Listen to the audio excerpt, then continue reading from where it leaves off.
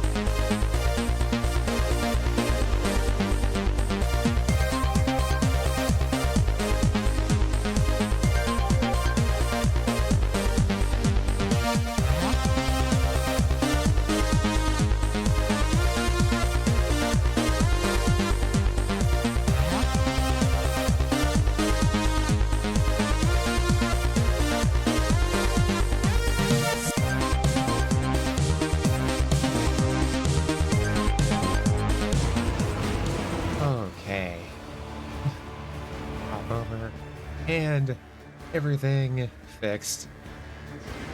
Ah.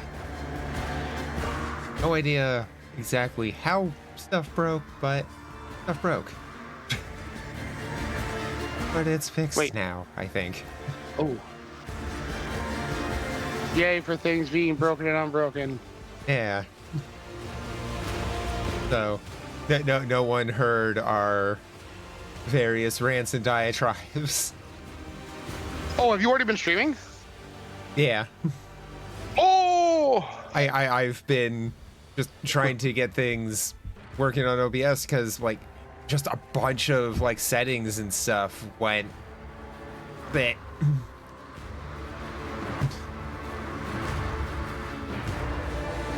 So it just been on the starting soon screen with me occasionally just like, I went to her OBS in chat.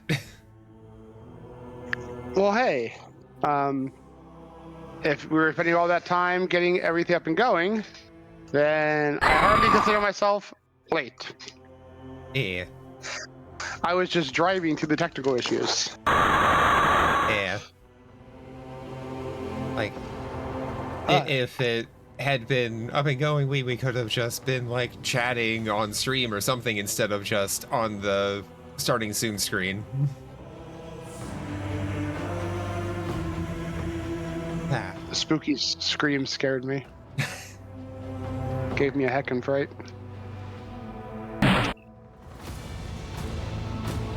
I'm really happy with the jetpack redeem. I think I did really well with those.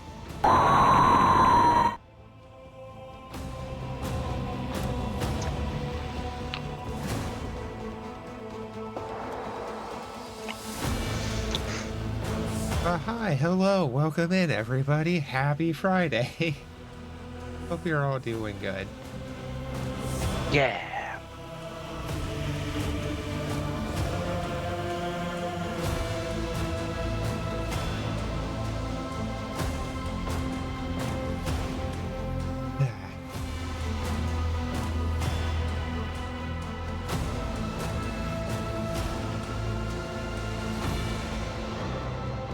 Nashville hot chicken.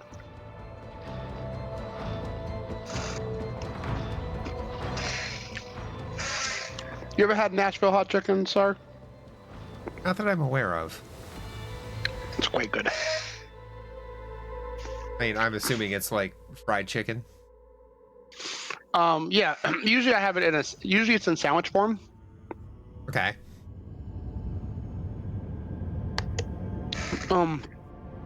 It is, yeah, breaded, sauced, and then usually very sauced, and there's usually like an oil element to it.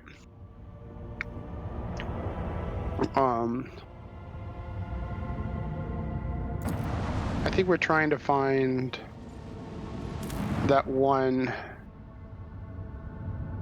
Yeah, where we had to give the Adeptus Mechanicus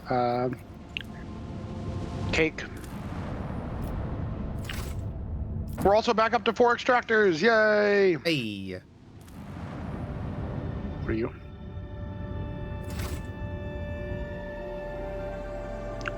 It's a Rye. Hey, Rye.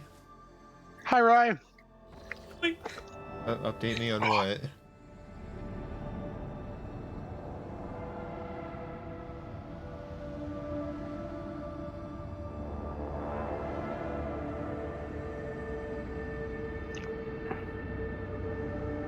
Oh.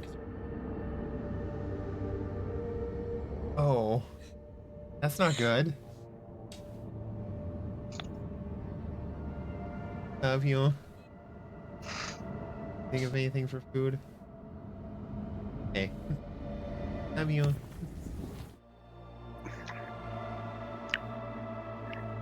Aw. Yeah.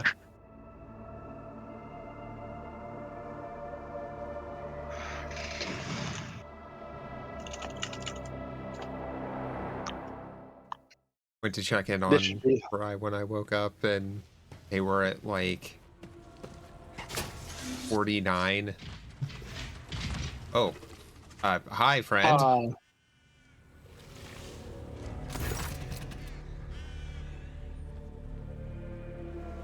Uh, animal scent hits your nose. A huge predator materializing out of nowhere in the middle of your chamber studies you with its unblinking gaze.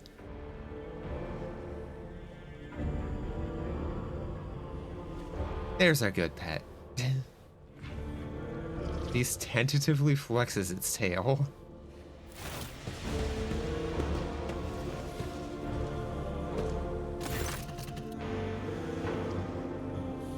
Sit there, Sirocco. Be a good get. Oh, have you two already met, Shireen?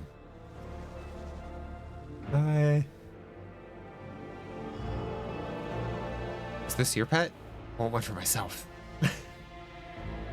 This is for you, Shireen. A gift from me. Generous hearts do not hide their feeling, but shower their nearest and dearest with gifts. I won't deny it. Choosing a gift worthy of the rogue trader wasn't easy. I tried my best. Do you like her? Is she house-trained at all? She is a fast learner. Jay is suddenly cagey. I have already taught her a command. Don't eat.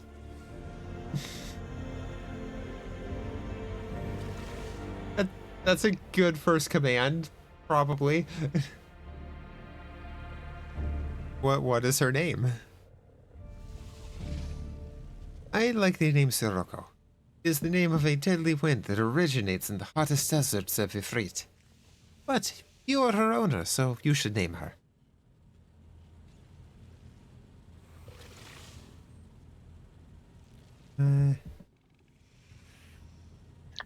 Now this is a hard one. Her eyes, I see death there. She's no Sirocco, she's... Give her a name that's meaningful to the dynasty, Dorgona.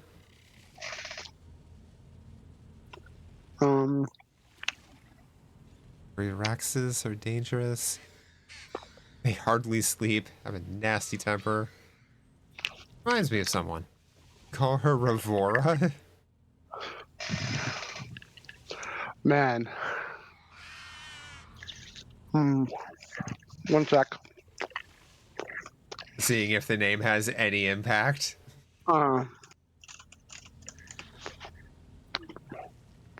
Like, it seems like something that shouldn't, but at the same time, it's Owlbear. I could see them doing that.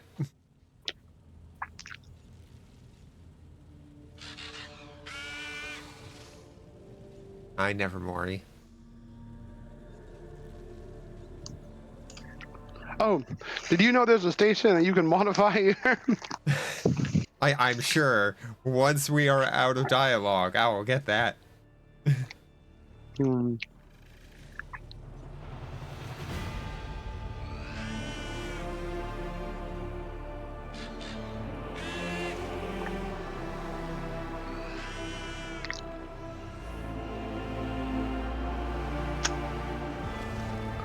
I don't see anything that marks it.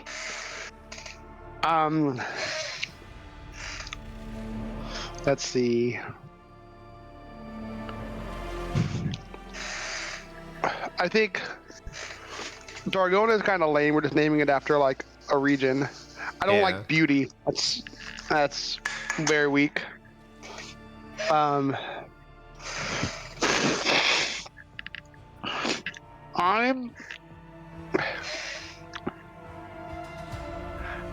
I don't think. Honestly, I think I like Ravora the best. I was leaning who is towards Ravora? just keeping the name Sirocco.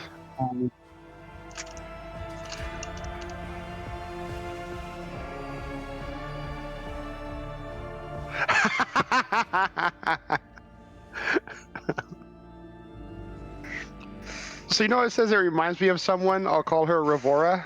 Yeah. You know you're like master helmsman, that like the hard ass like gray guy who updates you every time like anything happens on the ship. Oh. That's helmsman Ravor. Oh.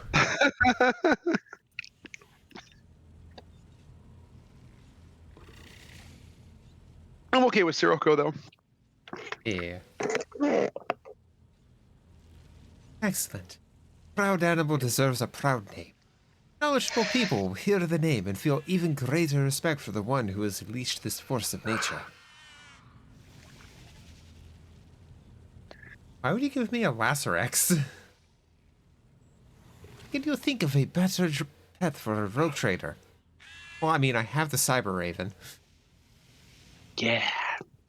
Lacerexes are fearsome, strong, and proud creatures. Just like you, Shireen. You will strike awe into the hearts of your guests when they see you have tamed so wild and dangerous a creature. And if anyone ever misbehaves, you can always feed them to the Lacerex, and it will be most impressive. Wear it. It's a magnificent accessory. All right. So if you take the whole content of what she's saying from, I feel we already have someone who fulfills this exact role as our pet, and their name is Cabela. Yeah.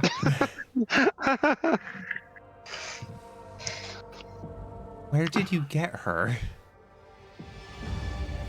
I hired hunters to catch me a suitable beast in the jungles of Janus. She cost me 7 times what she weighs, but the Exalted One does not send us friends so that we can be stingy with our affections, does he?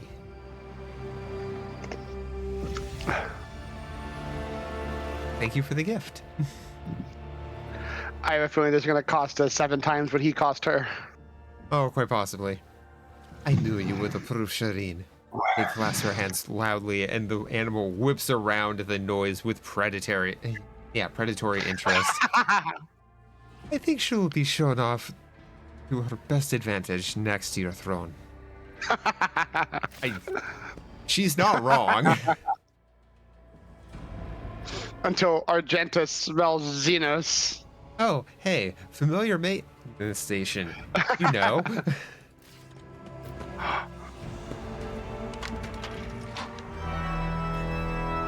Oh.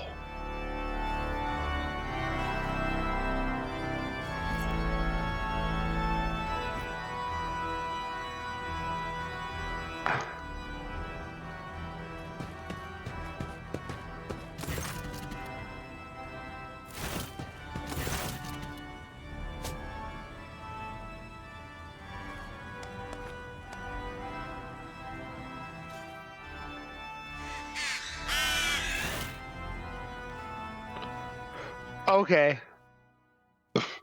That was like an over gothicized Kingsmaker theme. Oh, okay. I was like, that's the Kingsmaker theme. Oh.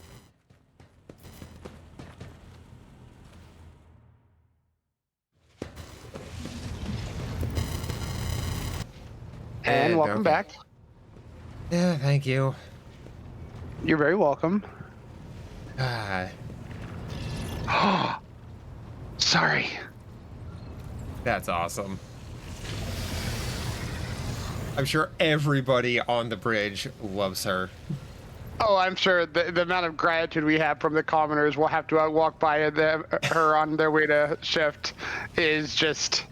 I mean, everyone up here is an officer, therefore not necessarily a commoner. What's the upper deck's opinion of me? Hey, 2 profit factor gained.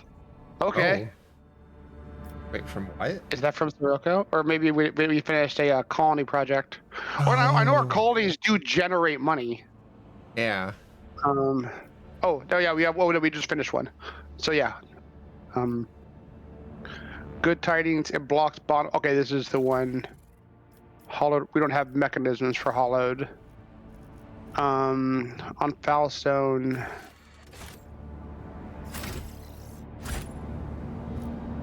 Good tidings is off shrine because product competency, security, efficiency. Crusade gives crusade.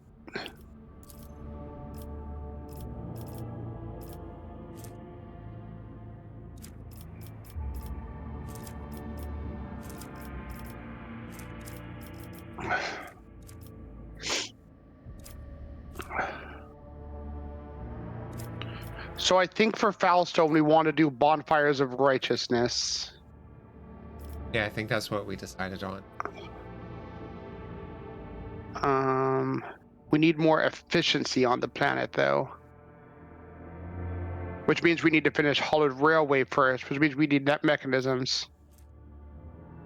So we finish Hollowed Railway, we'll get 2 efficiency on the planet, which will give us enough to do Bonfires of Righteousness, which will then let us do the Crusade, which gives us 3 security to all planets, along with our whole group gets 20% bonus against demons. We'll also need more weapons and people.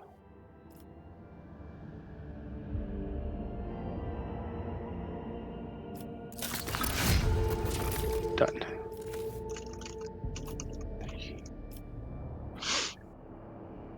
Contract available: Blood and Nephium.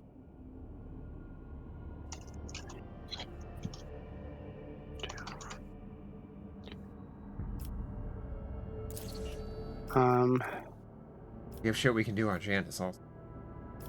Yeah, and that we can actually do stuff on Janus because we're locked right now on stuff. Oh, Cure for Sloth just gives 1 efficiency to all fucking stuff. It doesn't lock anything out. Bensac chemicals. And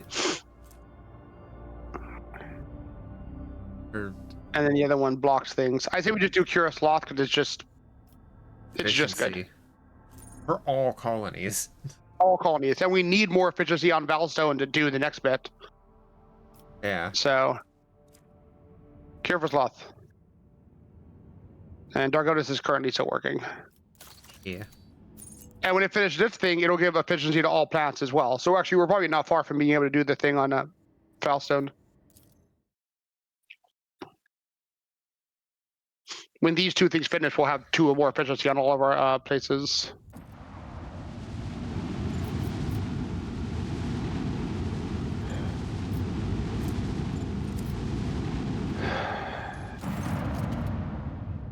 When the Rogue Trader ship approaches the Adeptus Mechanicus Void Station, met with a hostile scrutiny.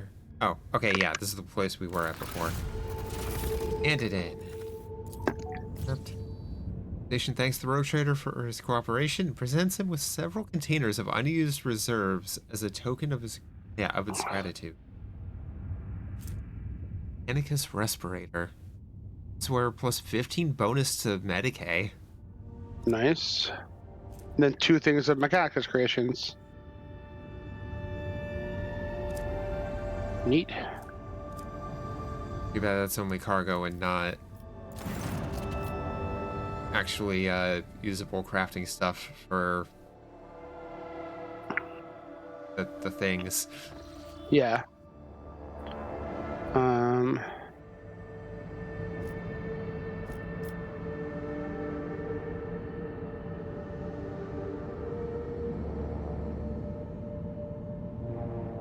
Wait, were we supposed to do something more on Mundus Valencius?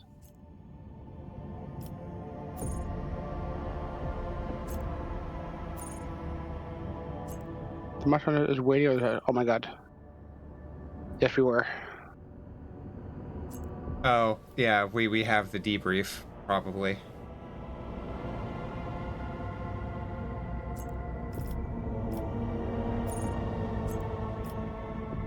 Yeah, an audience with the RBD.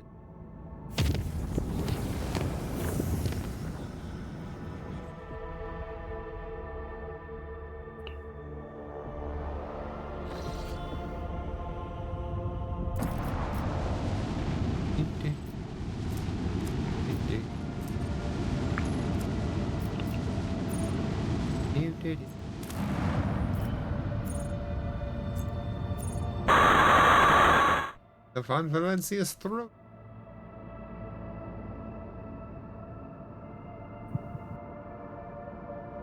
Hey Pascal, welcome back.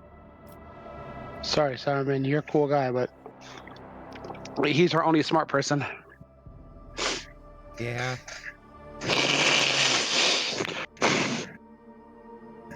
The rest of us are eating rocks, frosted rocky flakes.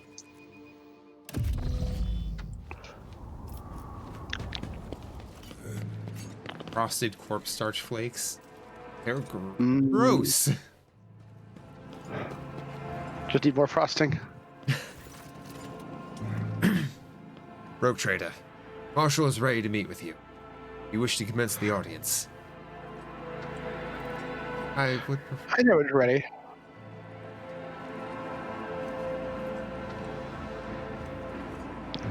Now for information, would prefer to first know exactly what it is that the head of the Adeptus Arbites in the Expanse wants to see me about.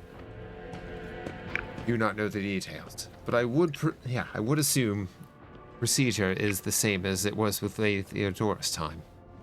Personal introduction, reaffirming of allyship between the dynasty and the Adeptus Arbites, and a discussion of the tithe-related affairs.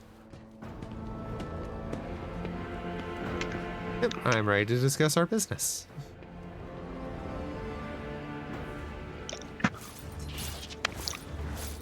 Jeebus. That's a whole. That's a whole turn with the enemies for Gabella.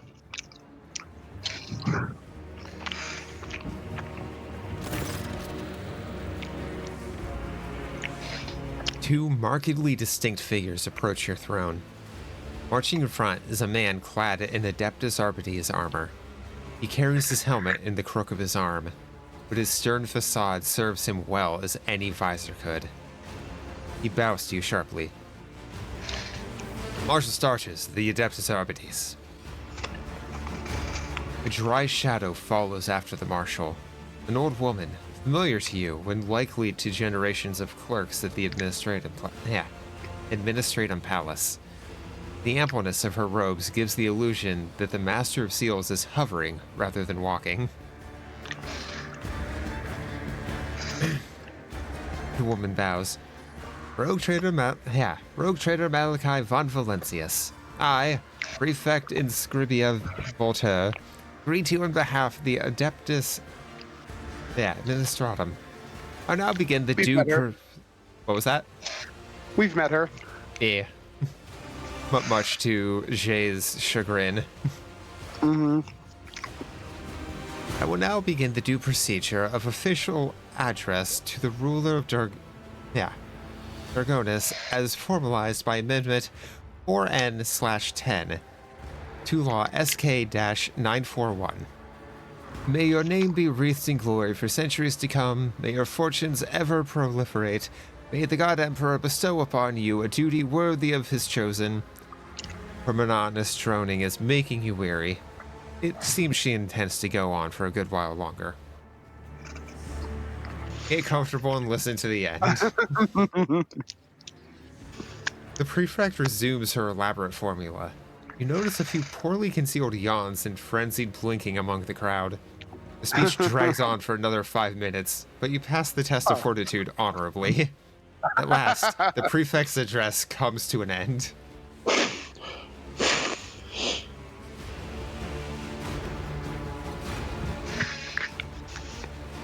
That is I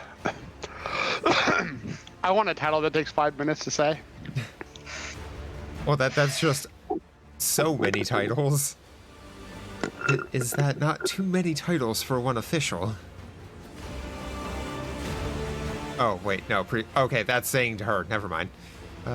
Yeah. I'm not going to try to shit-talk the Administratum. Oh, no. Don't need them making my life hell. Compare you in? Right? I may be crazy enough to take on Batman, but the IRS? No, thank you. Do not recall seeing you at court. What are you doing in my demesnes? Marshall leans forward. His voice is low, and when he speaks, it feels as though the marble tiles of the palace had begun to vibrate. Holy shit, that is a deep voice. The Adeptus Administratum delegation, accompanied by the Adeptus Arbites, has arrived to greet Lady Theodora's successor to see the extension of our decades-long arrangement. Now imagine that like 1,000,000 times deeper. Yeah, that it shakes the ground. Like, Crap. That's the leader. Just lost the guy's name. Crap.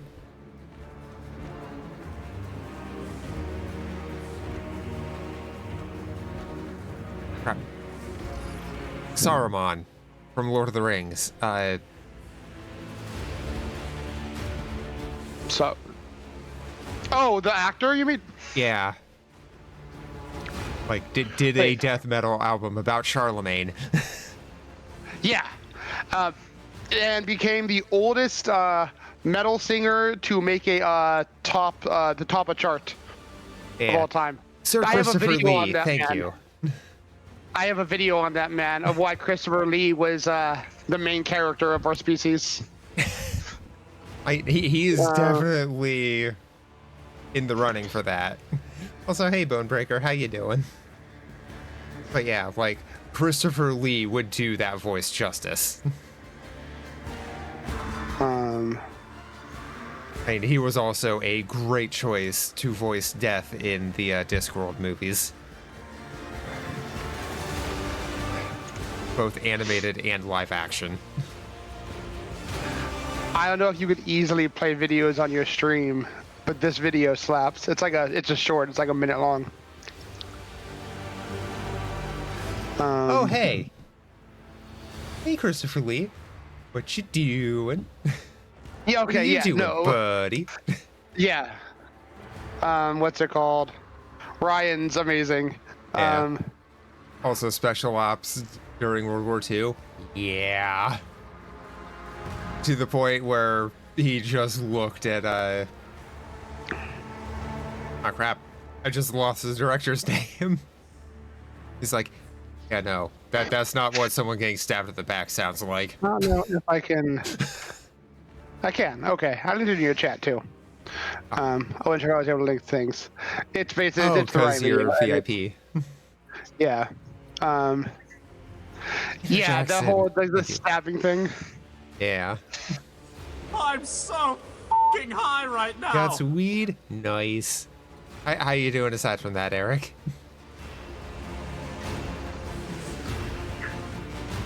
Fucking yeah, his spec ops thing. He knew 8 languages, could speak 5. Yeah, they're criticizing Tolkien. That's not how stabbing sounds like. Cause World War I was a thing. That's right. Got engaged to Swedish royalty and then called it off because she thought she deserved a better life. Like.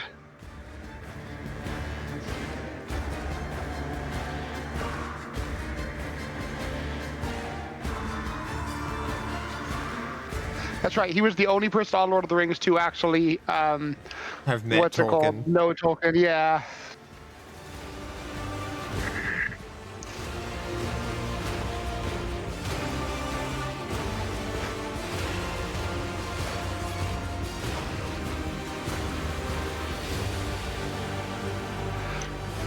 An absolute legend.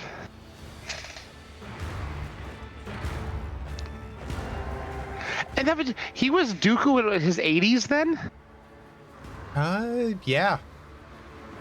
Jesus. Yeah, Christopher Lee aged pretty goddamn well. Was literally the most interesting man in the world. Stay thirsty, my friends.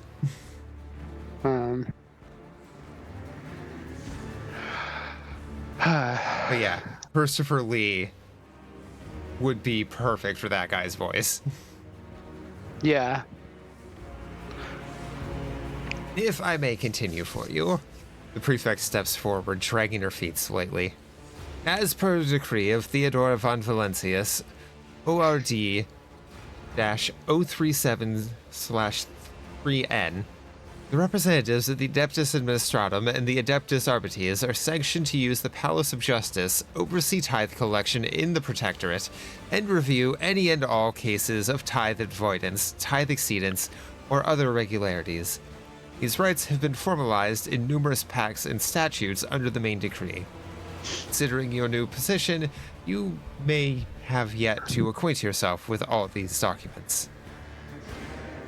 Shit, there's paperwork with our inheritance. No. The beauty of being a road trader. I will delegate that to someone else. You are the successor of Lady Theodora, whose alliance with our two sacred organizations forever glorified her as a rogue trader closely tied to the executors of Holy Terra's will. And we, as representatives of the Adeptus Administratum and the Adeptus Arbites, must verify that you are able to maintain this alliance that has brought such repute to your dynasty. The prefect scrutinizes you as if trying to estimate your proportions and weight. That is why we have arrived in person, as the present circumstances have provided us with a chance to see if your intentions concord with those of the late Von Valentius.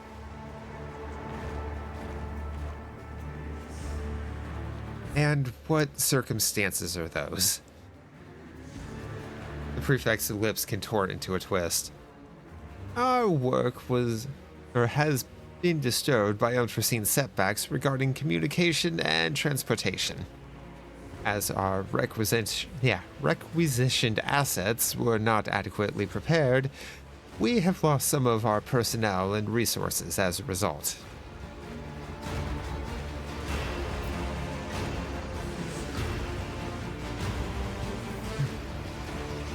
The arbitrators are too short-handed to perform all the duties expected of them. Since they first arrived in the Expanse, their numbers, limited from the outset, have only continued to dwindle. After analyzing the situation in accordance with Amendment FS/893-24 to Decree ORD-037/3N, we have decided to notify you of a tithe violation committed by one of the worlds in the region. This regrettable lapse must be rectified as quickly as possible. The old woman shivers and rubs her augmented hands together with an unnerving creak. Oh, God. Tax grandma, no. I'm under the influence of 4. Which world was it that had the misfortune of drawing your attention?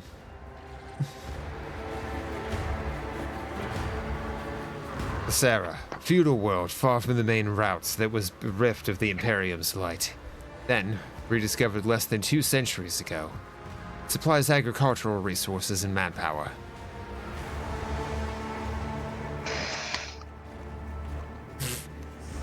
Three's a little strong. Well, you mean Or 2? 2, yeah. Sorry. Yeah, 3 became 2. Yeah, let's not hang people. Maybe there's a reason. We knew that there was a reason with Janice. Reason was heresy. Yeah, we ended up we also hung the leader of Janice. Yeah. On the end of a bolt round. I ain't asking these people for anything. If they want to give us handsets afterwards, sure. Yeah. But we don't fuck with 40k IRS. Oh, no. I will carry forth the responsibilities taken on by Lady Theodora. I offer you my help. An arbitrator will be assigned to you for the increased security. Proctor Anthar, front and center.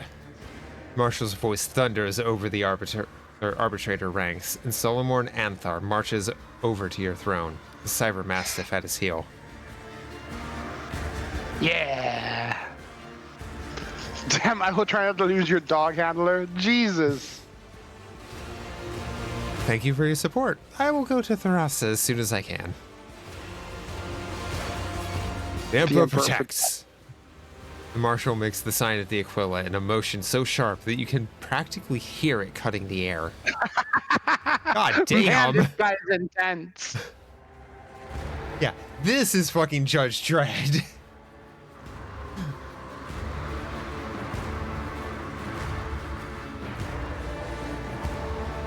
The prefect adjusts her ocular lenses with a weary sigh. Once again, no specifics given. Of course, my reports, nobody ever stops to think. She quickly catches herself and offers you a bow. The fact that she can buy a waist high when she's obviously like 2,000 years old. Right. Funnily enough, actually watched an in-depth lore video about Saruman's Cold War with Sauron not long before popping into chat. That's awesome. The hell of a coincidence.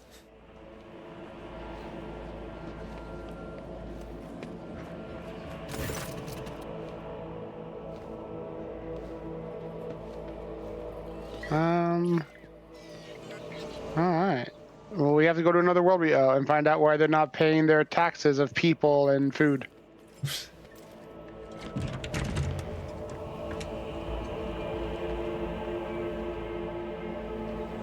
I do like the Gothic architecture in 40K. Oh yeah, dude, the aesthetics of 40K as a whole is wonderful.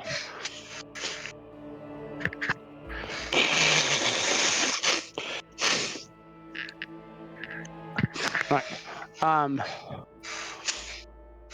There's. I'm gonna see if we have to donate some stuff. We've picked up some stuff since we last donated, and then we've paid off the Adeptus Mechanicus.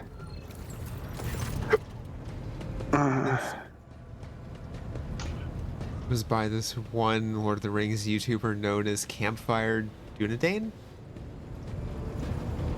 Dunedain, that's a great name. Or is it Dunedain? Probably Dunedain. Dunedain. Sorry. Doodah. Oh, first, always Imperial Navy first. Nope, I think we're Imperial Navy. Yeah, we haven't really been in much combat. Well, space combat. Yeah. Uniform kit. Damn. Yeah, let's give him a little bit of stuff. Basic shields. Oh, we got a new spinner's breastplate for Camilla. An old shield. Insular shield. Ew, why the dock element for my ad timer kept disappearing. Mm-hmm. Really annoying.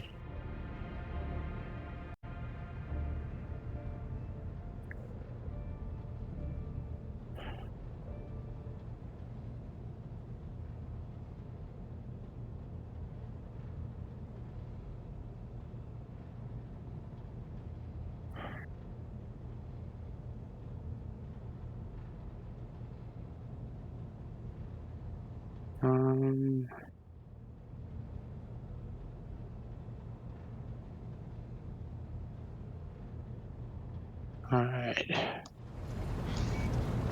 We'll do with more trading once we get more stuff.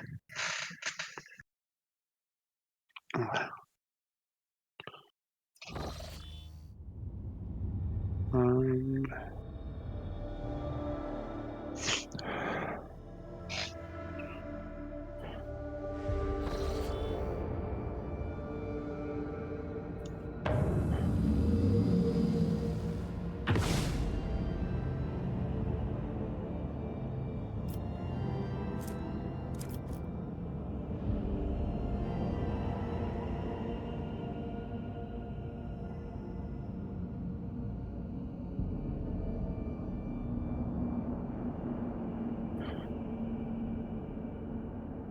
Crack back in 5 places.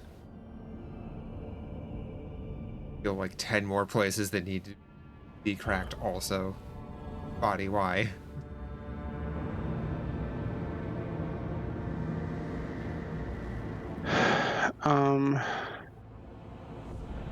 So we have options. We could go just straight up.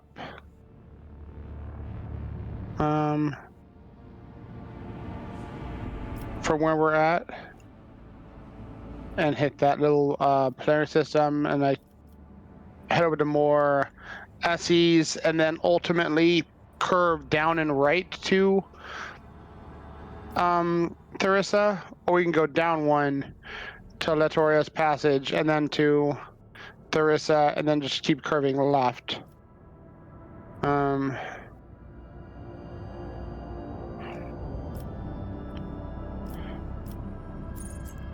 In that one link, if we go down, is like that's like blood red. Yeah. Well, we'd have to go to Latorian's Passage and then chart new courses from there. We could make things less right by spending our little resources at the bottom of that 13. Oh, okay. Let's do that. I think that'd be... So this is safe. Lord Captain, urgent report. We received an astropathic message from Regent Aranto Orselio. Navigators are concerned about the fate of Cassia, who disappeared from Urek 5. The Regent is requesting an update on her current status, and he also inquired about the possibility of a personal meeting to negotiate and arrange the return of Lady Navigator to her house. What? The psycho-emotional coding of the received message betrays acute concern, but it also contains something that the astropaths have failed to put into words. If you'll excuse my forthrightness, I feel it is necessary to tell House Orselio the truth. Otherwise, conflict with the Navis Nobilite is possible, which, given the current state of the Cronus Expanse, will only play into the hands of the enemies of the Imperium. How did House Orselio even learn that I have Cassia? Wish I knew, Lord Captain. It's troubling indeed. Perhaps we have a spy on board. Or Regent Aranto is bluffing. In either case, I believe we should respond. Navigators are extremely powerful and useful allies to have.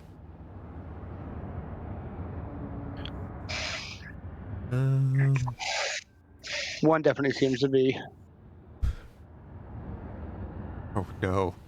We can just help Cassia commit tax evasion. Tax evasion. Or just deny that we know her. Oh god. Yeah, no, I'm down for one. Tell House Orselio Cassia is safe, that the rogue trader would love to meet. See to it, Lord Captain.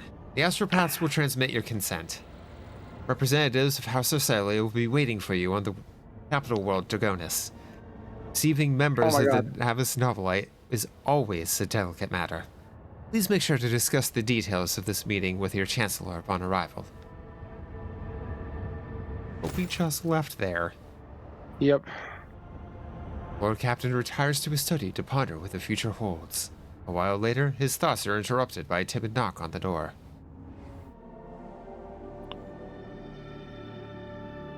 Oh no, she doesn't want to go home.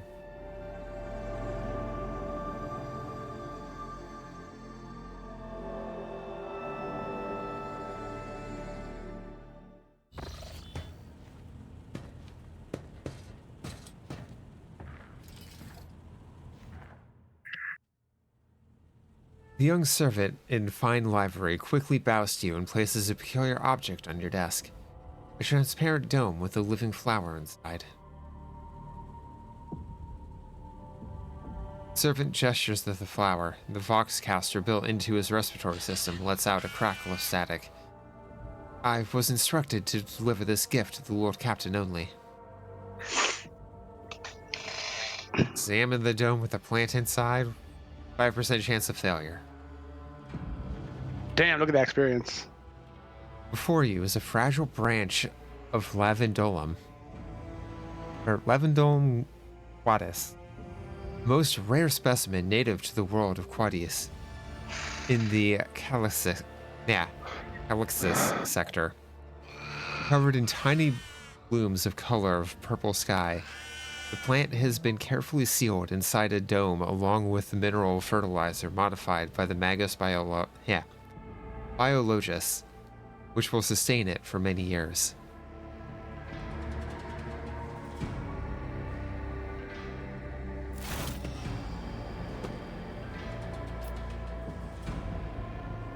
Oh. Ooh. What the sender of such an unusual gift meant to achieve with it remains unclear. High Factorum Janus Denrock should be able to assist you with his expertise in articles of such rarity. In the meantime, the Vox Master could look into the sender's intentions by listening to the personal communication channels of the ship's officers. We failed. I mean, the Imperium check was probably entirely on Malachi and no one else. Yeah. A lot of checks, like when you're by yourself, are just your skill. Malachi's stats are pretty high across the board, but, you know, not impossibly high. Yeah. Could have also just been like 5% fail chance and we hit that 5%. Because that was just an automatic check. There was no... We don't know what Malachi's chance was. Yeah.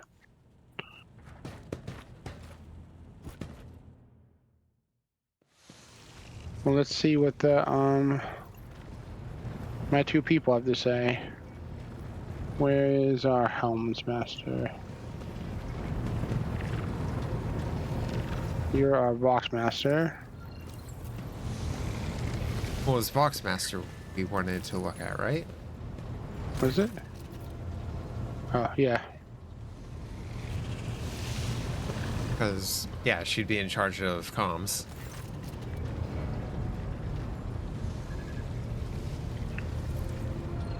Vox Master's looking at you differently. Even the static coming from the Vox speaker sounds especially loud and nervous today.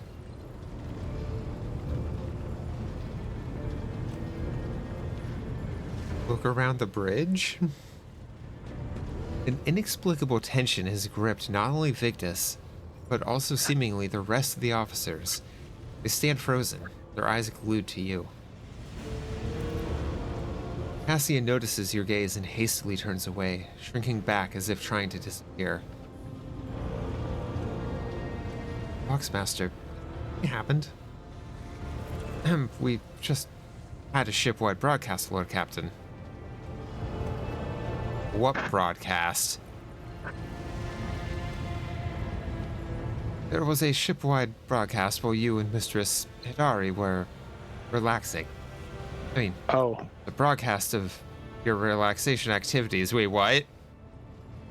Damn.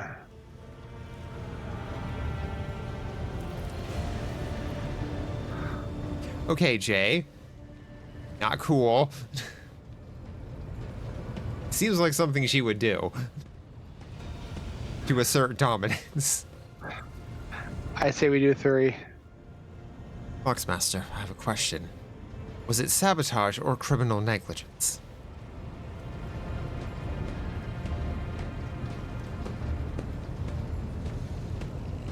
It was neither, Lord Captain. Fox broadcast was initiated from inside your chambers by someone who was present there. I suppose, if it wasn't you, it must have been Mistress Hidari. I am unauthorized to terminate such broadcasts except... Treacherous note creeps into Vigda's voice, resembling a suppressed chuckle.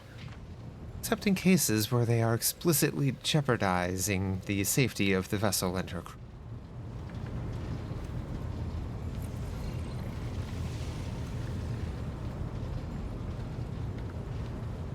Bring me Jay Hidari. I have a question for her.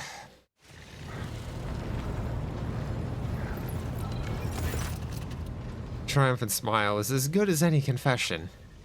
Here is the orchestrator of your unwitting performance. Shireen, I am eager to please. The smuggler's perfectly innocent expression is admirable in its own way.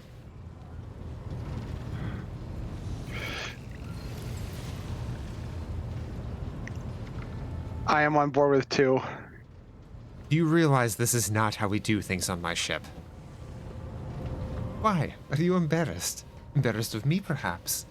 Do you wish to keep secret the passion that is entwined and united our hearts like a verdant vine? I think your servants found it exciting.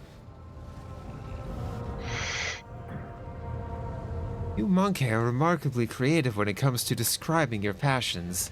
Strikingly grubby and vile in enacting them.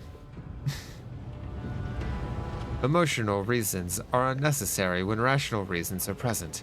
Observations show that the efficiency of the command bridge crew dropped by 9.2 units during the broadcast. Thanks, Pascal. And you agree with these two recognized romantic experts, Shireen?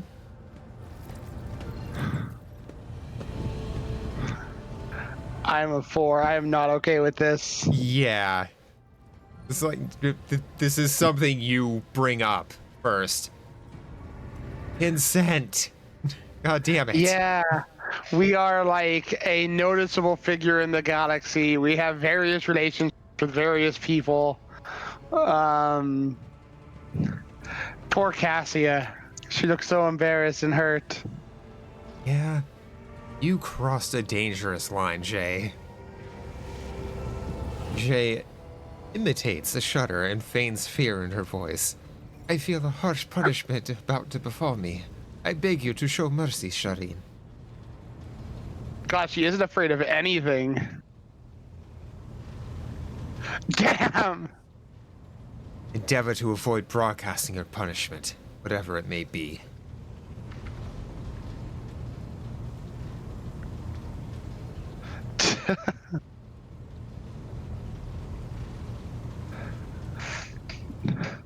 I mean, definitely not 4.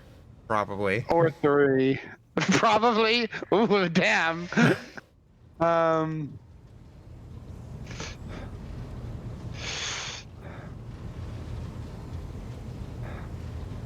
God, I see. I would normally be with one, but she literally just doesn't give a fuck. Yeah. Like her imitate a shudder and feigns fear in her voice. I feel a harsh punishment to befall me. I beg you to show mercy.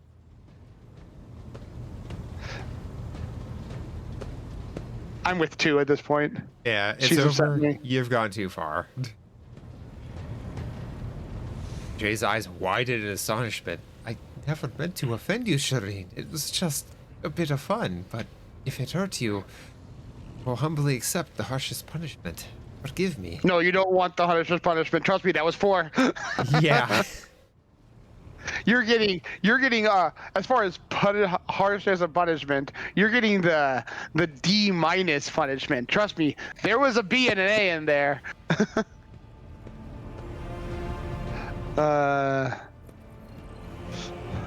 Aside from this incident, nothing worthy of note occurred during the watch, Lord Captain.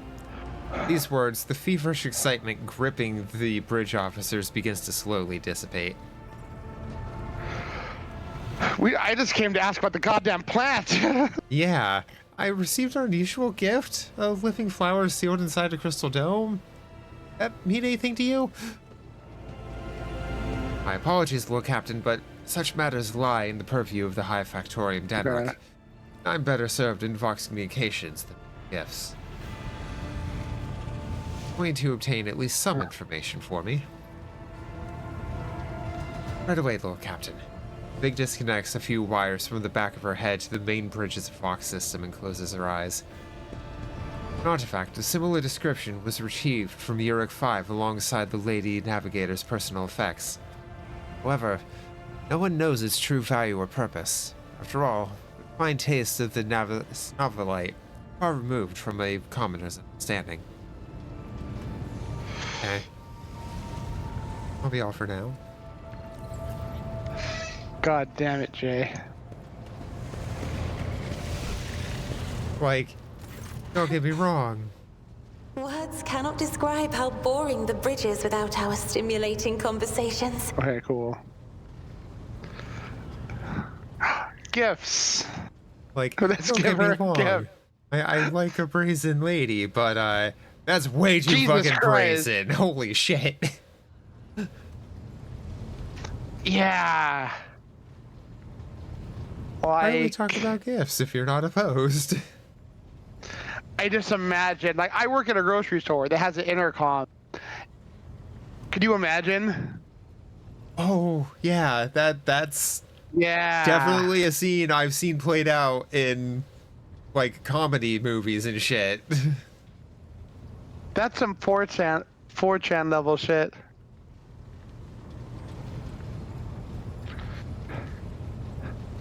Have I told you that 4chan is like the one thing on the planet I know that actively scares me? Yeah. Gifts? What do you mean? Let us say a close friend of mine, whose name I shall not reveal, recently received an immortalium as a gift. How should he respond, in your opinion? You can hardly ask me to speak to the feelings and intentions of another person.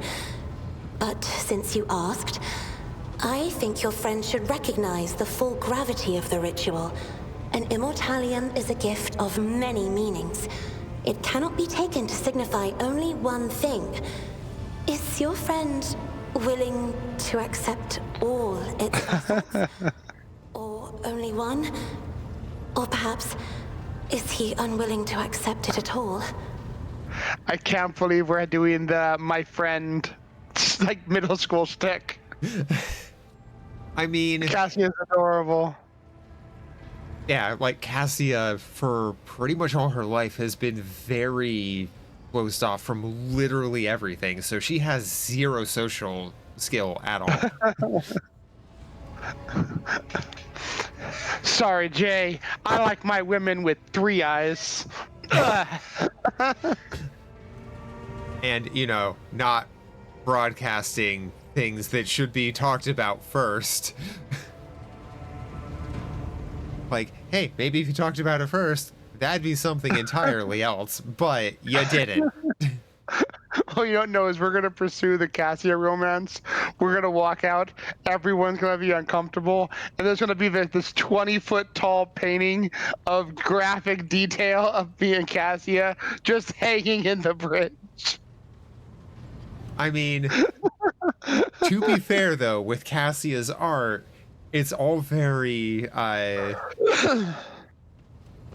don't want to say abstract, but it is still abstract because like it's what she sees with like the auras and shit.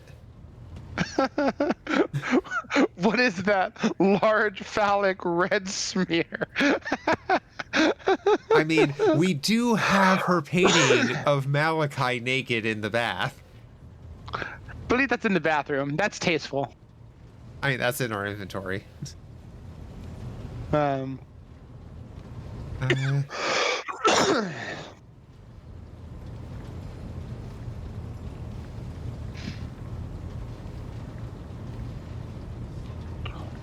let's see. I like to. what if my friend is willing to accept all of its diverse facets? Then, according to the rules of the ritual, he must offer a gift of equal spiritual or material value in return. And if your friend is interested, tradition dictates that this gift be made through a third party. That way, the giver and the receiver of the gift maintain a balance in their relations.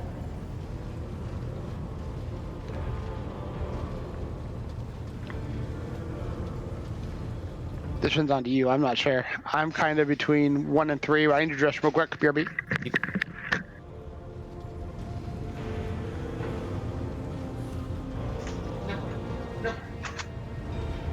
Let's see.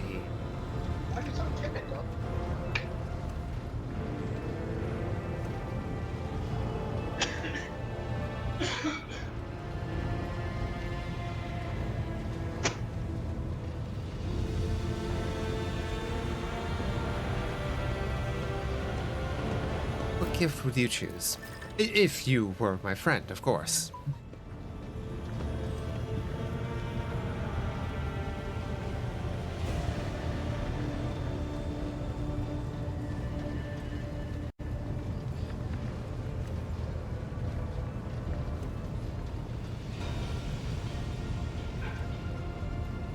Oh.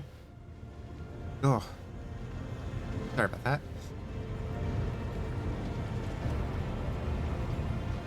Shit. As of 6 days ago, a new video about retro recipes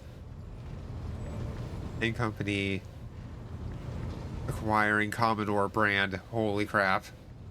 That is so goddamn wild.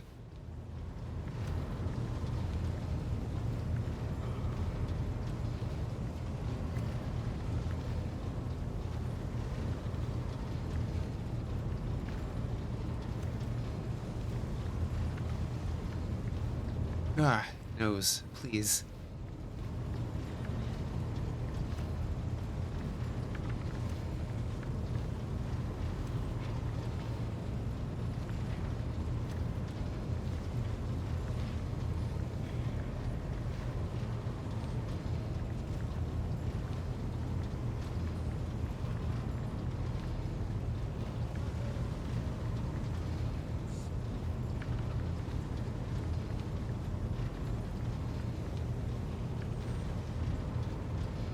Ah.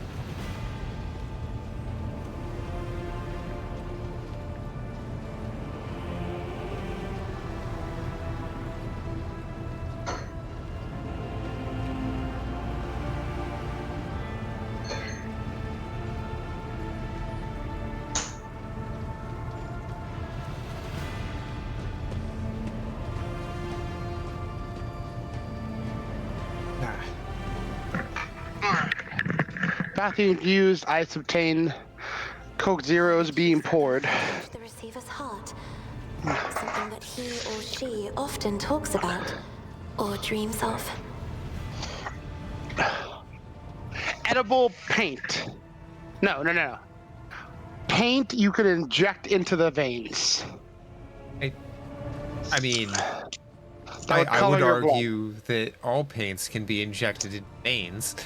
Non-lethally. Oh, okay. I mean, Blood if you're dye. gonna put qualifiers on it, well then goddamn, way to be picky. Holy shit. Blood dye. Well, I'd ask what her favorite color is, and I would inject both of our bloods to make our blood that color.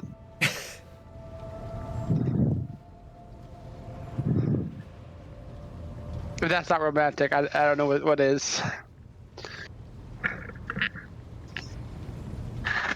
All right. What, you want to do one?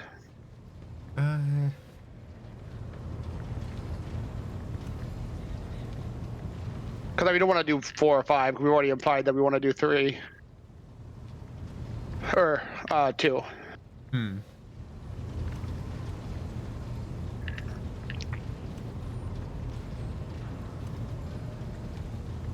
mean, I don't know. Like, they both seem like, these might all just be getting information. Then I would suggest doing 1 first, because like I said, Yeah. 4 seems like a weird way of saying, do you want to just be friends? And 5 seems like, I'm not interested. Oh, we're talking, like, I was between the reading lines. declaration as decoration, and I was very, like, wow, that's so dismissive. No, declaration, yeah. Okay, like, yeah. basically saying, do you want to be, like, partners? Yeah. My friend considered declaration? No, of course not. Oh. An immortalium symbolizes a beginning, a starting point from which a relationship between 2 people can grow, moving beyond polite indifference. For now, it is merely a seed that your friend will have to cultivate. And whether it will grow into poison ivy or a beautiful flower, only time will tell. Okay, but poison ivy still looks kind of nice. Like, it's not an ugly plant. Yeah. Though, in compared to a beautiful flower, Yeah. it is rather mundane. Like, I do very much visually fucking love ivies.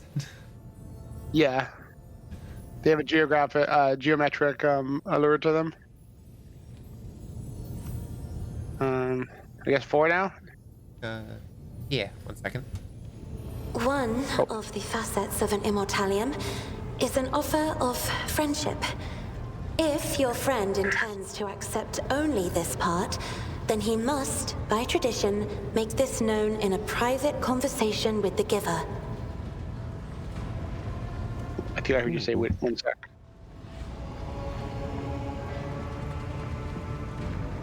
Is an offer of friendship.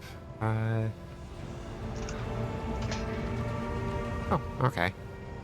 Okay, so yeah, this is very much just we're getting information for all aspects Yeah. of this thing. So that's like I thought. 4 was basically saying it's friend zone. Then Yeah. tradition dictates that he keep the gift as a sign of respect for the giver's act of initiating the ritual.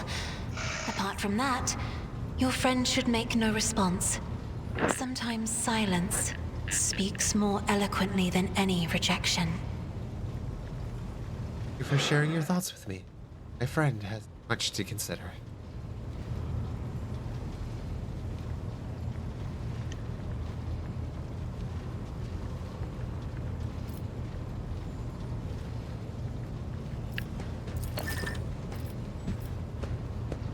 Sia nods curtly, but you do not fail to notice a hint of a smile playing about her lips.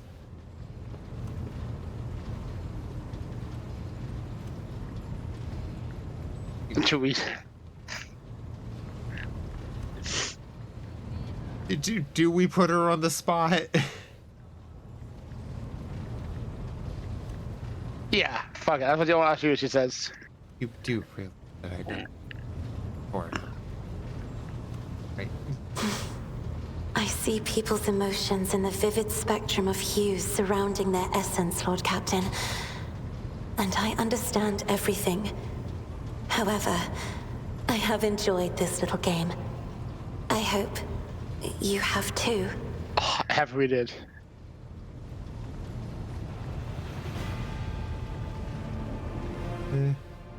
Oh, we can just straight up tell her.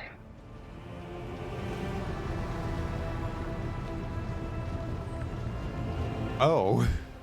Yeah, let's do it.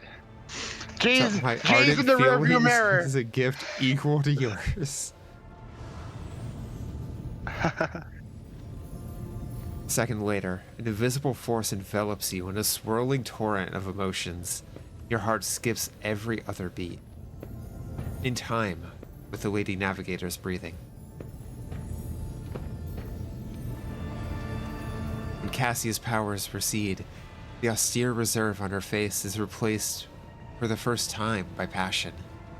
In her eyes, the curve of her lips, the slight tilt of her head. With a small nod and a smile on reddened lips, she holds out her hand, pale and trembling.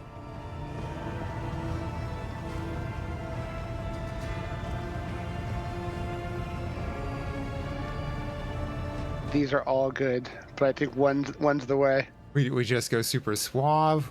We go Oh, yeah. super romantic. I say we straight up Gomez it with 1. I feel like 2 is definitely more of a will response.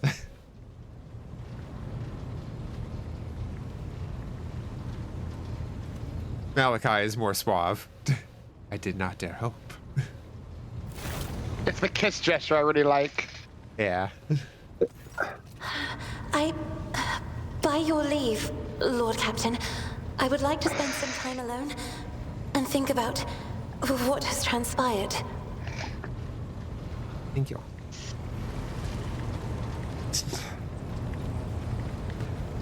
Go get you the 3-eyed girl.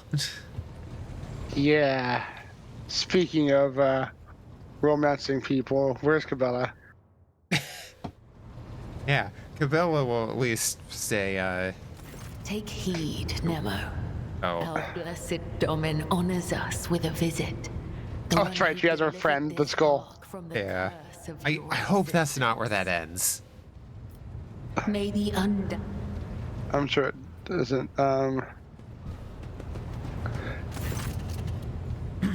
We're not a pervert. Yurlet's see. lithe form stands frozen in an unnatural pose amid the blinking lumens and dancing shadows of the bridge. Her hands are clasped together strangely, and her eyes are tightly closed. Her chest is utterly still, as if she is not breathing at all.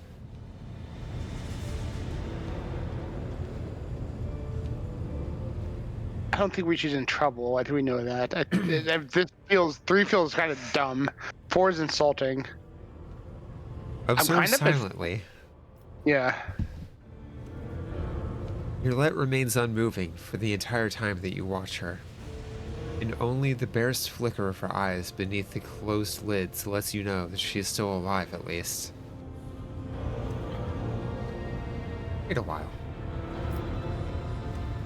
For the first time, Yurlet takes a deep breath in through her nose and barely audibly exhales. Her body remains as relaxed as ever. Her eyes are still closed. Your presence does not seem to be in any way distracting for her.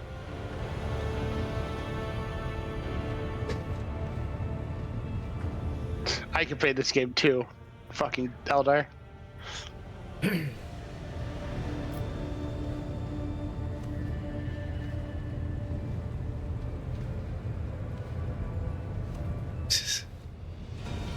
Come on.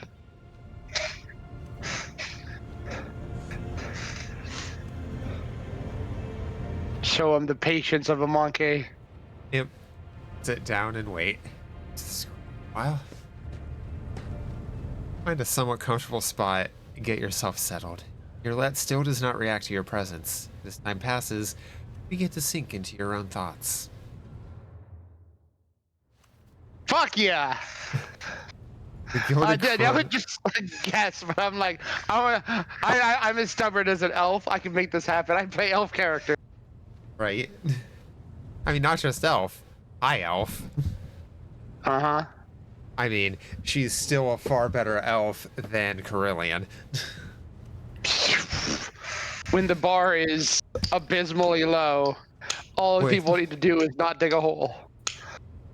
Yeah, when Hermes Conrad can't limbo under that bar. Goddamn, improve yourself. The gilded chrono of your hands tells you, in your hands, tells you that 2 watch hours have already elapsed. Your muscles feel stiff and your head feels heavy on your neck. When you next glance around the small section of bridge that Yurlet has adopted for her own use, you catch someone's sharp, attentive gaze.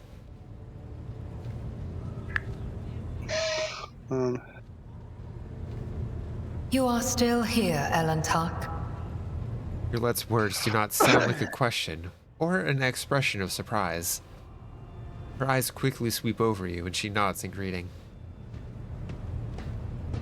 You were deep in a special Auderi meditation, weren't you? Yes. Yurlet arches her I am delicate sometimes brows. surprised by the depth of your knowledge of my kind's customs, Elantark. But even if listening is your only skill, that in itself elevates you above billions of other monkey. My Only meditation billions? is immersion. Immersion into myself, my inner world.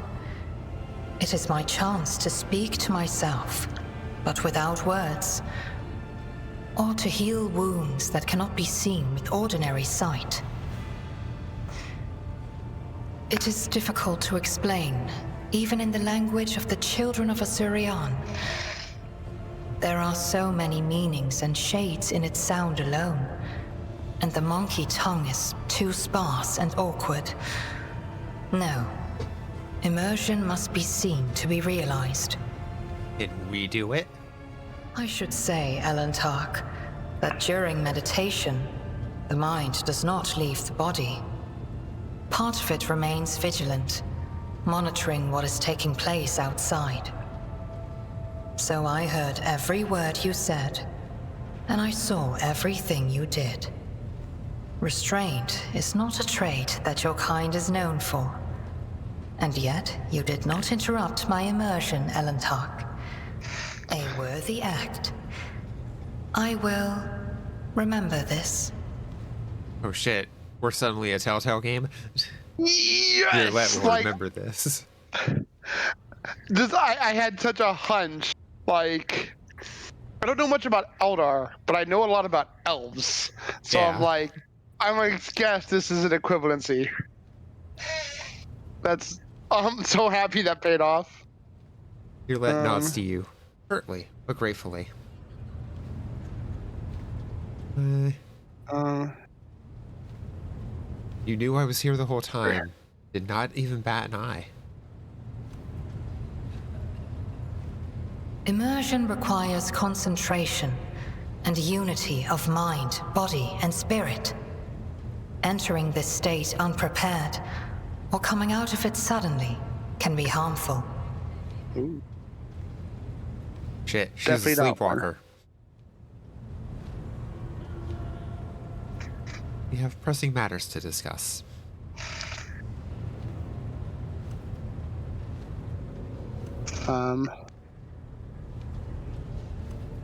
Strange and blasphemous things started happening during the first warp voyage with you on board. We were whispering that you may be the reason. The minions of She Who Thirsts could sense my soul behind the thick walls and thin veil that separate your fragile lives from the roiling fury outside. A child of Asurian that dared to wander beyond the veil, within the reach of an outstretched claw, protected only by the barrier of unreliable monkey technology. It is too tempting a quarry for the monsters that serve Cylon Thresh. Our ships never venture beyond the veil, and I never traveled the way you do, monkey. Elentark, I admit this was a novel experience. I lost composure, let dismay into my heart, and almost strayed from the path. This moment of hesitation drew the attention of She Who Thirsts, but I summoned my will and used the knowledge of meditation to achieve balance, and hide my soul behind an impenetrable wall of resolve. Future journeys beyond the veil will still be difficult, but I will steel my heart and not let the hounds of Cylon Thresh pick up my scent ever again. I didn't know the Eldar didn't use the warp. I mean, it makes sense, but... They have the webway. Which is some other subspace thing? If I had to describe it, going into the warp is like diving into the ocean, submerging, shooting through it, and popping up elsewhere. Mm-hmm. The webway is like a subway system that goes through the ocean. So it's still going through the warp, but It's isolated. Okay. It is older than humanity, unknown on how it's made and designed. There is actually a webway gate on Terra, under the Golden Throne. Oh. What's it called? After the Emperor's part in the Great Crusade, when he went back to Terra, he was actually he was focusing his efforts on unlocking how to use the webway for humans. It was kind of like, once he understood it, expand it, and basically improve on it so humans would use it, which would completely nullify our need for warp travel. Okay. When Horus Well, right before he did this is when he did the Council of Nicaea, where he told everyone in the galaxy they aren't thought to be psychers anymore, and then put Magnus on house arrest. Right out, and then Prospero, where Magnus is at, is like light years and light years and light years and light years. Terra, like it's like an outer rim planet. Mm-hmm. While they were on Prospero on house arrest, Magnus ends up finding out about Horus' betrayal. And wanted to notify the Emperor, but his ships weren't allowed to leave the planet. So Magnus devised a ritual to send his spirit through the warp to Terra, but even traveling just as a raw soul through the warp would have taken like months to get there. Okay. So while he was traveling, he saw the webway portal, like tunnels, and he was like, "If I can just get into there, I can be at Terra in like an instant."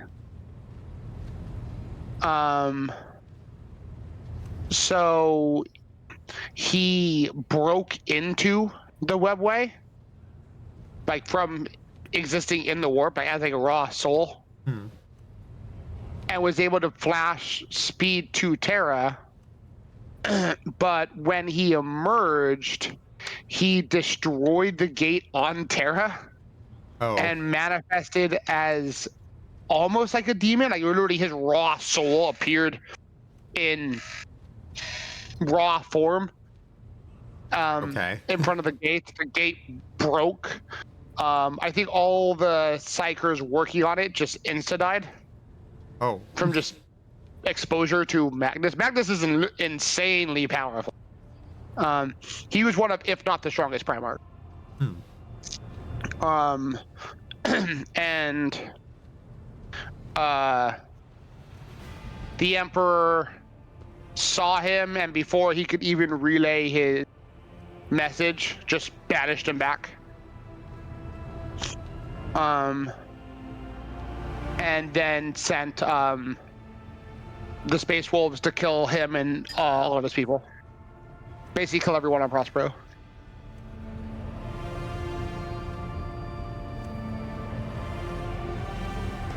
And the Emperor's a dick. The Emperor's a dick. Humanity's is a dick. So yeah, funny enough, Magnus, the rejection of his father, because Magnus loved the Emperor. And his decree to the Thousand Sons, which is just lay down and die. If that was the Emperor's will. So when the Space Wolves, then the Thousand Sons were like, well, fuck that. Like, we're gonna fight. And he's like, no, we can't fight them. It'll just validate what they think. They'll think we're heretics. They'll think we're evil. They'll think we're traitors. I just wanted to warn Dad that the leader of the army, like the War Master, has turned evil, is corrupting other legions, and is coming to destroy everyone. And if we deserve to be punished for that, then whatever. So for like 90% of the burning of Prospero, Magnus sat around and did nothing, waiting to die. And when like his last, like his closest children were slowly being killed off and like begging for his help, he showed up to fight.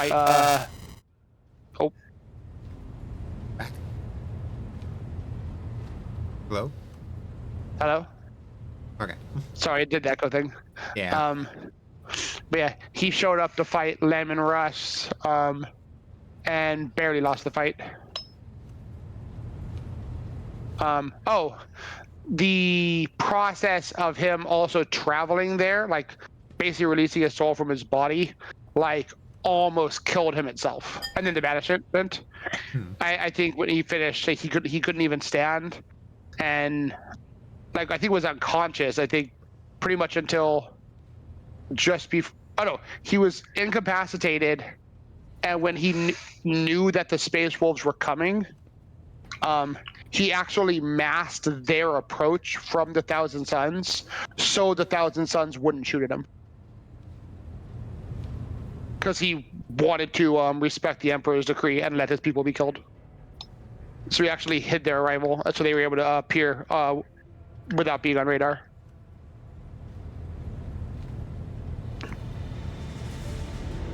So when you say he barely lost, was it genuinely barely lost, or he just wasn't giving his all? Oh no, he was crippled, like horror. Basically, he walked into the fight at like 10-20%, and then barely lost. Oh. Yeah. No, Magnus is insanely strong. After that, he was shattered, and a good chunk of his soul is destroyed since then. So, he's ascended to Demon Prince, but part of his soul is gone. Actually, you know the Grey Knights, the OP Space Marines with superpowers who were all innately psychers and all have like special plot powers? Nope. Okay. I feel like I'm about to. Yep. There's a group called the Grey Knights who are... I don't like them. I don't like their writing. Essentially, all the Space Marines were based off the Primarchs, who Emperor made so many Primarchs. I think it was like ended up being like 18 or 19, or sorry, 16 or 18 total, because like some of them got poofed. And then of all the Primarchs, a bit of their genes were used to make the various Space Marines. So all the Thousand Suns are derived from Magnus, etc., etc. Okay. The Grey Knights were a secret sect of Space Marines made after all the other ones during the Horus Heresy. Their gene seed is from the Emperor himself, and they use the shard of Magnus's soul to imbue them all with like extra superpowers, and then sent them all to a planet called Titan, and not be part of the Horus Heresy. They had a more important battle later. You're not allowed to know they exist, and more often than not, if they just show up on a planet to solve a problem, they kill everyone on the planet for knowing they exist. Oh.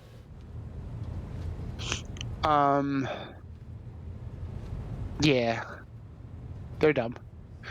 The guy who wrote them predominantly is just not particularly cared for. From a lot of people I know. I mean, I know people who love the Grey Knights.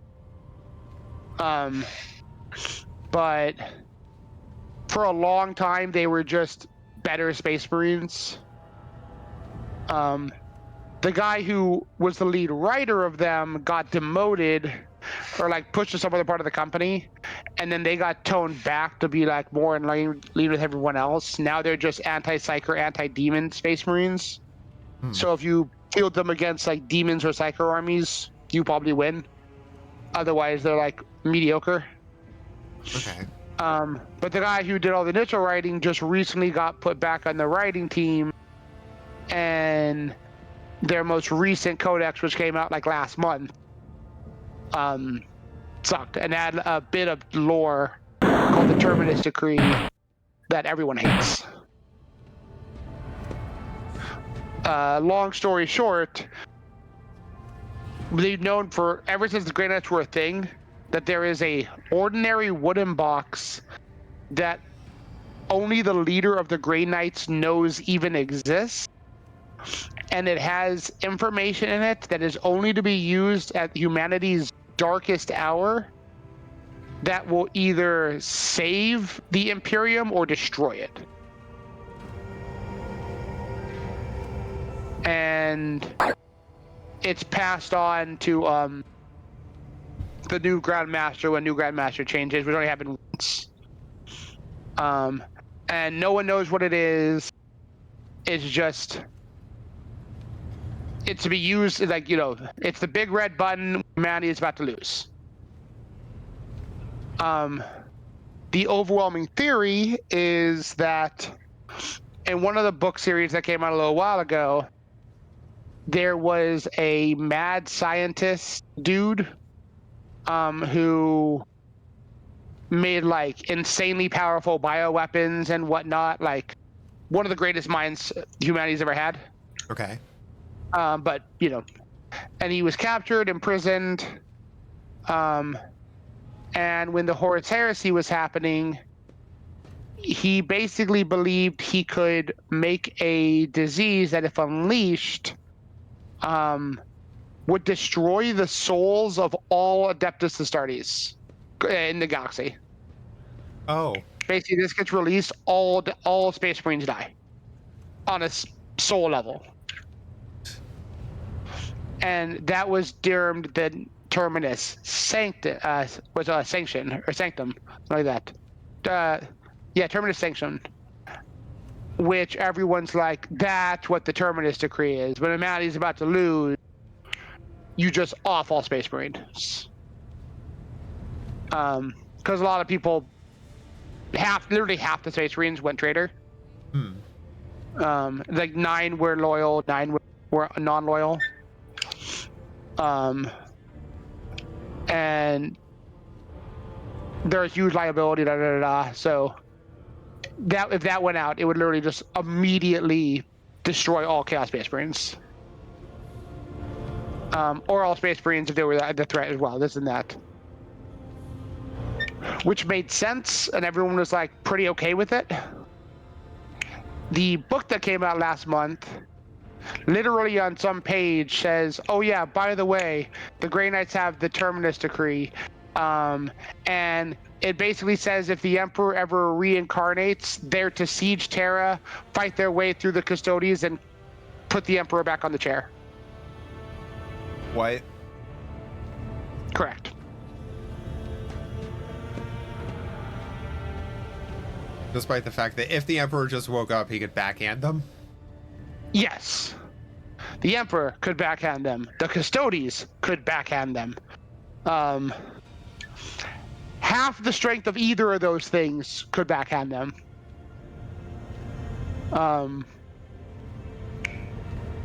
Gilliman and the Ultramarines in the raw numbers could beat the Grey Knights.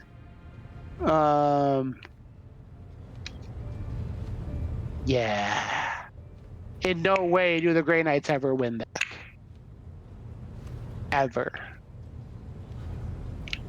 Like, I assume that the Custodians don't count as Astartes. They aren't Astartes. They have their own special process of being made that is remarkably similar to Astartes, but is not actually Astartes. They're, in lore-wise, one Custodians can take out 100 Space Marines. The equivalence of a Custodians is to a Space Marine as a Space Marine is to a person.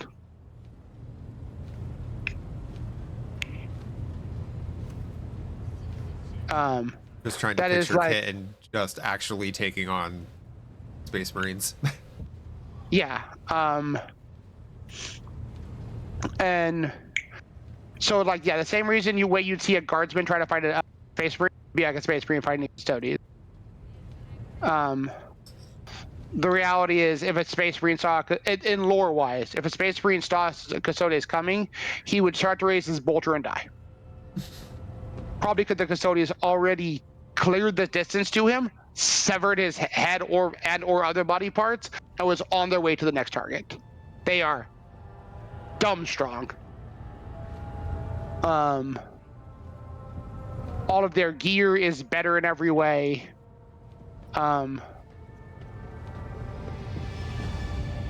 They're silly.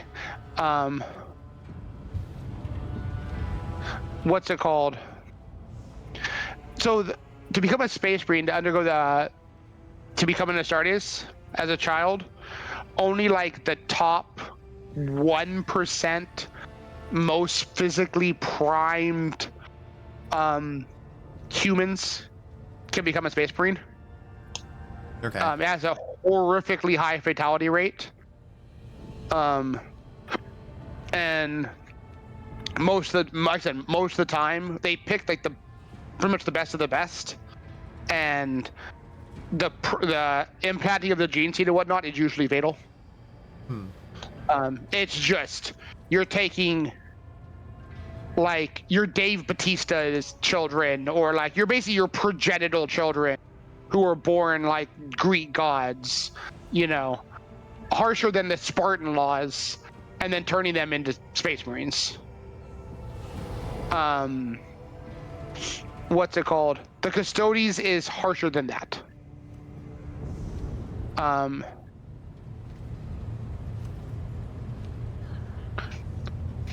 In fact, actually, I've read this is recently. In comparison to the election process of a Custodes, the process of making Space Marines is considered what's it called? Like mass produced.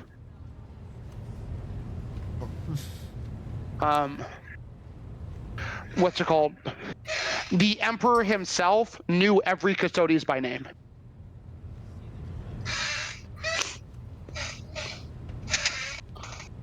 So, yeah, they're dumb. Pair that with the fact that, what's it called? The Custodes also have the Sisters of Silence with them, which is an all-female sect of blanks that nullify all psychic powers within their proximity. Keep in mind the Grey Knight's whole shtick is that they're all Space Marines who are all... Oh, god damn it. Yeah. What up? Oh, was that...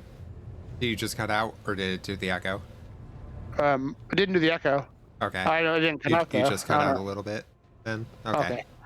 Yeah, just that the Grey Knight's whole thing is that they're all, what's it called? Psychers, and the Custodes have, mass anti-psyker stuff. It's just GG. Anyway, back to the game. You want to do number 2? Yeah. Am I still unworthy of discussing your world and your kin? Your late not's currently saying nothing. Okay, fair. Take my leave. One day. Yeah. More bits about Warhammer and Space Marines. Brought to you by Co. So much Warhammer lore. There is so much Warhammer lore. Funny thing is, Grey Knight don't have dreadnoughts, they have baby carriages, which is very funny. What?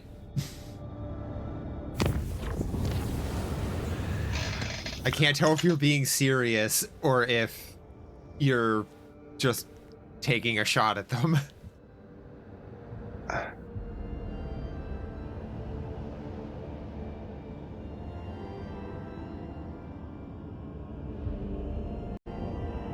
I'll send you a thing on Discord.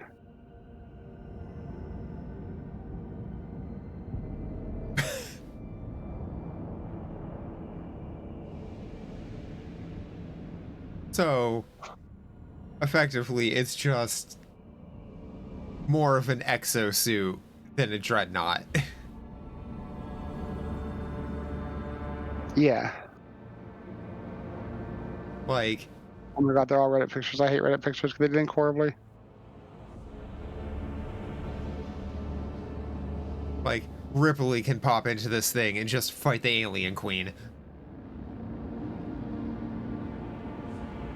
There we go.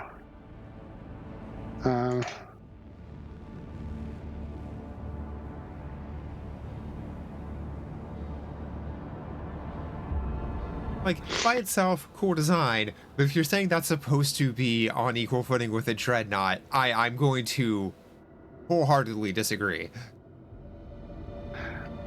What bothers me about it is the baby cage element.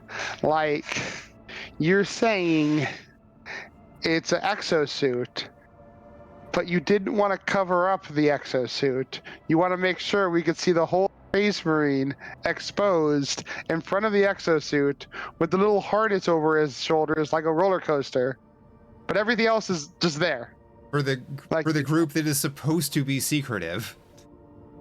Yeah. It's like, even like look at his right hand, how he's holding his hand up, makes the exosuit hold the sword up. He's just, keep in mind, when he's fighting, you would just see him waving his arms around as the exosuit waves its like stuff around. So like, if he's slashing, he's just swinging his hand around as though it's holding the sword to make the sword swing around. Like, at that point, just put him in a fucking Gundam. Like, yeah, in every sense, like slap a Mobile Fighter chunk of G's metal on it. Gundam. Oh, he's firing the cannon, so he's extending his left arm and acting like he's shooting, so the big left arm would shoot.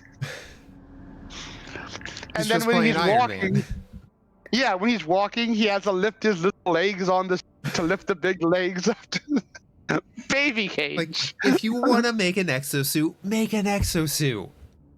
Yeah. Don't like, make a really questionable dreadnought design. Just slap some metal on front. Like, yeah, like literally. Because I've seen people who've taken the knight design and just covered up the baby cage, and it looks cool as fuck. Yeah. It makes more sense. You're not fucking exposed, which is part of very much the point of the dreadnoughts. Like, it's still armor. Your head's just fully exposed in that thing.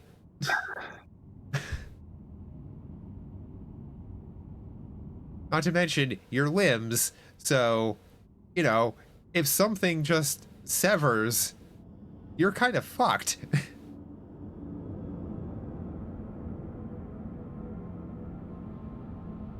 So thank you for the hydrate. How you doing, Bulbs? Yeah. It's just a bad design. I hate it.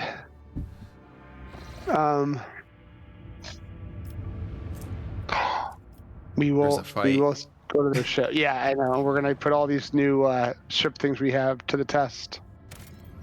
What's this? Oh wow. Okay, we will. But first, we're gonna land and do cool rogue trader stuff. Oh, Pascal has a level. What? Pascal has a level. Oh yeah, I'll do it when we're down. Unidentified ruin.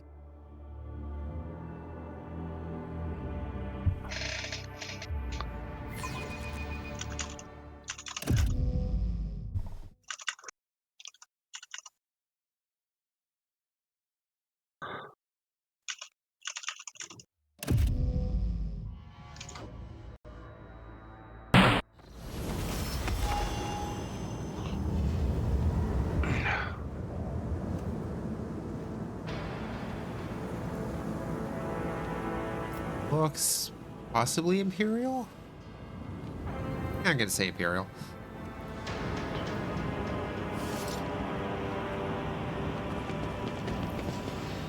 I offer up my thanks to thee, O Messiah, for granting me the ability to serve you as a predator whose prey is knowledge.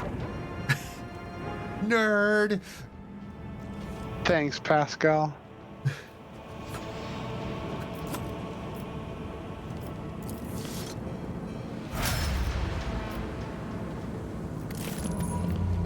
I'll guide your vessel. Ruins vaguely resemble the architecture of the Imperium, yet there are some subtle differences to these structures. Oh, wait. Is this, like, before the dark age of technology, maybe? Ooh, I don't know.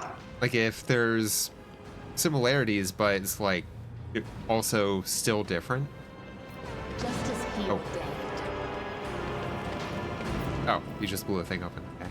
Whoa. Yeah. Okay. What? Just saw what was back there. Like, I didn't. that. Oh. Slanesh bullshit, maybe? Save all bullshit? Yes. It's all purple. Full of colors I have never seen. That's the best thing. You want to be together for this. Yeah. Oh, I forgot. Pascal just got a multi-melta. Oh, I'm trying to get him a a big plasma gun. One of the vendors has a big plasma gun. That way he can like fight better at range. Because that's scarier the multi-melta is. You have to be kind of close. Or up on the pedestal. Guard up. Cleanses the body. What the fuck? Oh, it just hurt like everybody. Deacon Psytech belongs to the ancient Xenos called the Craves? Monstrosities who enhance their mental control over entire planets with the use of such devices.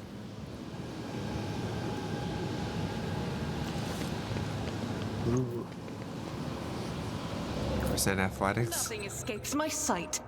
Oh, okay, that's just an instant move. Oh, okay, that was just another way in there. I wasn't expecting that to be a move. No worries. Watch your steps. Whoa. Goods.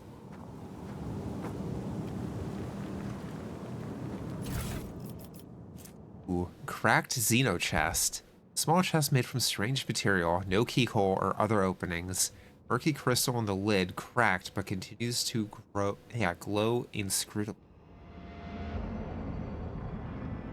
It's inventory item, so maybe used in a puzzle here. Maybe. Let's see.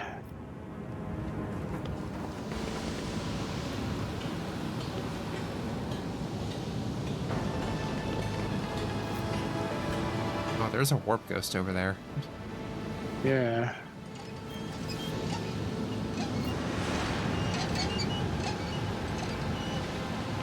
I sense something nearby. Ooh. Where? Oh, goods. That's tiny as fuck. Cracked Vox. Middle. Right click. Info. A furious male voice is coming from the old Vox. This is Captain Trevor Dorath. Calling the bullion. Get your arses back to the surface and get me out of here, you shits. My guts may be fused to my suit. Oh. Hello? Oh, sorry. Yeah, you still there? Yeah. Just everything stopped in the background. It's like, oh no, did something happen? Am I still here? I was afraid it was a on my end thing. No, you're good. Guts may be fused to my suit, but I'm not dead yet. No matter how much you wish it were otherwise. A moment later, the raging tone gives way to a strangled rasping. Hey, any of you hear me? Respond. Hey, Double, just don't leave me here. Damn it. It's going so well. We even figured out how to open the first sphere thanks to the pattern on the floor. Yeah. Who knew there'd be so much trouble with the second one? I didn't. They didn't either. Cowards. But that beam was directed back. It's already lying with my guts turned inside out. They were running off with my goods. Oh. Emperor, you whoreson. Why do you leave me like that? Scared. Oh, yes. No, don't want to die. Not alone. Aren't you supposed to watch over your children? Quiet, you lot. Shut it already. Can't even hear myself. The recording is silent for a few moments. All you can hear is the sound of someone pounding the shell of a void suit with the recording device. Cold. Wonder if I'll die from lack of oxygen. Or will my organs give out earlier? The damned god! Damned Imperium! In the end, you all serve the true masters! The human speech gradually deteriorates into an indecipherable mixture of howling and clicking sounds. Damn.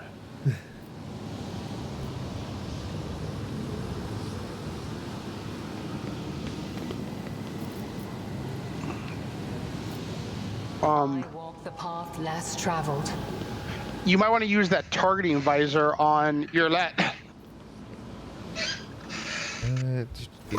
If you target someone, it's an Aldari thing specifically, and if you target someone who's 10 or more squares away, it increases your chance to hit them by 20%.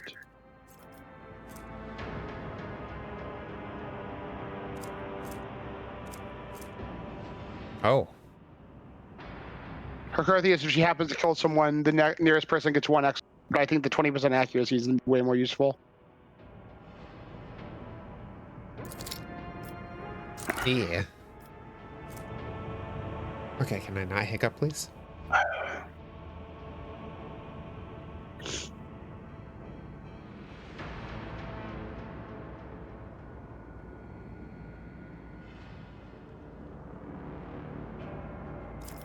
The sticks. Oh. Oh, dairy equipment. Yeah, having a plus 16% to ranged attacks is probably better for Argenta anyway.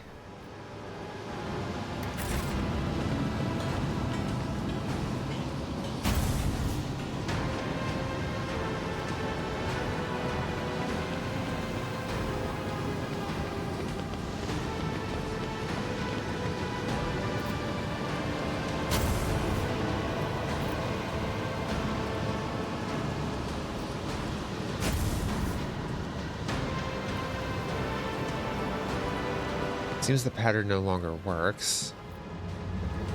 What about the other one? Oh, okay, I see.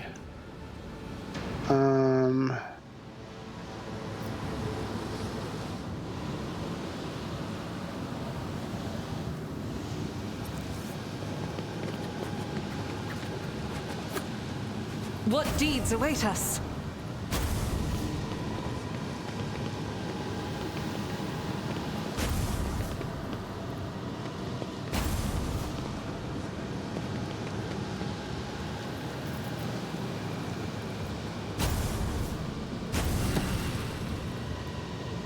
Look, in the jaws. Ooh. Ancient Force Sword. Argenta suffers fresh injury. What? Where'd she get another I one? have traveled far darker paths. No, I'm just repeating the message. Oh.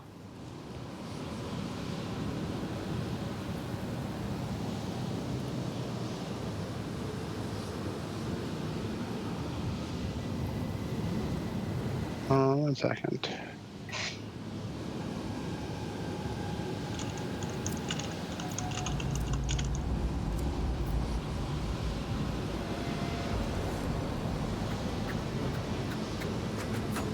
Also, Rye, if you're still there, food was good. Thank you.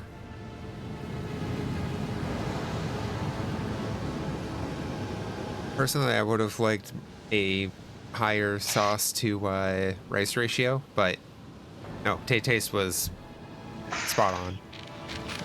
Oh, hold on. There we go. So we that chest you found, we were able to do another one. Oh. Oh, it gave you a another pattern? Yeah. Well, let me see.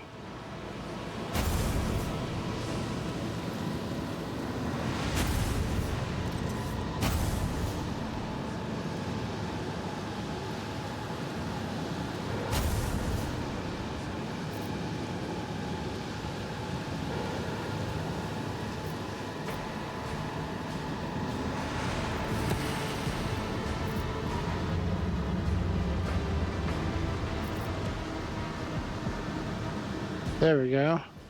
Foul Sight Veil grants the 50 bonus to perception, but a minus to 5 to willpower diary equipment. And then Change Domination. Whether the wearer kills an enemy, they receive a +5 bonus to willpower until end of combat. None shall. Solved all the puzzles in the unidentified ruins. Oh. Murder time! Screamer of Zinch, hey. Screamer of Zinch, and 2 pink horrors.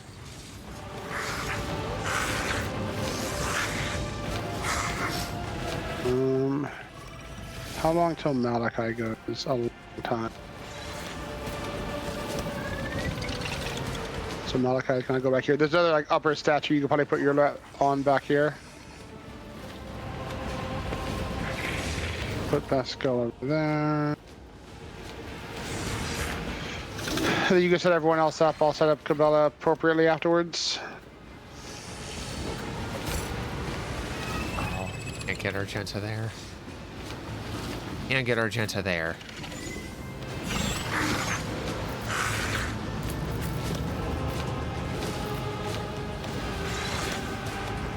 One hand, could flame the Xenos, but on the other hand, what if we just full auto all of them? It's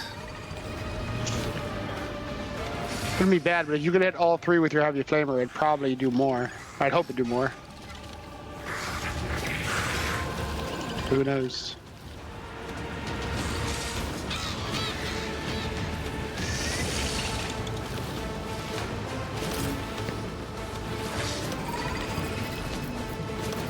Also, I just realized the flame shot spray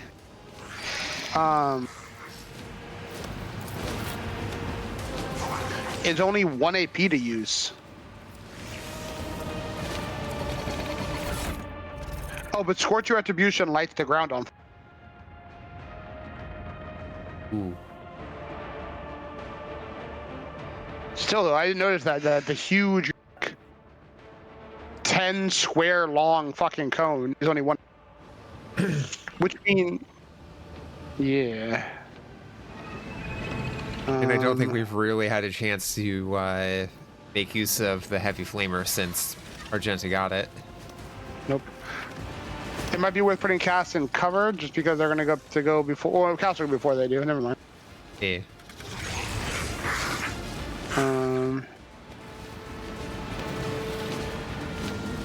Either way, I'm good. Cassie's got 107 health. Okay. Front line. Definitely on them. If you could put the back line where it hits, like, or the rear line. 1, 2, 5. I probably won't hit both Malachi and Yurlet. Okay, so I'd say one at of least them never hit won't your be. Malachi can adjust. Yeah, one of the horrors won't be in the front line. It's fine.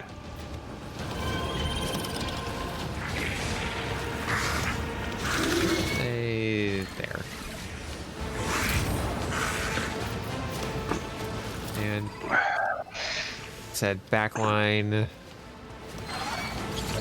The rear line, I'd make sure at least hit Gillette to make it go as Malachi as possible.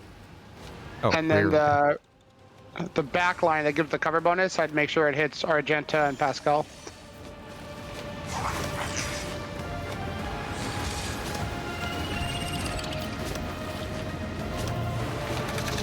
It's rear. Navigator, not a servitor.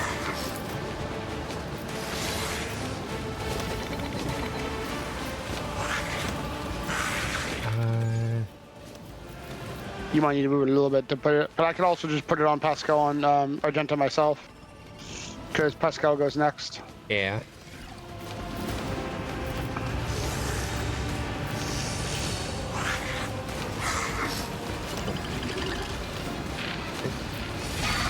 Oh, that's trying to path up there. Got it.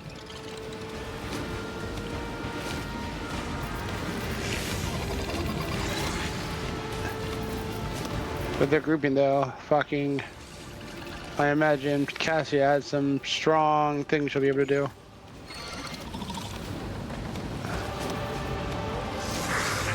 Is it a late soul?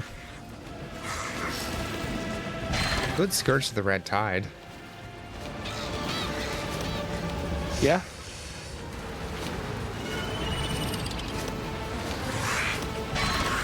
Has far lower damage and is more just constant hazard.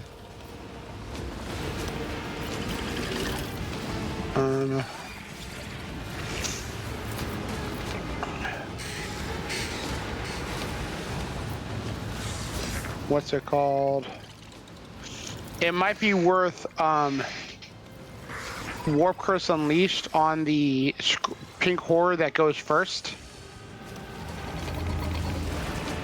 So the one in the back from Cassia. Yeah. And then yeah, you can either Lidless Stare. Lidless Stare would hit all of them. Probably overall your best net damage. Not to mention chance of stunning. If I may. Yeah. And Me? wham bam, thank you ma'am. Oh. Desynced. Yeah. Reconnect. Alright, I use restroom real quick. Blood for the Blood God. Wrong Warhammer game, but still. I mean, Khorne still exists in 40k. How you doing, Acupuncture?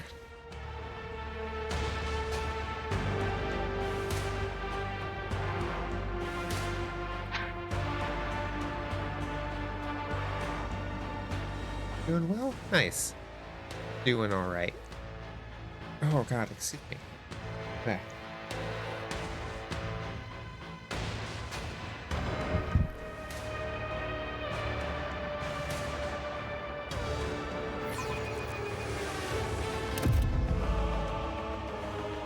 You know, doing what you can to survive in current hellscape times.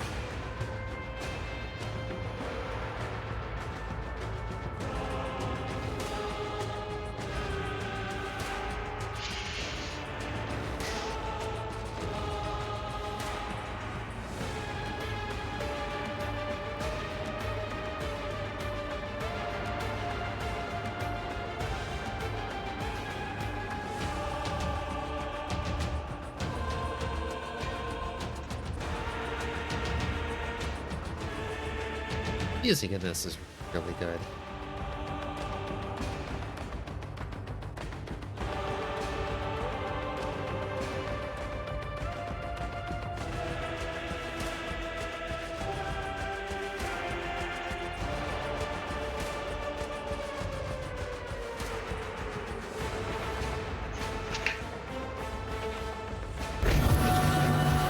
Alright. Let's fuck up some filthy Zenus. Who do I hold in my gaze? I'd say the Screamer would be the smartest call. The Screamer is likely to need...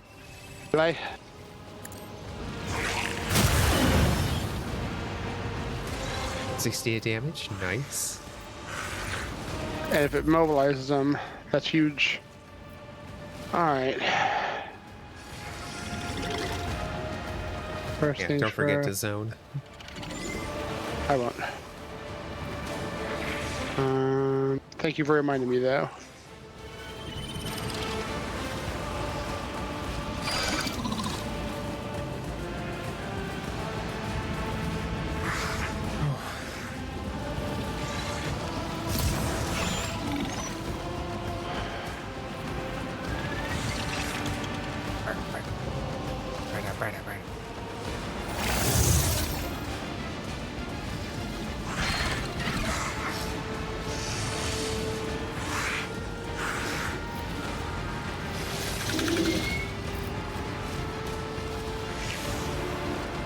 Why can I not shoot?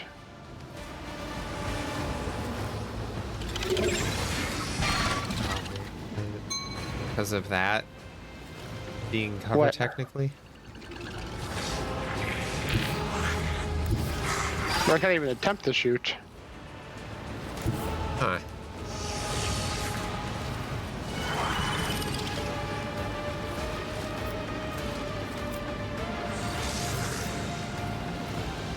Definitely have the gun out. Or do you? I do, yeah. He always has both out. Oh, okay, I see.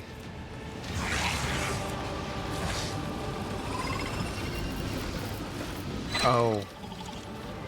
His injury, maybe? That's what I'm thinking. It doesn't say what the injury does.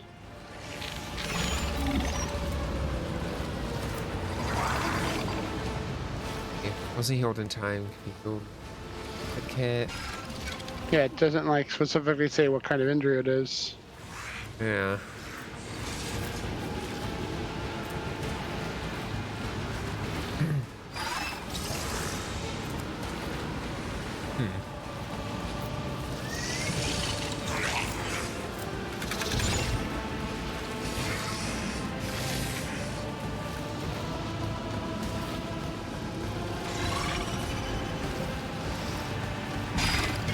One second.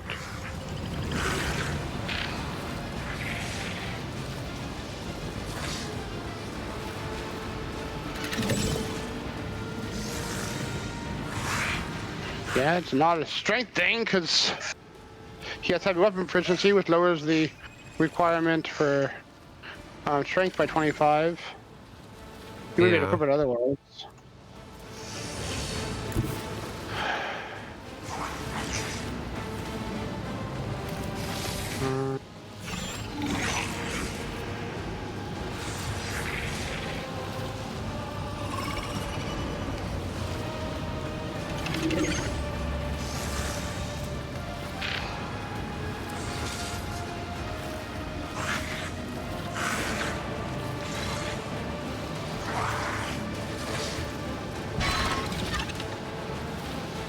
Huh.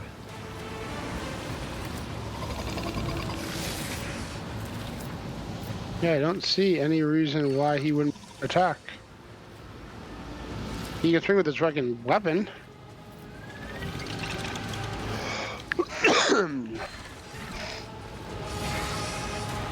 Yeah, that's super weird.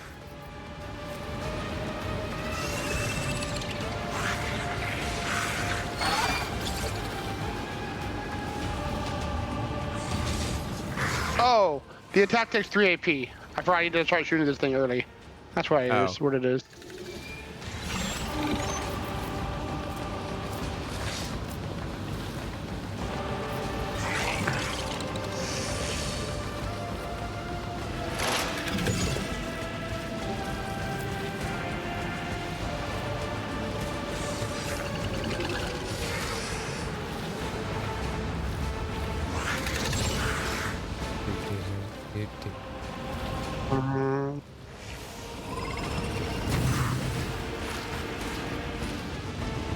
Just cartwheel at me? Your twin knows no pain.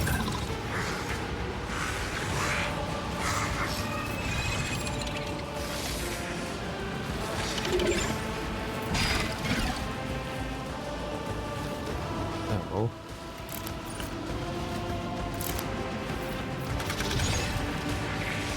Confident approach. Commands, I act. Confident approach. And if you're gonna use the flamer, concentrated fire.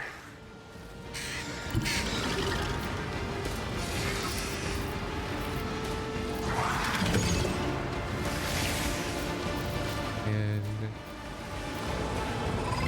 hit everyone there. So let me hit concentrated fire. God Emperor, move through me. Be the fire in my heart.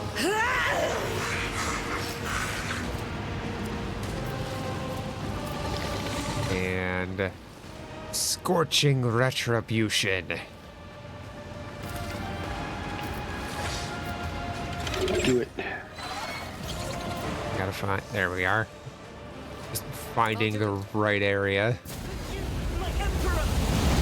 Whoa, that damage! Holy crap! Okay, yeah. So you half health, took off almost half of the on both the pink horrors, and you left the screamer at 59. And you can run and gun and flame shot, spray. Yeah. Um. You can also Furious Recital.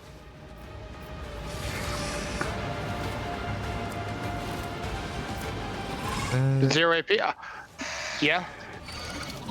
As the 10 Emperor momentum. commands, I act.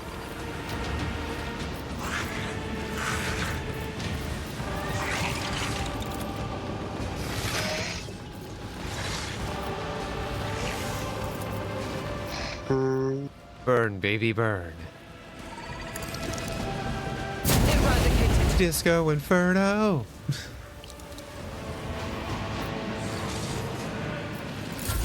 How's it feel, Argenta?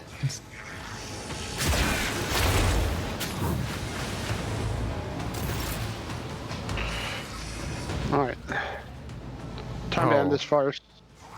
Pink Horror, you just fucked up. Will not die in dishonor.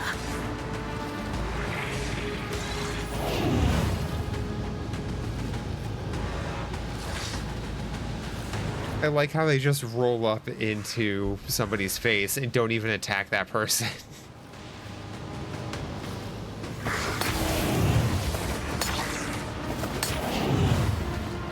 Wow, not bad. Ain't got time to bleed.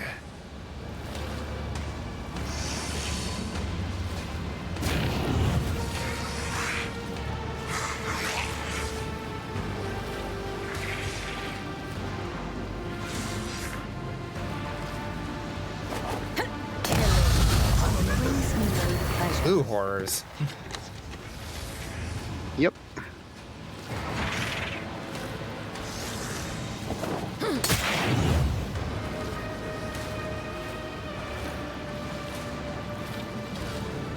More XP.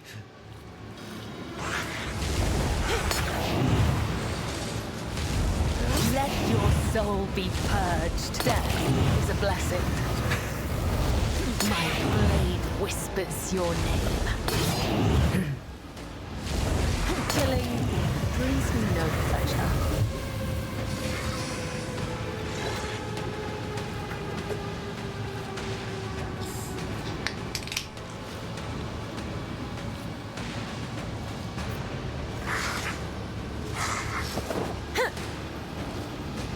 Oh, missed. Come, the other side awaits.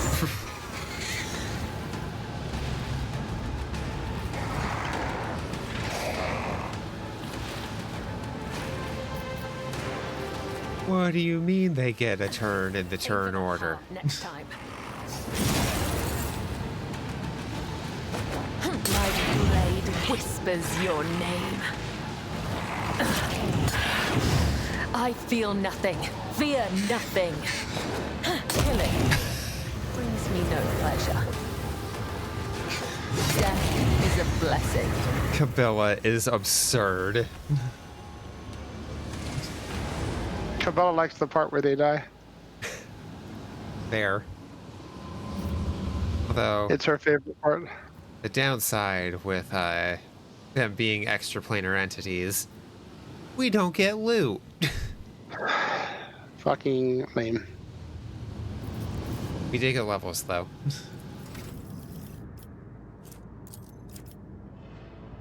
I'll take it. Ate some leftover rice, egg, and sausage mix. So good. First made it tasted nothing. Or nothing tasted good because upset stomach issues. Oh. That's rough. Glad the weed's able to help, though.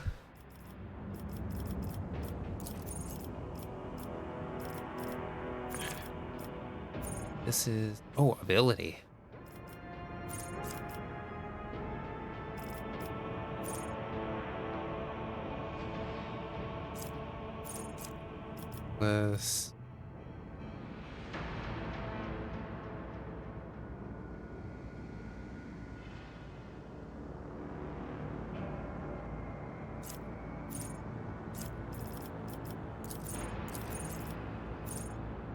should probably take cautious also.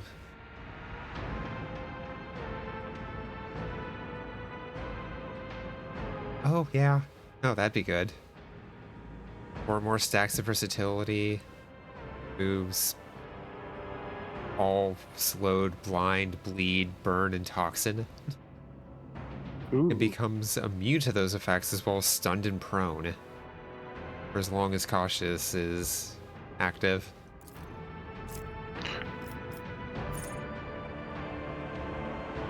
Can that be used while using the other one? It's one or the other, but they're both 0 AP.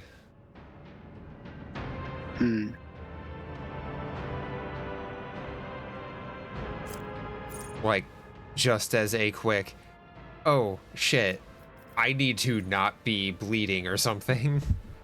And I have versatility. It doesn't say it consumes the stacks. Just if you have them. So the way I'm reading that is more like a conditional effect on a magic card. Phew.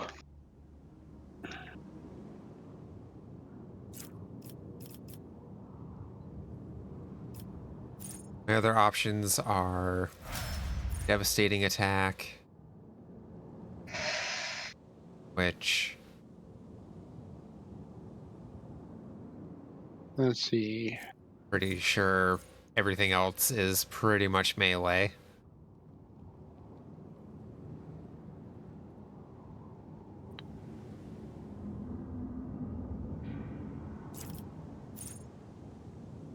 Kick. Reckless rush.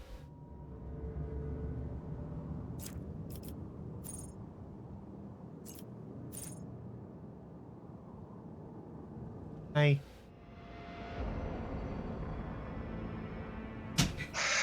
Oh, fox outbreak? Oh, pox.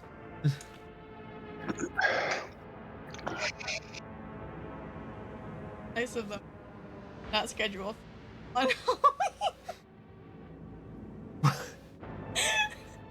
I'm all for Halloween funerals. But no, they didn't schedule any of the funerals on Halloween. Damn shame. Gifts a day for Halloween. 7. That's ridiculous.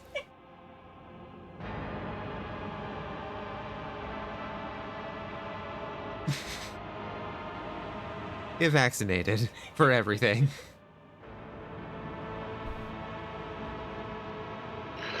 So devastating attack could definitely be used at range. You can? It just says the arc mirrors its next attack if it hits. Oh. One attack type, impact, piercing or rending, energy. Oh, okay. So Recollector's Ruts is kind of dumb. Gets a lot of movement. Cautious approach. I wouldn't, because you're using confident approach. I wouldn't bother with cautious approach, personally speaking. And kick can even be useful if someone gets on top of you. You get to knock people back 2 squares, and it doesn't count towards your attack limit. So you could kick someone off you potentially, and then open fire with on them. I think it's specifically for people who have a gun that they want to like use, but you might miss because you have a 30 weapon skill. I would actually take devastating attack because yeah, status effects. Yeah. Mash up penalty if it failed target. So you could blind everyone if you flame throw, and I'm pretty sure. What's the damage on bolters again? I know it's like weird. I know it pierces through targets at this point. Yeah, but it's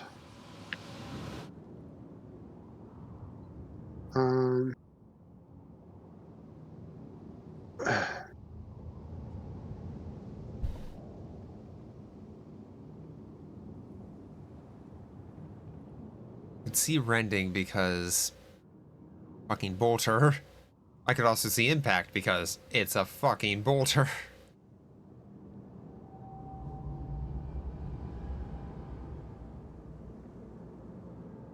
I know it says it somewhere.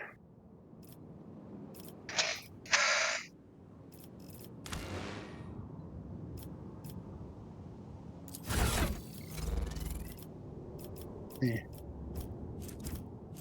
Bolter. Ranged heavy. Bolt.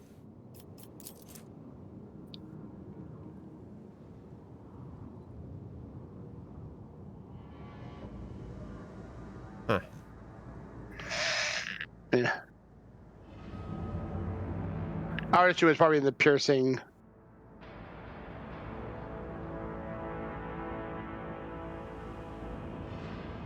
Yeah, piercing and rending. Mm-hmm.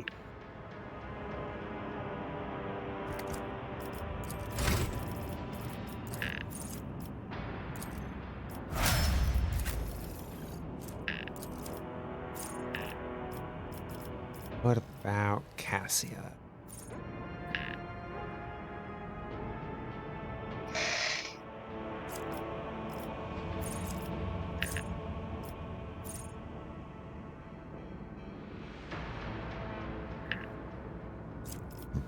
Oh god, excuse me.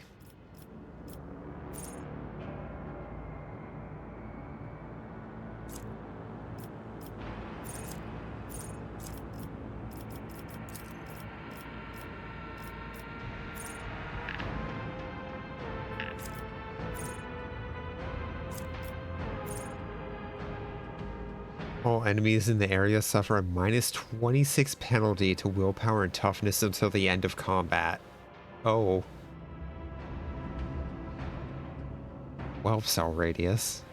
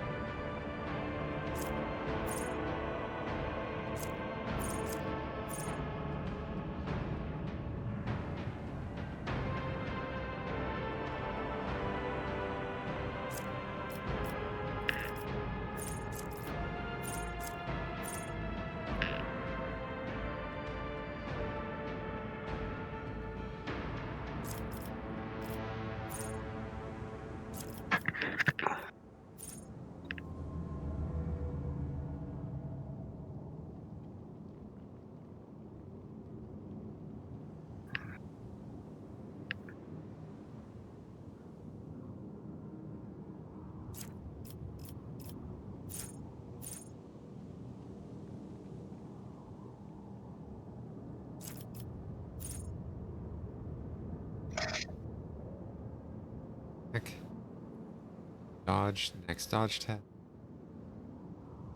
That's distance.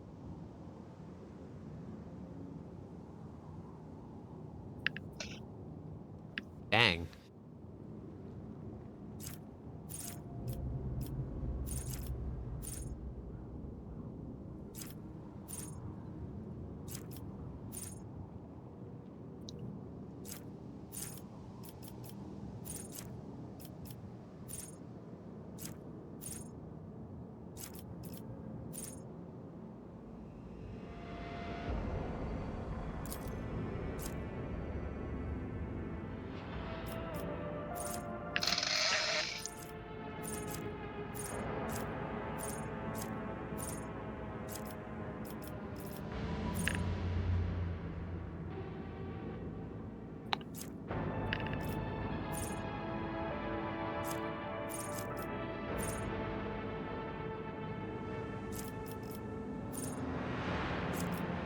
Let's see. Grab Waking Nightmare? Or should I start grabbing, say, Not Your Purpose? I wouldn't bother with the Notch route. You're probably not going to like use those with how you've built your character this time. Waking Nightmare could be cool. I'd say things that complement what you already have. Yeah.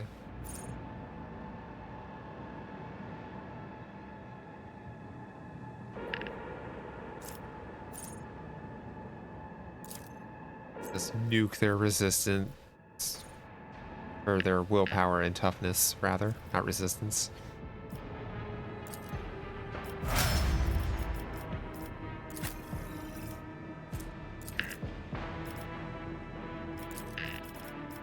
Let's see, elusive ship.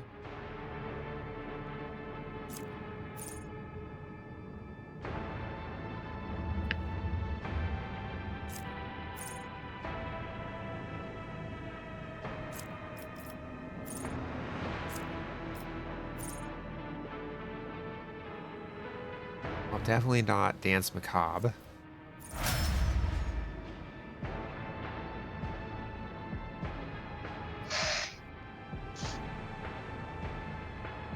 So,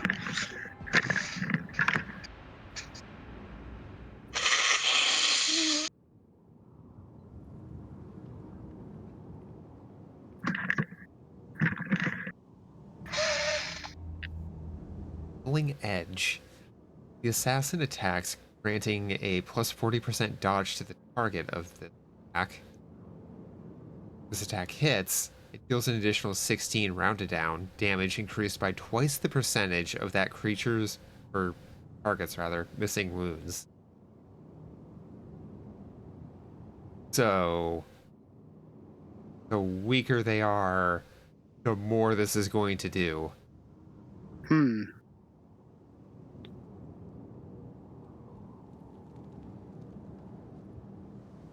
It's weird that it gives them a plus 40% dodge, though, for this attack. yeah.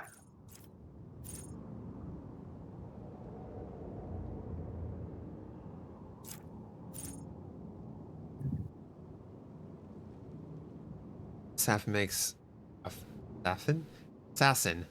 the enemy suffer minus 10% armor, minus 6 deflection to the end of the assassin's. There's only one enemy adjacent to the assassin, also gains dodge. No enemies adjacent, they gain plus 14 dodge reduction.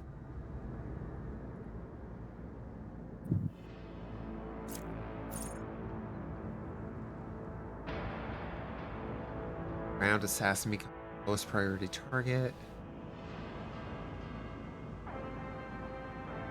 Through enemy. Gains agility bonus, percent dodge, and perception bonus, % dodge reduction. Assassin attack deals plus 10% additional damage. All half cover provides the assassin 50% cover of 50. Oh. Elusive Shadow might not be bad.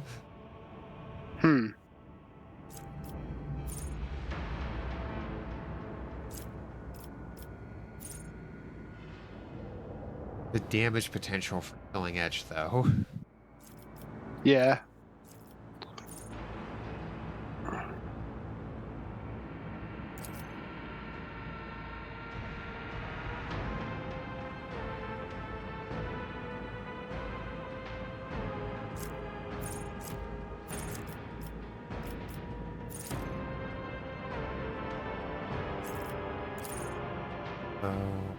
Yeah, Killing Edge would have to be final attack, can no longer use attacking abilities on the current turn.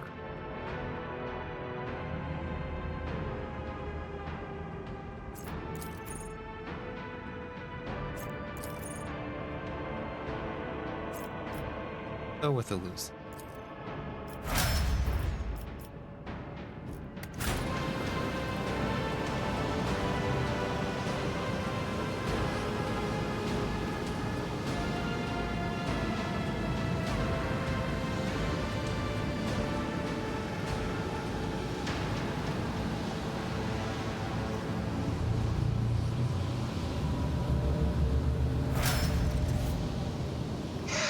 All right. Oh, excuse me. Gross.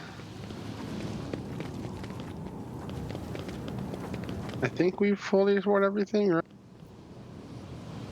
Yeah. Yeah, there's not that much here. And we got the achievement for solving all the puzzles. Um.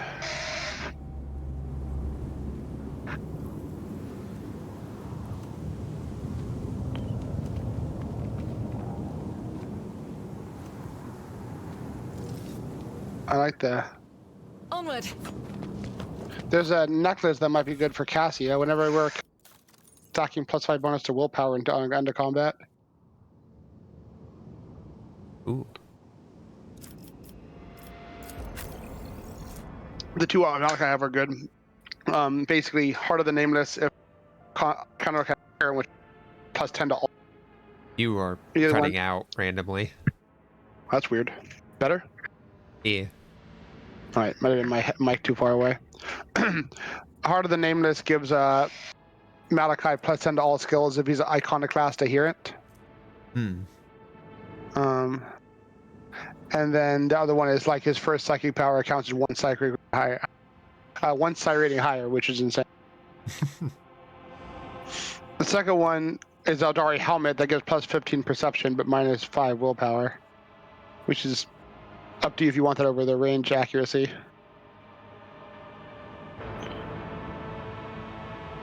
But her awareness, it's 15 perception, not awareness. Jesus. But perception is mostly just for awareness.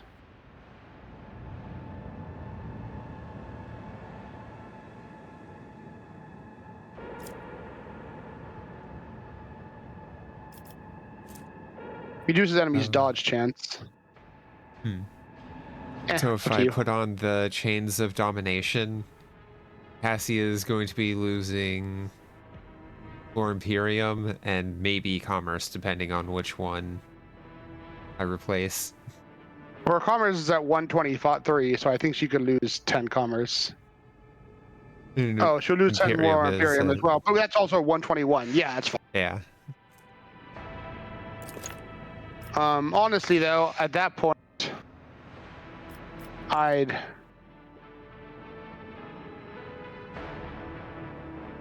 yeah, it's fine.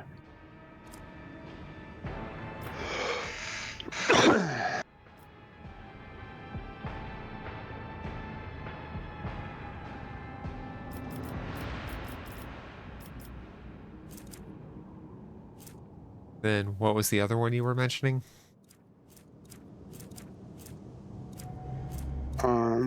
There's a helmet that gives +15 to her raw. Is the Eldari thing? It's +15 to raw perception, which would lower her accuracy, but up her chance to reduce enemies' dodge chance. Yeah, the Up to you, though. Calcite Veil? Yeah.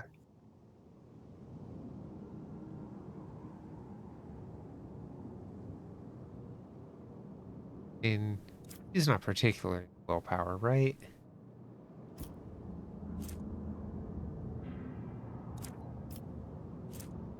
I mean, what's the worst that happened? How could Slanesh possibly find her? Good point.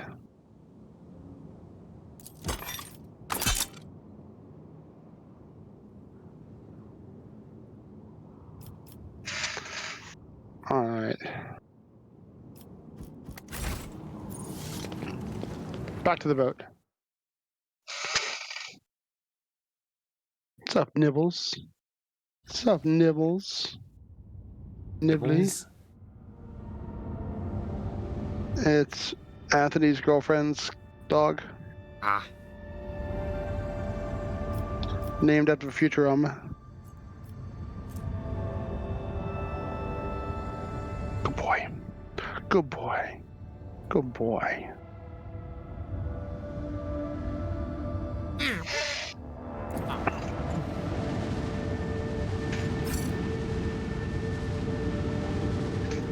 Do you want to blow up starships? As soon as you draw close to the unknown ship, it points its loaded cannons directly at you. Several other ships emerge from the shadows of drifting asteroids, tightly encircling you. Captain Xantha Labouche offers a mocking greeting and proposition.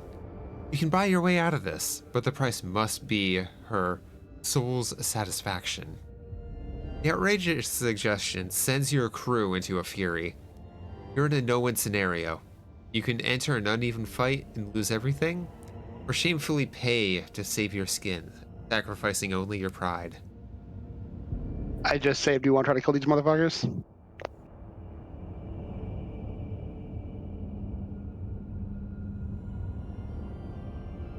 Hmm. Attack the nameless ship first to gain the upper hand? Or do we want to just try for a skill check? We can try a skill check, see what happens. Because the only appropriate one is coercion. Oh, yeah. Captain LaBouche makes her displeasure quite apparent, but acknowledges it would not be in her interest to cross the rogue trader. Oh. Heightened 640 experience. But... No ship parts. I mean, we know we can automatically pass all this. Yeah. If we go into this thing and we get our asses, we can just. Yeah. But I want to blow up some ships. Wanna blow some shit up. Kind of sad we don't have that one ship as our passenger ship, our buddy ship. Yeah. I mean, having it work our trade route, though. Is good. Yeah. That'll help with our profit factors. Yeah. Well, And we'll make people probably feel find safe. other ships.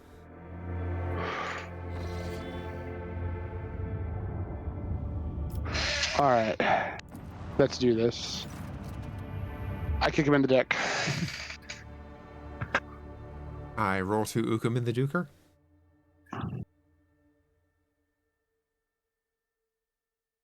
Well, what is that, a grapple?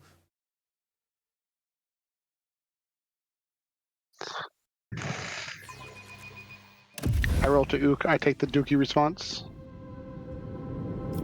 Really? This is our no-win scenario? Really? But what do you mean by encircling? And tightly?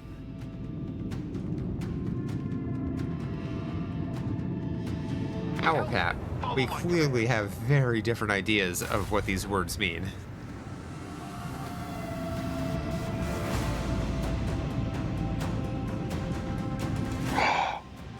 Czar, What's up? we can do the thing. Can do the thing?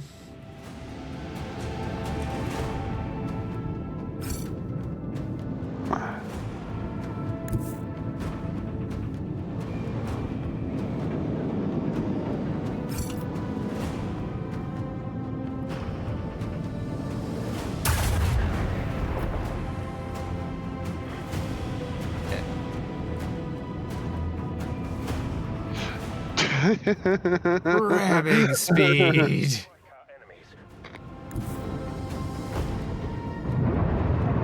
Broadside him. What up, homie?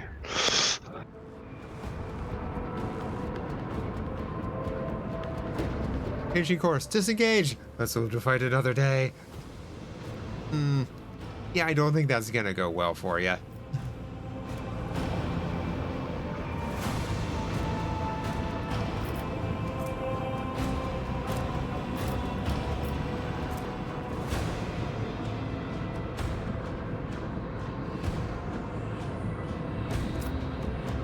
Oh no.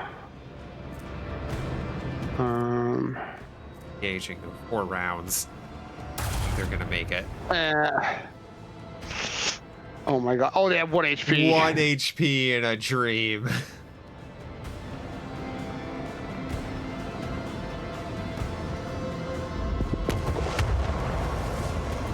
Sup?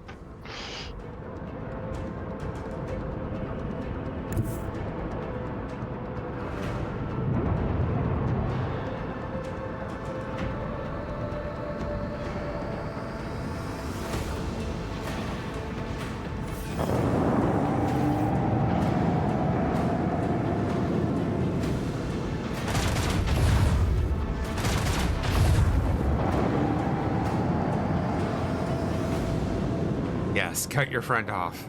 Oh.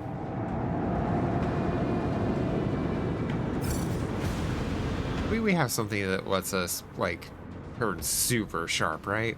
Yep. Thanks to Abelard. Abelard, announce their imminent demise. Destination locked in.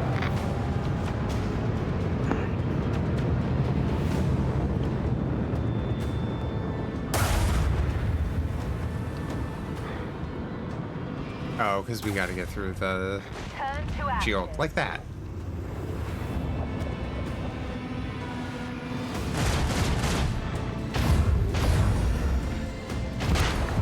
Boom. God, we are overgeared right now. I mean, we're just really good. True.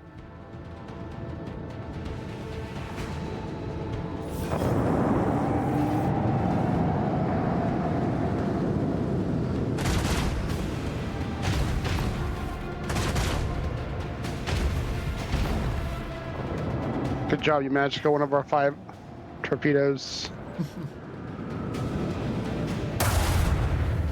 Cool. If Torpedo wants a tank for us, I'm all for it.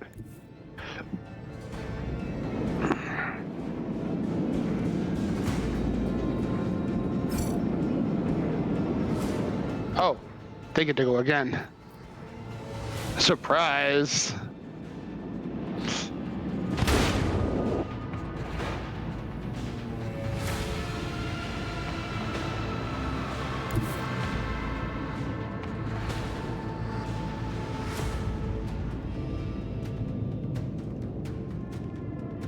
I'm happy we got to ram someone, sir.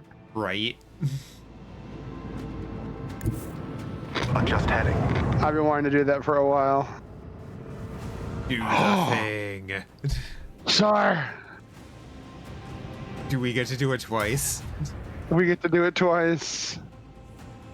We're gonna just do this.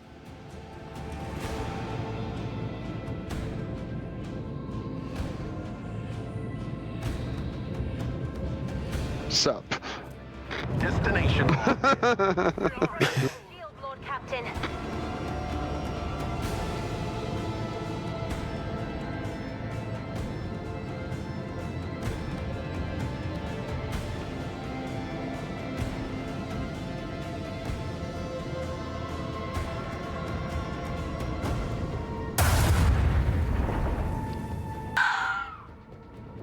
Game has ship combat? It does. It does. How you doing, And- Sil? Are you even more excited for getting further? Sil has started playing Rogue Trader.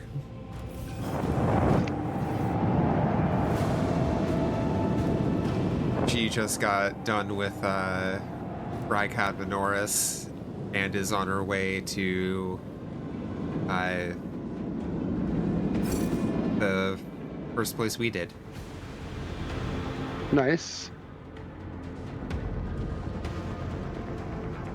Right off the bat. Ooh. Lucky. Just here for the ride. Was just excited to play CRPG in 40K. Fair. It's a good thing to be excited about. But yeah, there's ship combat, there's colony management.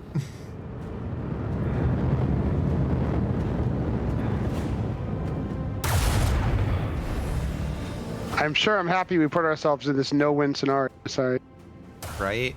That this absolutely no-win scenario where they were tightly circled around us. And by circled, apparently they meant like kind of a semicircle. By tightly, they meant, you know, pretty far out.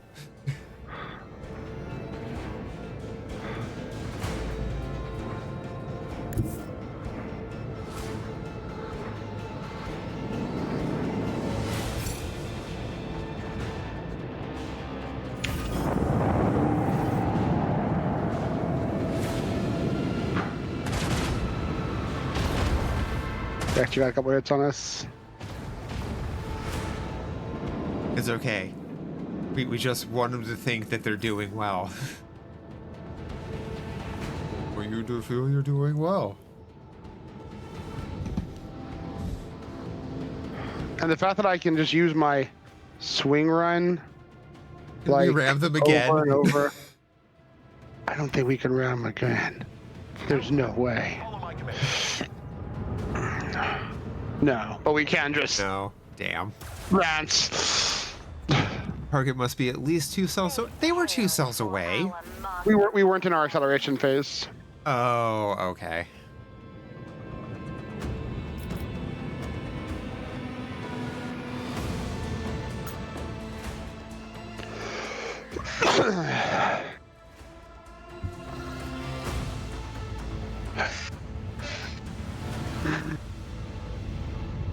We took 12 damage. We did. We can patch it up. And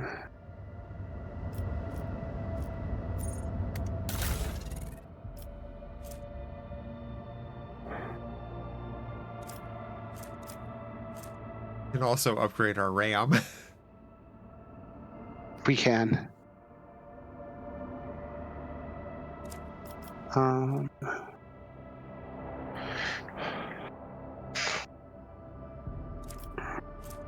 Put you. If we had expedites or reload, we could put Argenta as master cannoneer and be able to fire our macro cannon twice in a round.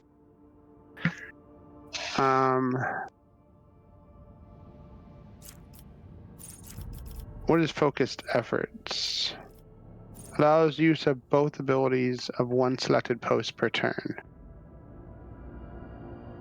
That could be really, really good. And we don't use swing run a lot, especially anymore.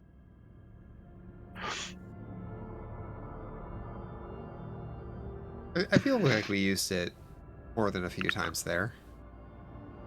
We use the better turning, not the U-turn. Oh, okay.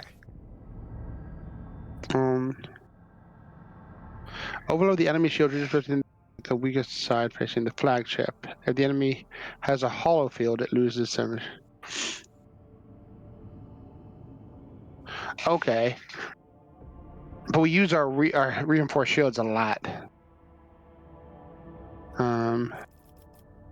Yeah.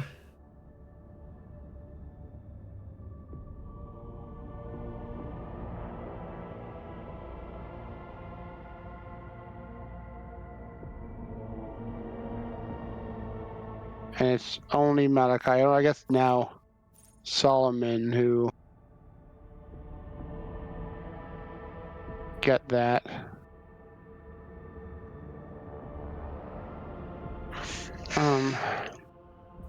I wonder.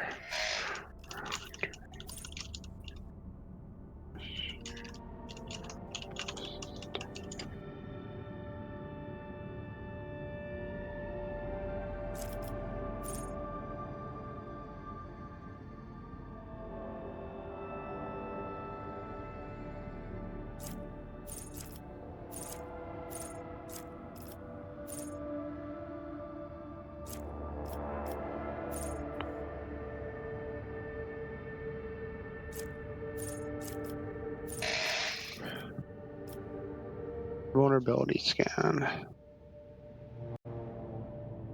That seems untrustworthy.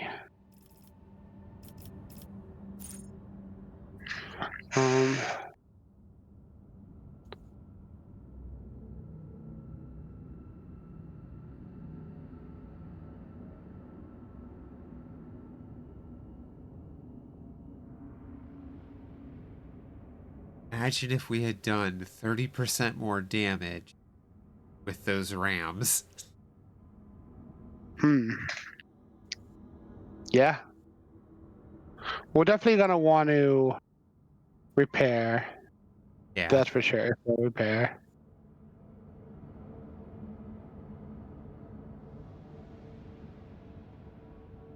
Got 155 to upgrade the RAM. That would leave us with 57 left. Boop. Which means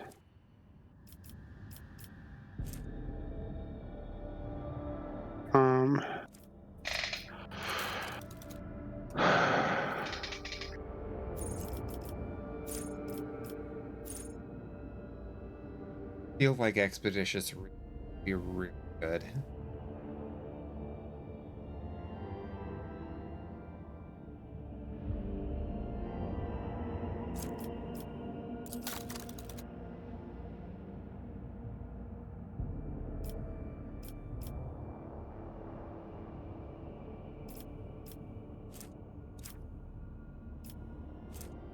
Um.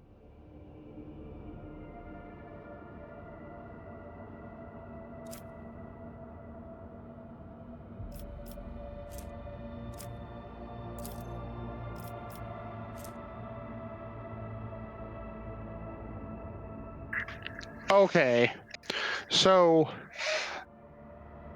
the stat on a person for the skill, I forgot. You don't see. Oh, you do. So the stat associated to the post affects how good the ultimate is. So you want people with good stats in the post, but also abilities you want to use. Yeah.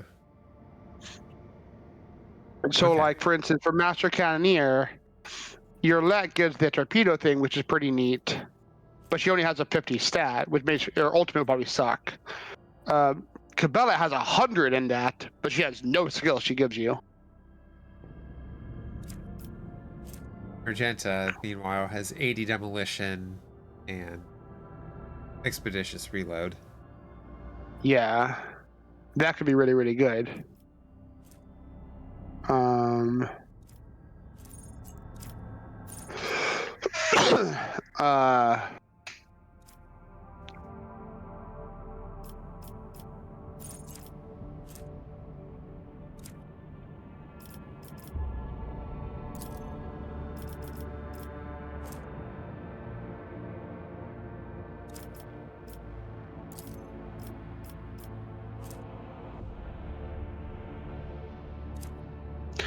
I really like the reinforced shield. I'd have it upgraded. But I'm thinking the shield pulse that Pascal has could be super clutch.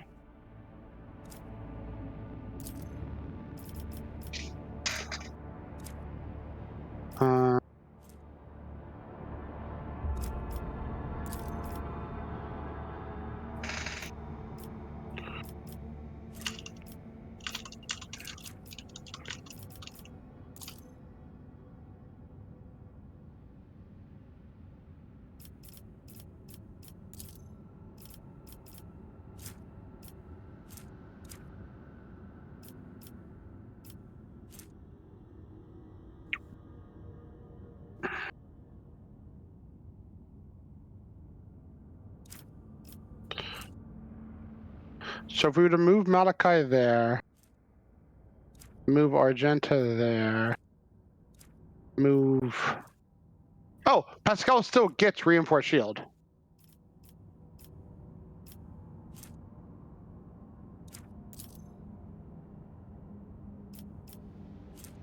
Okay. Weird. It's a different Well, icon. we probably get bonuses to both of those. Hmm.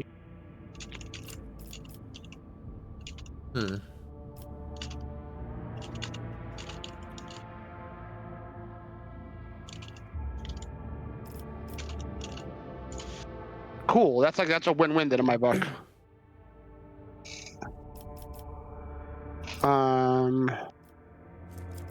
Does Cabela get? Cabela also gets.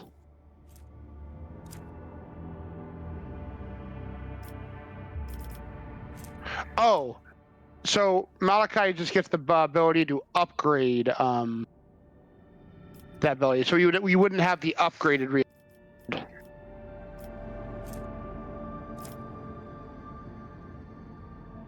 which isn't the end of the world. New heading we definitely want.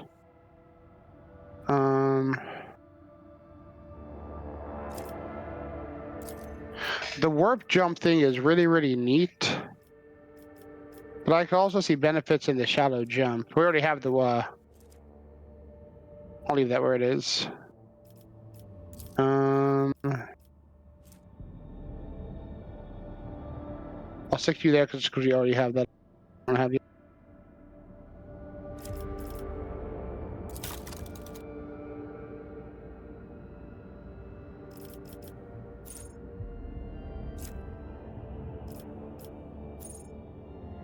Then I would focus effort. I think would be good in the future.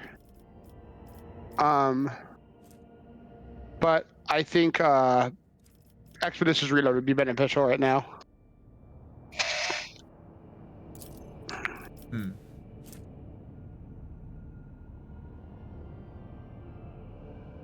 Yeah, just get more.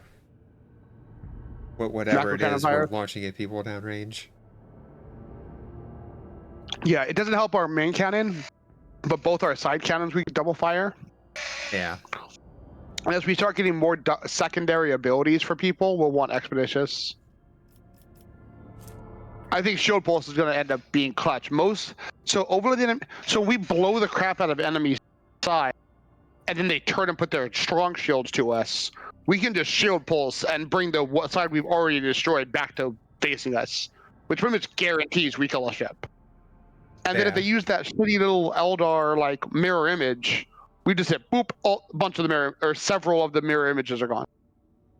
And then the pulse can also negatively affect other Xenos technology. I don't know what that entails, but Your light just can't use her guns for the next 3 combats. All right. All right.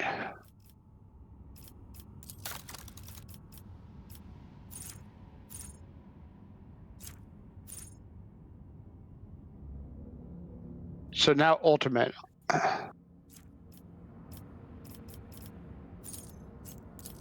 So all hands on deck. Instead of loading 1 torpedo, we load 3. And this effect would last, because we have such a high demolition, 5, 6, 8 rounds. So probably a good 3 loads of torpedoes. Damn. That could be really, really, really good. Boarding party. The flagship launches a boarding party to infiltrate the enemy ship, starting internal fires and possibly causing engine damage that cripple the ship for 1 round. It can only be used once per round. Duration 1 for every 10 points in the Supreme Commander's persuasion skill. Translation, rats, I'm going to be on that ship for 12 rounds. Shit. Yeah, we're sending a boarding party to stay. They're setting up. They're paying rent. No, they're the new landlords. Damn right. Corpulus chant. At the end of each turn, the most damaged sector of the flagship shield restores up to 50% of its strength. Duration 2 rounds plus 1 for every 20 rounds to things tech use. Again, we have really high tech use, so that's going to be 7 rounds. Having the weakest part of our ship heal 50% every round, that's dumb. Right? Empyrean Storm. The flagship makes 7 attacks, each which targets a random enemy with an Acer radius and deals 8 to 14 warp damage, going to be once per round. Duration 1 round for every 10 points. Okay, so again, a bazillion rounds. Flagship speed increased by 2, maneuverability increased by 1. The bonus from Void Ship ran, based on distance traveled, is increased by 100%. I'll say that one sounded dumb until we end up just running through everybody.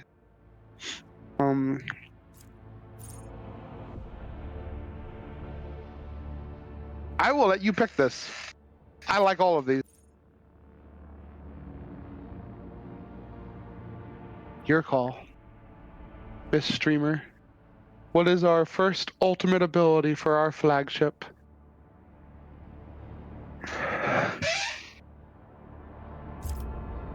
If any nerds are still in chat, I'd let them pick as well.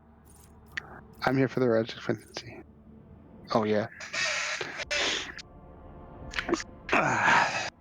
They're all so good.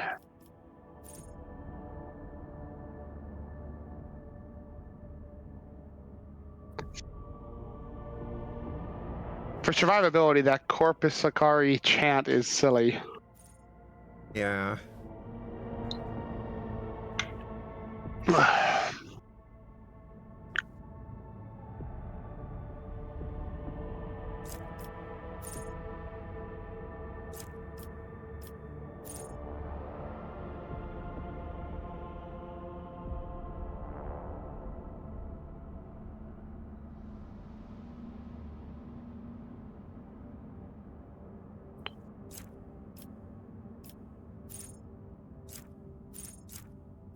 Yeah, I'm split between the chant and the boarding party. I'm literally reading the boarded body myself. That's really cool, but I think the chant is going to be the one. Yeah.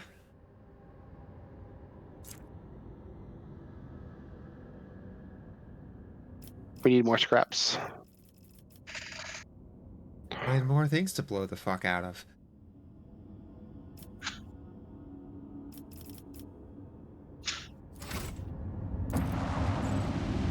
I'm happy we didn't use the diplomacy. That was a lot of XP, but also Adamantine. We have 6. That gives us 2.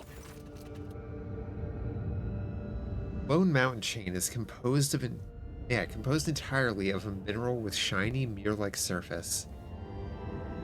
The mineral itself has no particular value for production, but its properties make this place incredibly beautiful. The sky is brilliantly reflected in many surfaces, plateaus, oddly-shaped rocks, stone arches, and columns.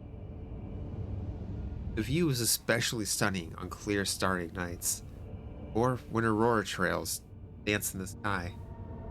The enraptured crew have asked the Lord Captain's permission to visit this remarkable place.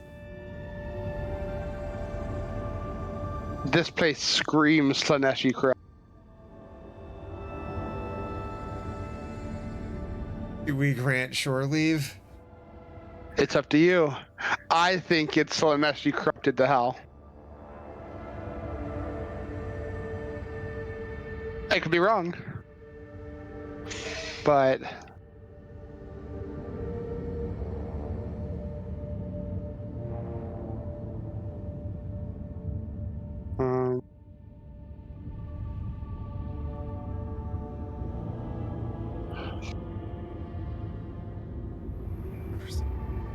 Potentially dangerous activities. Like, well, why are we just assuming it's dangerous instead of, like, you know, being like, hey, we should actually send, like, a scout party to see if there's anything weird here.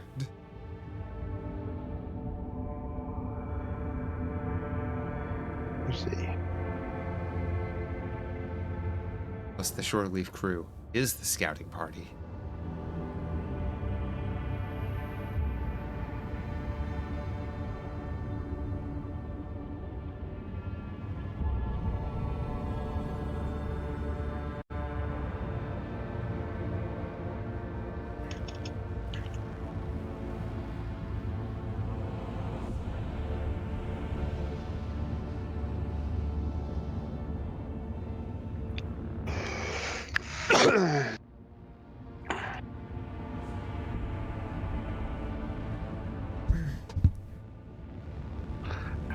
I'm down to explore it if you wish.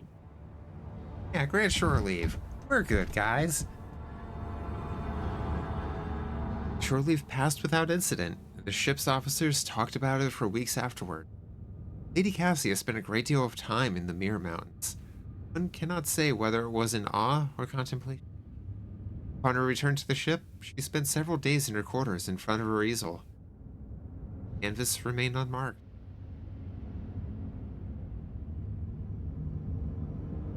Place is definitely fucking Slaneshi influenced. Oh no.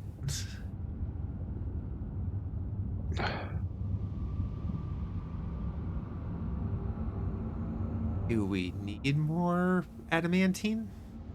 We only have 6. Is adamantine rarer? I believe it's on the rare end, yeah. We should probably extract them.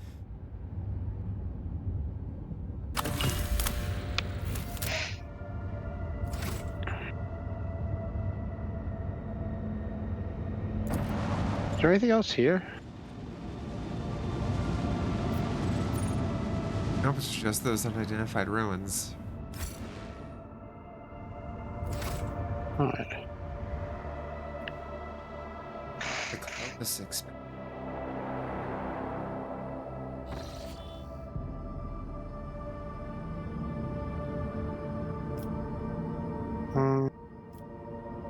Try new courses. That'll give us space to the various heart.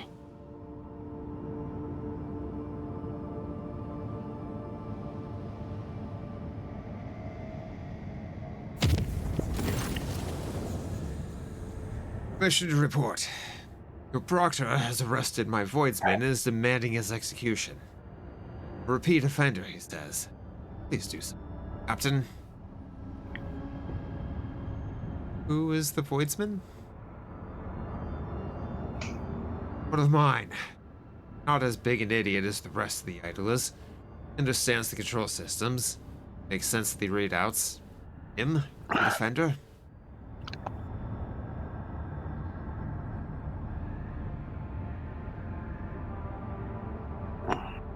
Bring the detained man to me immediately. I will personally interrogate him. Consider it done, little captain.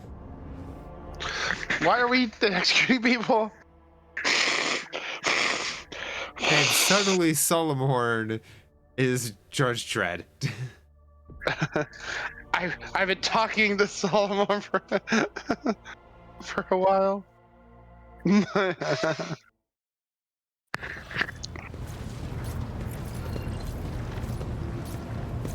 He's guilty of 13 counts of not pushing his chair in. Lord Captain, I beg you to look into this outrage. Cyber horror nearly chewed up my assistants. One of them's been left without 2 of his fingers. Calming this beast, the arbitrator attacked my crewmen. Solomon waits for the end of the Master Helmsman's words and coolly turns to you. Crewman is a wanted man, rogue trader. He's accused of subverting sacred tithe shipments, smuggling, kidnapping the Imperial subjects, and bribing officials. If you're not in your flagship, I would have executed the heretic on the spot. Here, you are the authority. You are the court. I mean, just said why he attacked. Solomon, why are you so certain that this is the man you're seeking? Because I was personally involved in tracking down and purging the Shadows of the Abyss crime syndicate to which the perpetrator belongs. The case was in Calisix, the world of Helvetica Prime. For arbitrator, time and distance not mitigate guilt. The man before you is a former captain of a smuggling ship, owned by the Syndicate. Check the heretic's left arm. Every Syndicate member has a distinctive implant by which they recognize each other. That implant signature, that Galato picked up on during his patrols. How did a criminal from Calisix find his way onto my ship? Among the servants sent to you by Governor Medina. No. Ravor, do you know about this? I won't stick in my beak into the past of every one of the hundreds of people in the crew. I want to have time to steal your ship. All I know that when everything went to grok shit on Rykhead Minoris, this one oversaw the work on the docks so that the fools didn't trample each other to death in their panic. Later, he ran into a friend from the port on footfall, found us some parts within a day. Even got arms growing out of the right places. Might make it a junior helmsman if he keeps it up.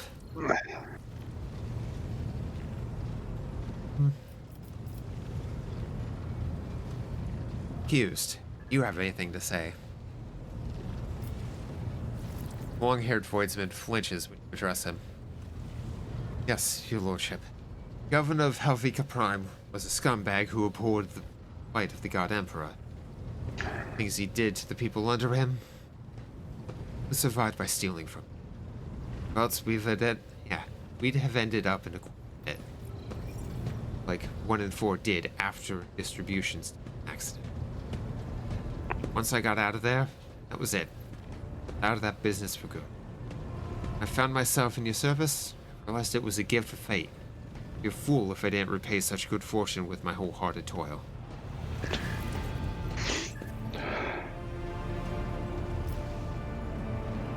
You already know why. Seems like a guy who used to be a bad guy and got in a better situation. Now he's a better guy. Yeah.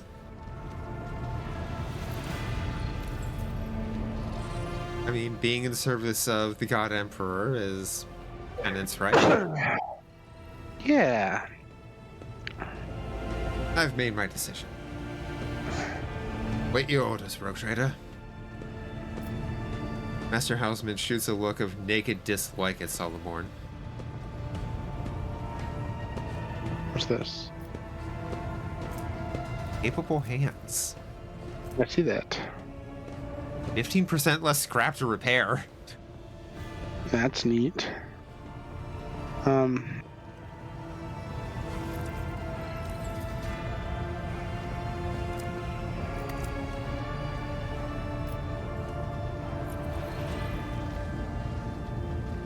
I like 2 because it throws our Master Husband on the bus, but incredibility. Woodsman's responsibility? If any misdeeds henceforth, we'll have to answer for them. Yes, well, Captain. Rapper's disgruntled grimace momentarily dissipates. Daring Destiny gained the ability? Something hands. Case disclosed. Capable hands. With your permission, I return to my duties. Everyone wins. And he doesn't even fight. He's like, yeah, fair. He's by the book. Like 100 out of 100 lawful. pretty much like, yeah, I had an issue, brought it to, well, it was brought to your attention. You addressed it. Very good.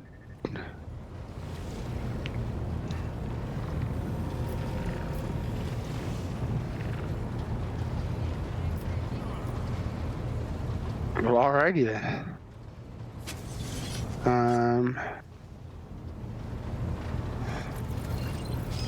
Let's get back to the Crow's Expanse, baby. We're making progress today, sir. Yeah.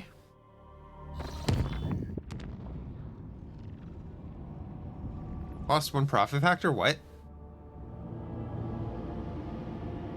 Why?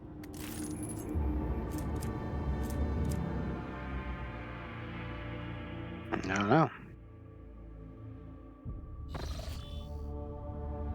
Well, Captain, we've received the Foxcast from Theresa. Signal quality is rather poor, but reading is clear. World is expecting your lordship's arrival. Great festivities have been arranged, and a delegation led by the planetary governor is ready to give you a welcome worthy of an honored guest.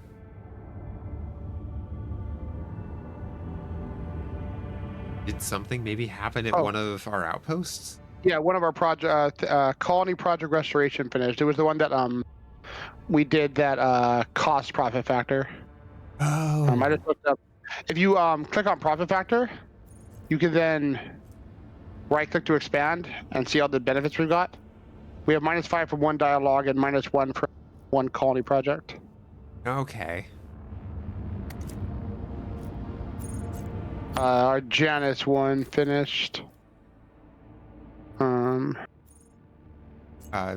Indulgences. Oh, right. We were waiting on supplies to do Housestone. Yeah, I forgot which greater thing on Janus we want to do. Oh. Let's see. Yeah. Purity. Looking at that one's kind of lame. Replenishing things. Some 100 power, so we don't care about them for security. So all these give for security.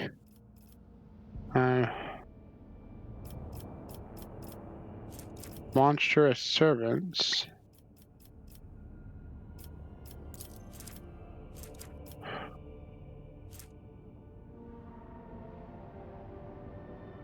Run attack +2. Chemical +3.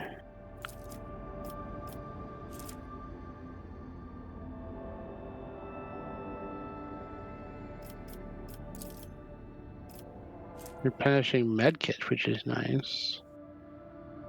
5% more damage is pretty nice, and 1 profit factor and 2 xenosac. Chemicals aren't something we're hurting on. Got a lot of chemicals from that. Oh, never mind. It's just these two that clash each other, then these two clash each other. So that's a virtue. Drusarian rep, +2 complacency, -1 efficiency. And some dogmatic that we don't care about. +2 profit factor, +5 chemicals, 1 reputation. And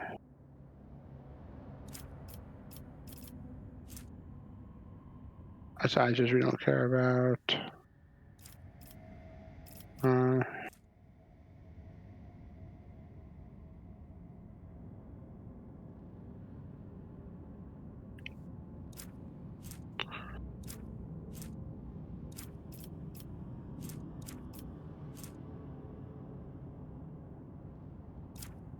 I think five extra chemicals. I think we should hold out for Rose of Zamarkin on Janet.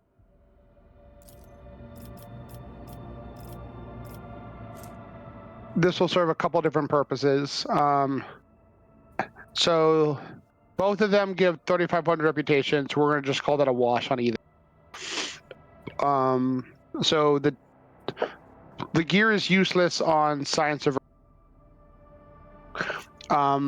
The grenade's probably meh, but we can keep cargoing that, which would be a bunch of Mechanicus creations over time, which would be good for donating. Yeah. And then, so that's a net over the Eye of Justice, which we already can't use. It's a dogmatic psyker thing. We can use it on like Heinrichs, but yeah. So that's pretty much moot. So it's a bunch of profit factor, replenishing profit factor.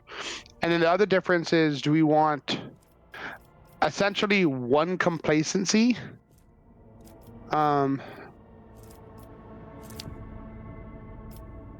Which would give us a slight increase in profit factor, but a decrease on speed of projects, or just 2 profit factor, and then 5 chemicals. It seems like across the board win for the Rose of Zamarkin. We just need to get our reputation up to 29,390.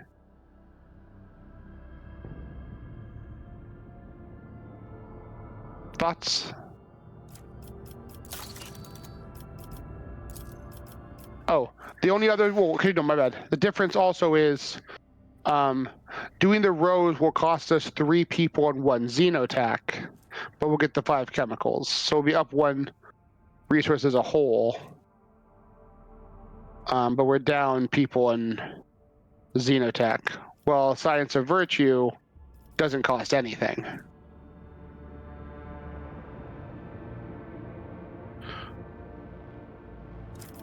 Still, I think the positives way outweigh the negatives on the Rose of Zamarkin.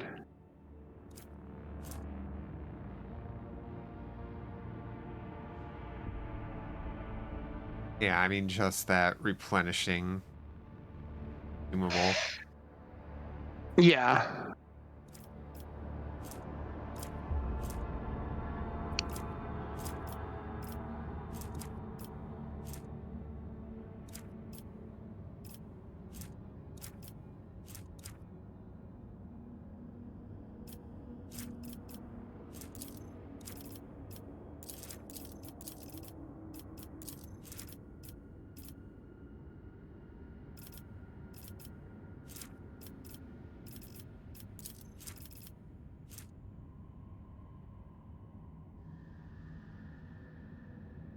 We're already getting replenishing consumable from Janice already, so I mean more.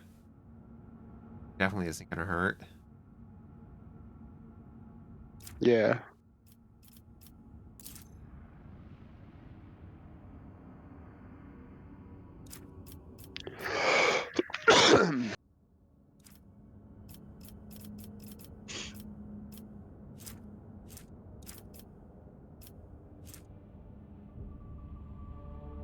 I'm kind of saddened to give up the 3 people, 1 xenotac, but 5 chemicals will probably. I'll leave us at 13 chemicals, which should hopefully keep us good for a while.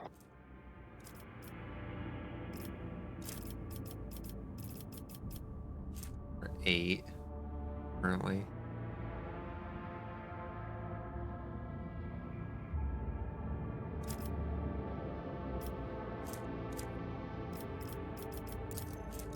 Yeah, probably go with Rose. Yeah. I also think that's also why Rose is just a much harder requirement to get. Like Science of Virtue is like the easy one.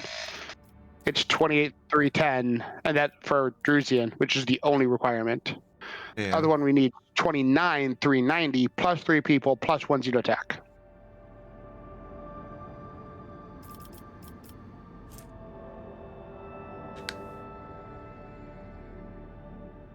Rest well, Spooky.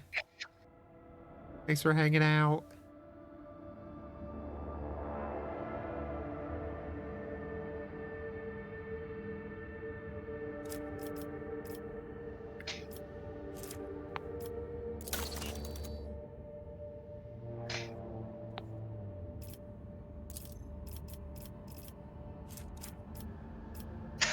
The only thing I can see with the Science of Virtue is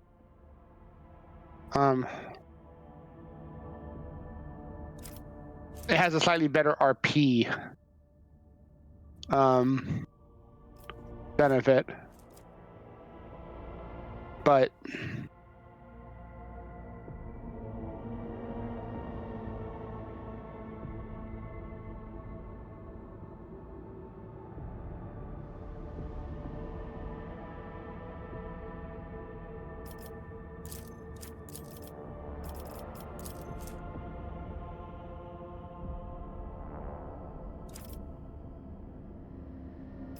And easy for more people on Argonis. oh yeah, most things are up for us. So yeah, it's just a straight 4 more people. Oh, and most of the things for Draconis requires the use of people. That makes sense. Hmm.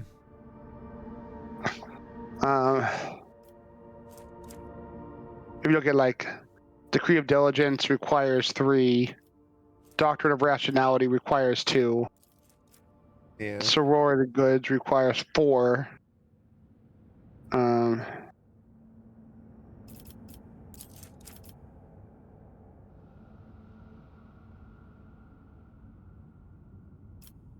Filth of the Expanse.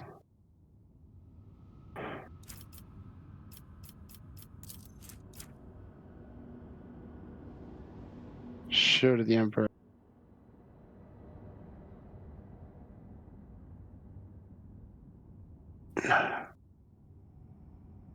Ooh, that's a hard one on the last one. And Navy. Yep. Security for all things and for weapons, which is huge. +5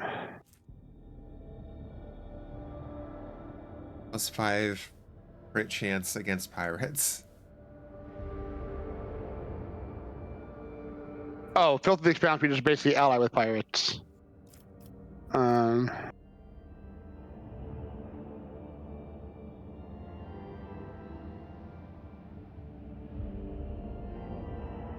I say we start Shield of the Emperor. Yeah.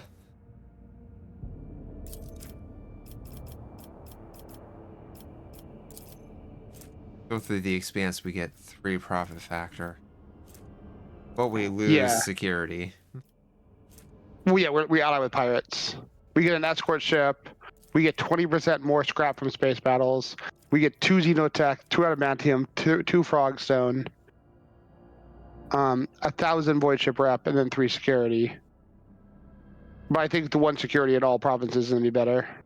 And that's more of our character anyway. Yeah.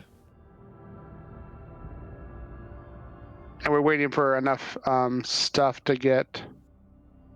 We're waiting for mechanicism to do hollowed rail and efficiency to do bonfires of righteousness.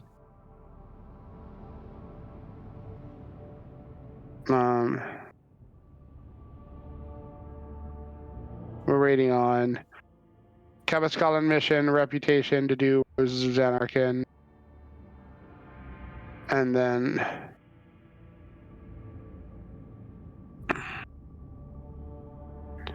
we have to figure out between I'm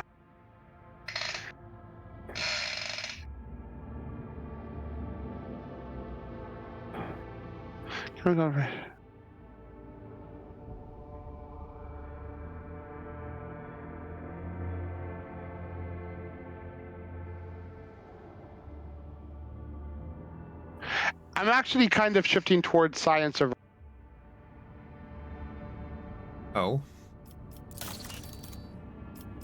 So the Roses of Xanarkin were basically using innocent people to make poisons to use on people. That's where we get those pollens of the unreal. Oh. Oh. And that's why it costs people to do it.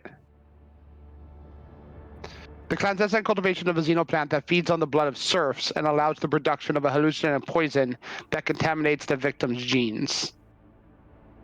It requires reputation with a cabal submission, one of the most successful crime syndicates in the Imperium, specialized in smuggling illicit trade of goods. The science of virtue is the Drusians, which is the fucking Hierophant, the guy that Argenta works for. Yeah. And his thing is he's gonna basically thing and bless all of our stuff.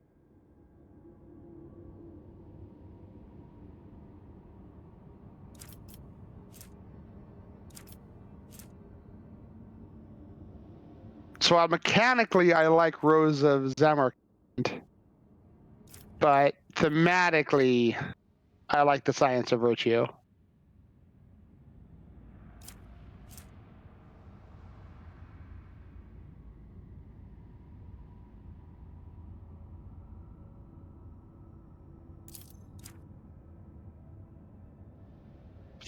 And especially if there ends up being story stuff that kicks off any of these things.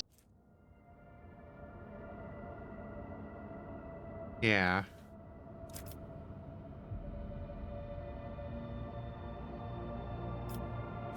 Plus, it means we hold on to our people and our Xeno artifacts. We don't get the chemicals. We have 8 already. We have 11 people, but a lot of stuff uses the people, as we just found out on Dargonis. Yeah. You done to do Science of Virtue? Yeah. Let's get it going. We're good, guys. Now it's just a matter of getting efficiency up. And a mechanism from somewhere.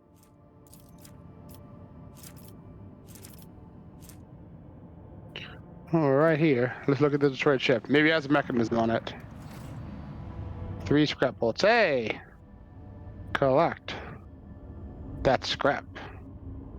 But it's not a mechanism. No. But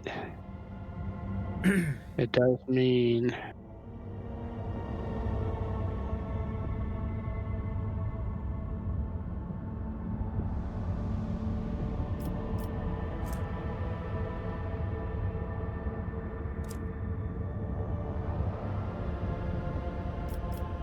It's gonna be.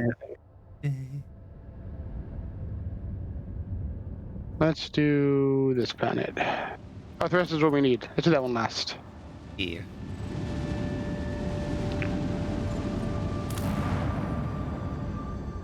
Mechanisms?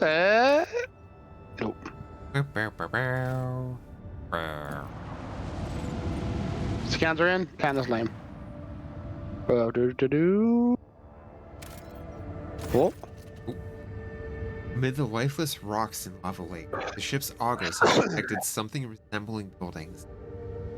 Something off with their outlines, but their presence, in and of itself, suggests there may be some valuables to uncover among the. Send a scouting team.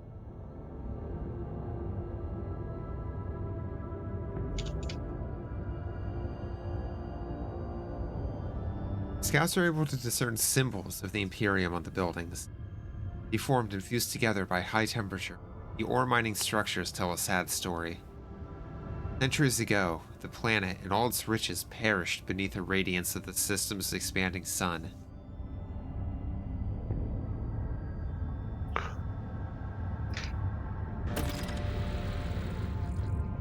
Lava Roads of the Expanse.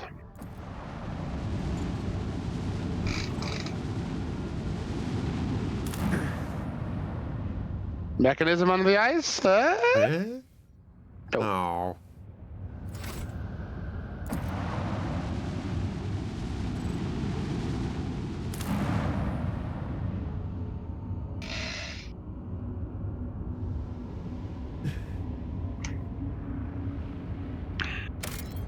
Oh, Promethium. Promethium. We only have 3. I'm setting up an extractor. Yeah.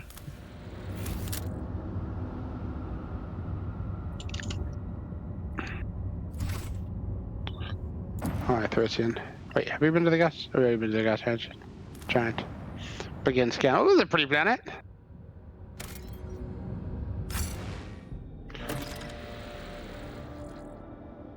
Oh, we have to bring Solomon. Yeah. Bye, No, Pascal. Mr. Grande. Yeah. I was curious. We probably want Cabela for the killing.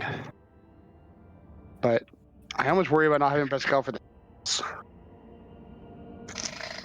I mean, It's fine.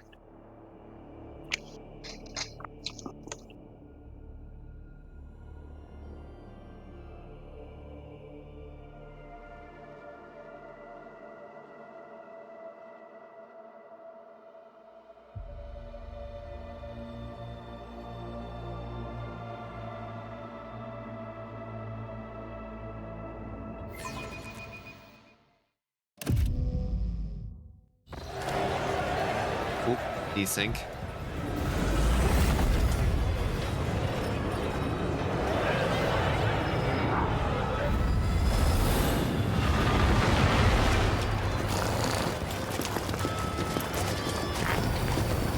Oh, right. This is one of It is not letting feudal me- worlds.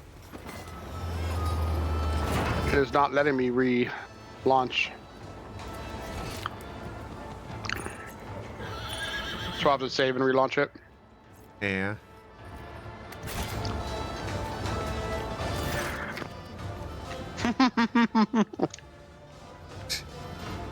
This guy. Mm-hmm.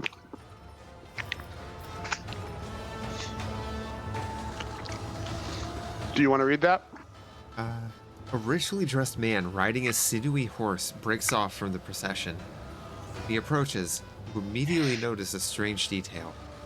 The man's face is pinned to his head with precious fastenings that stretch the skin across the skull.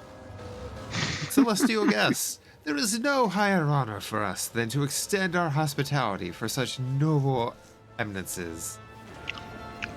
His Celestial Highness, the Rogue Trader, and an illustrious judicator of the Imperium. All of Thessera clamors, trembles, and cheers.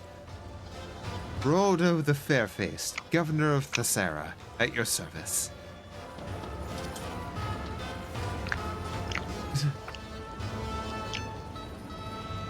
I thank you for the courteous welcome, Governor. However, we have come here to address a grave concern. But of course, Your Celestial Highness. It would be my pleasure to discuss whatever topic you have in mind. That said, You've had such a long and perilous journey behind you. Like any self-respecting host, I must first propose... Shot in the face. Assassins!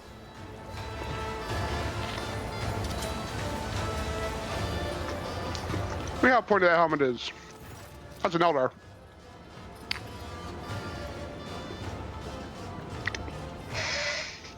Bluff the court fool. A smaller figure steps out of the rider's shadow, dressed in a motley attire of a court fool, and wearing a sneering mask. My name is Bluff. I am Lord Geraldo's good mood.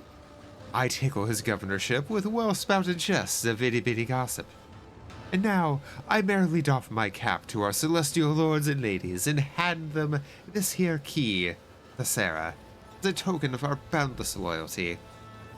We do not accept bows this and gift. offers you his gift. There's no way we accept this gift. It is a trap. Do your servants often interrupt their rulers' conversations without permission, Governor?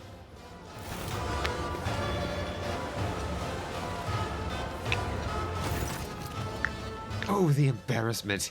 Governor leans down from his horse and grabs the fool's hand. Having wrenched the key from Bluff's grasp, Roto raises his hand to strike, and the fool quickly backs off. Finally, the governor offers the gift to you with a reverential bow. Where?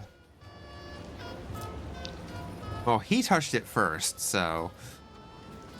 Look at the governor.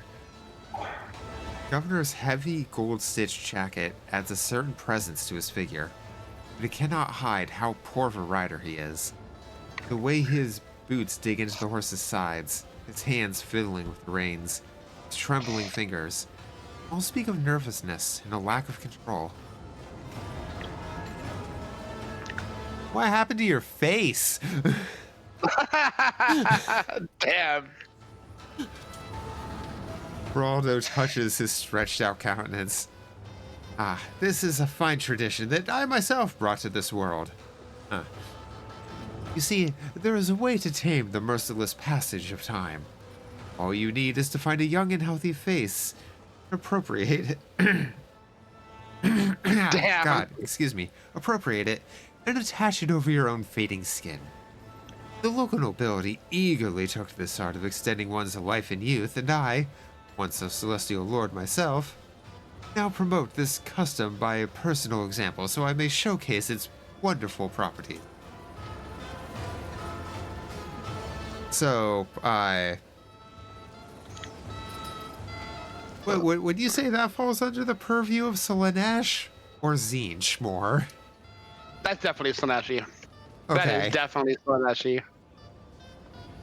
If you were using warp shit on your face to warp it to make it look young, it would be either Slaanesh or Tzeentch.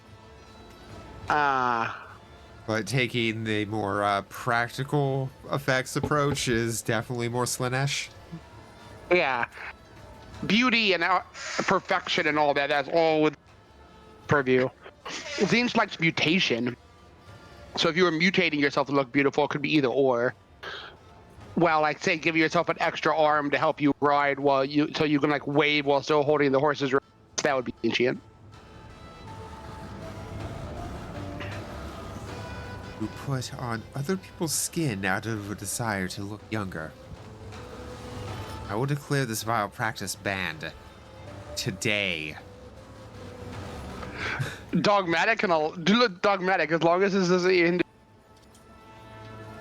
Jesus. Goddamn. Oh, Geraldo looks confused for a few moments. Yes, of course. This very day.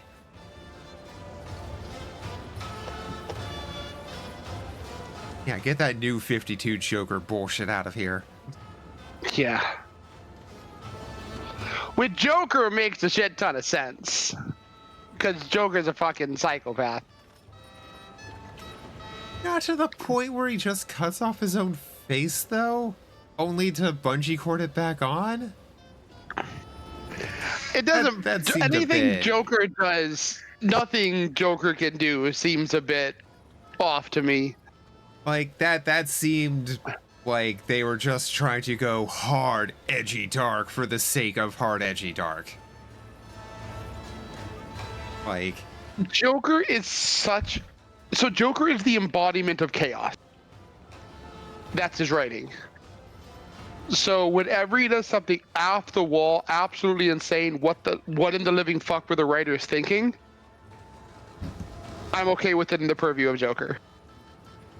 the one bit of lore I've seen that I hate more than that. Well, you see, Joker is actually literally 3 different physical people. Okay, that's jerking writing around. Yeah.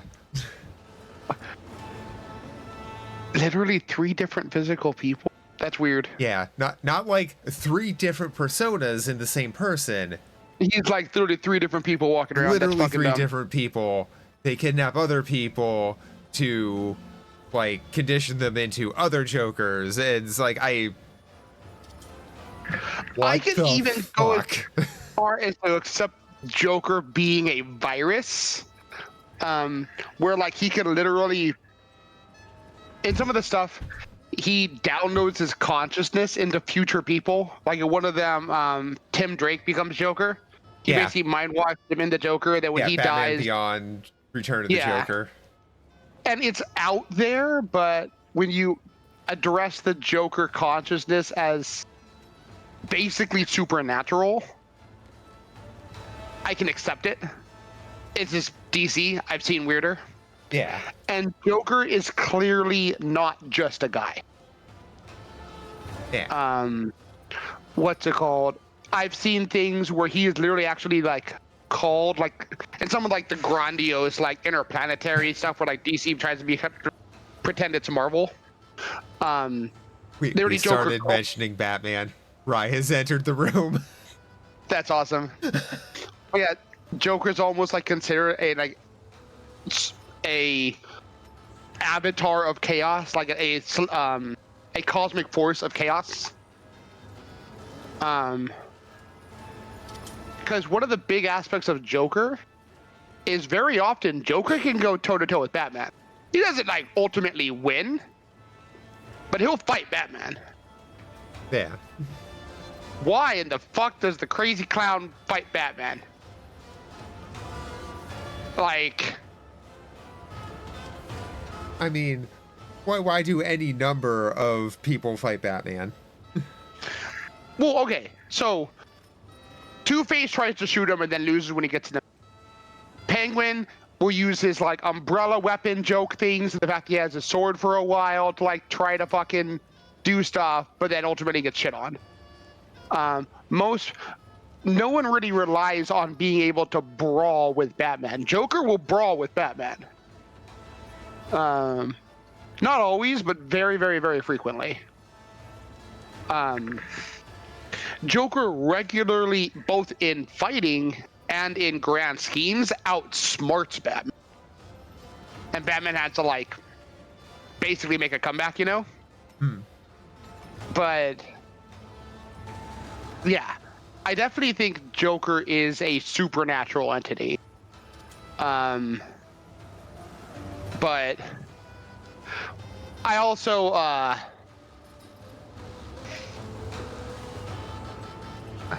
like that it jumps around, but his origin is never like really super nailed in. Right, what the hell? That's fair. Sorry, I'm gonna send you a Batman costume. Don't pay for superheroes to punch you. Life does that enough. But life isn't the same as getting hit by a Batman. I mean, would you rather get punched by Batman or by Logan?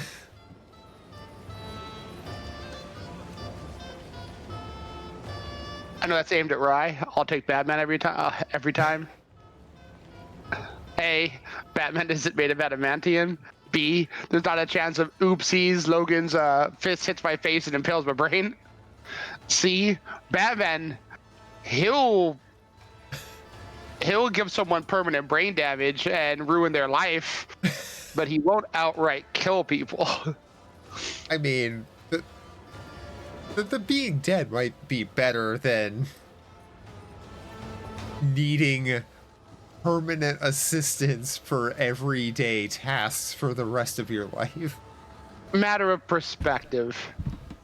I'll take assistance and trying to get through things over just outright dying. Worst scenario, I can always finish a job myself instead of.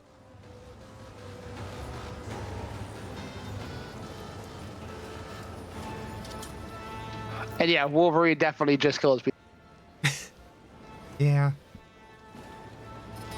Also, apparently, got kind of a side tangent, but I just found out apparently Hulk is more of a demonic entity. Yeah. Like, what the fuck?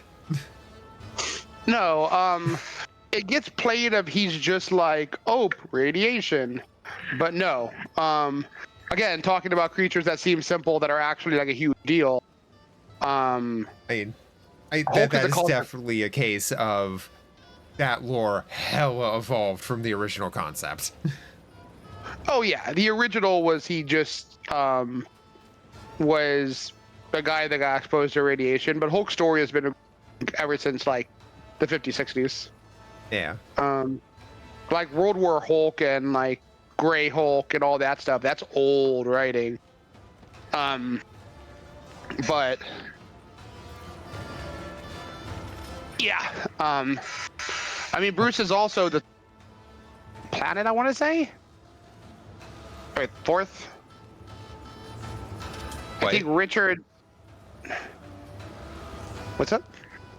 Bruce is also the planet? No, sorry, I must have cut out. Is like the fourth smartest person on the planet. Oh, okay. Which is saying a lot. I think it's Doom, followed by Richards, followed by Stark, followed by Bruce. That makes sense. And Stark and Bruce can be kind of intertwined. You can even throw Pym in there, as they all are like hyper specialists in the research. Yeah. While Richards is just a super genius, and Doom is smarter than Richards. With that knowledge now, I'm now wondering, why didn't they bring that into play with Midnight Suns? Like, they act like Gamma is just radiation instead of, like, effectively hell energy.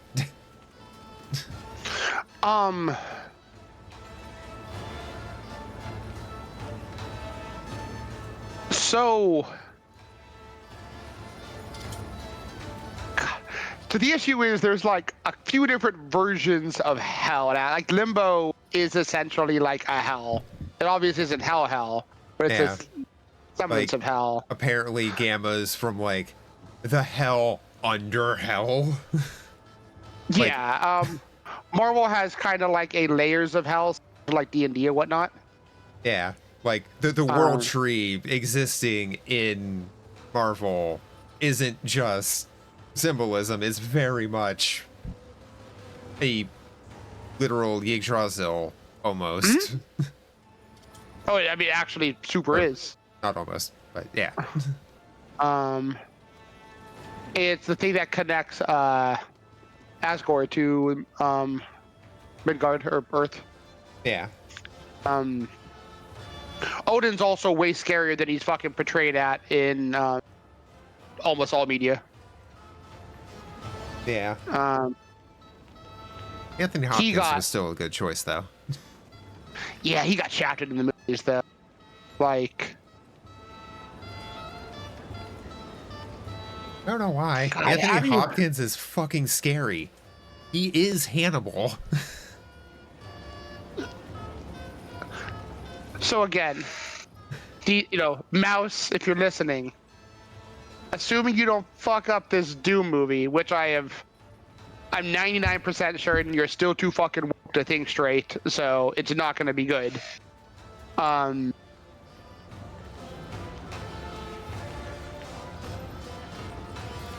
still. I could feature something. What's up? I was gonna say it's still weird that they went with Robert Downey to be Doom. So I need to see what they do with it because I'm afraid they're gonna keep pushing multiverse, and no one cares about the multiverse. It just trivializes everything. No one's liked any of the characters they brought since it was the Marvels, which bombed horribly. Fantastic did well, but as mixed audience, I think Thunderbolts was actually good, but people are so fatigued towards Disney, no one cared and no one went, and it mostly got memed on.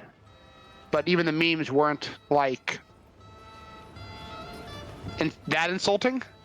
The biggest meme you see about what's it called, Thunderbolts, is it took like the whole team to push over like a giant slab of concrete to like save people, because like Bucky's the strongest person on the team. Yeah. And then it shows all the crazy shit that like Hulk and all them did. Like not everything has to be Hulk level power scale, or like the big leagues power scale for comic books when you have an entire universe. Like if you want top end, just deal with only the Celestials. Right. Every attempt they've used to do Celestials has been off. Well, no. Guardians of the Galaxy. Okay, sorry. Ego was pretty well done. But he was the thing. But Arishem was pointless. The Eternals was forgettable. The whole Earth is a baby ground for a Celestial was a Nothingsburger that got referenced briefly in one of the movies. Yeah.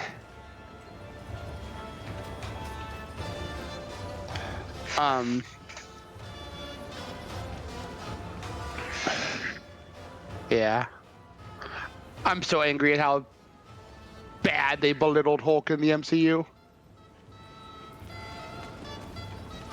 Also, yes, right, I know. Kurt, yes. Kurt? Nightcrawler. Go on. Rye is a massive Nightcrawler fan. The more I hear about this Rye person, the more I like them. They are an individual of taste. Yeah. I have told you my feelings on Nightcrawler. The Nightcrawler is awesome. Nightcrawler is my favorite Marvel character. He is my numero uno, followed by Venom.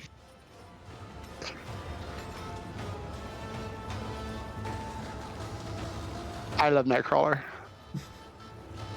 Like, Nightcrawler just not existing for X3. What the hell? This movie just went so far off the rails. Apparently the filming process of X2 was really, really bad. Oh.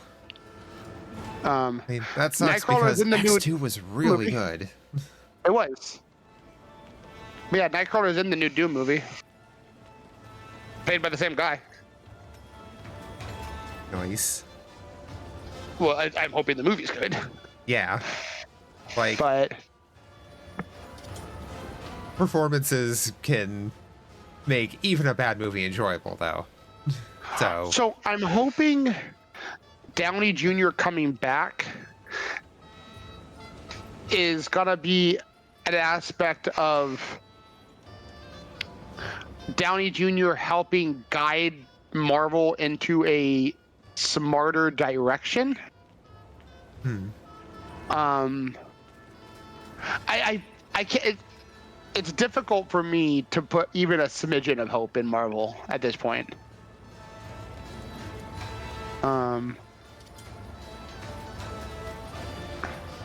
I wish I could have high hopes. I wish. I want to have high hope. But I can't even say I'm cautiously optimistic, or even hopefully pessimistic. I'm like a step below that. I want it to be good.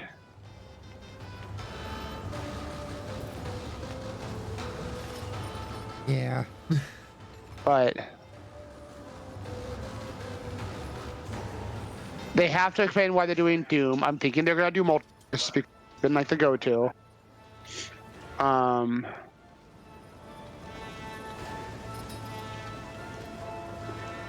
Which way they go with it could matter.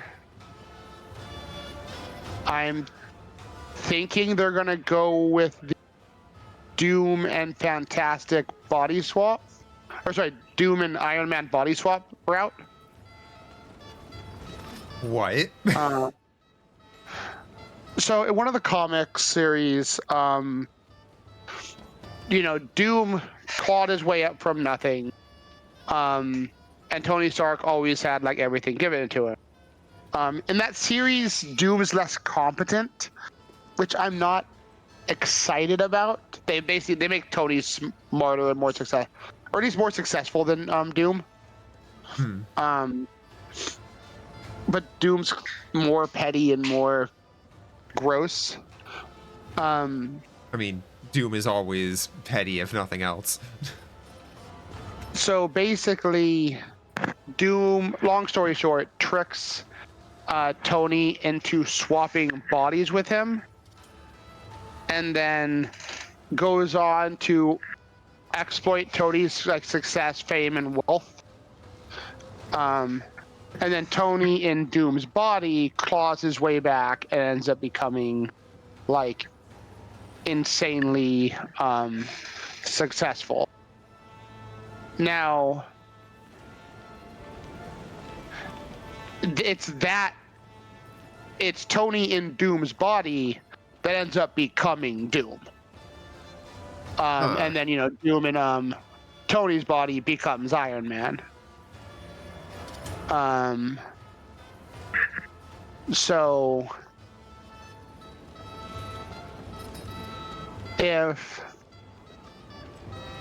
but because Tony's body is so established with Robert Downey Jr., it tells me it's gonna be like petty kind of like sad Doom in Iron Man's body, but then he would be Iron Man and not Doom. So I don't know. I mean, they have that writing they could pull from, and they can pull it the way they want to. They're gonna obviously choose, if they even use that writing, they can use variables.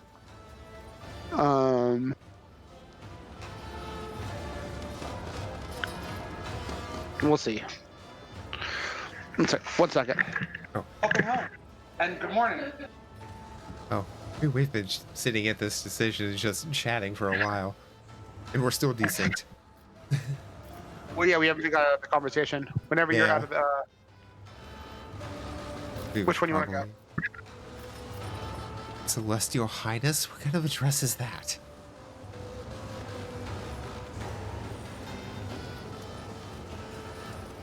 That is what we call the Highborn, who come down to us in their wondrous vessels.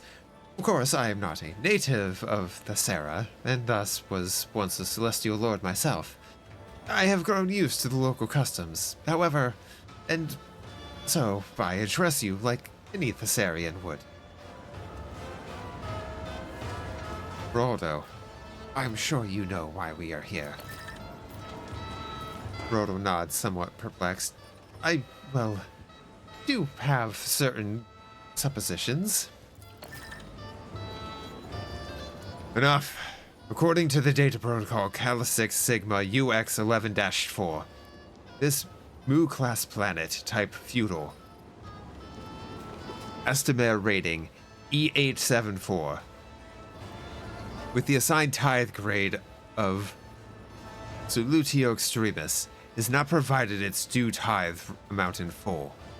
You have violated the Lex and are hereby under investigation. You are to present all related customs reports and shipping manifest immediately. Proctor's voice carries no emotion, and Glyto silently bares his teeth, completing the image of the implacable hand of justice that has arrived on Thessera. I'm most flattered by your attention, esteemed Judicator, and by this opportunity to serve the Imperium with even greater dedication than before. Speaking of dedication, we are already conducting a thorough inspection to see which scribe it was that bungled the tithe calculation. Oh, God, excuse me. There. The tithe calculation. Fear not. The scoundrel shall soon be.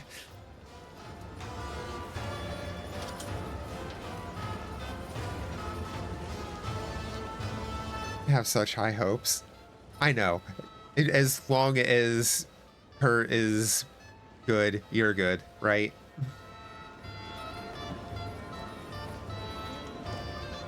Just simple high hopes. I assume. Yeah.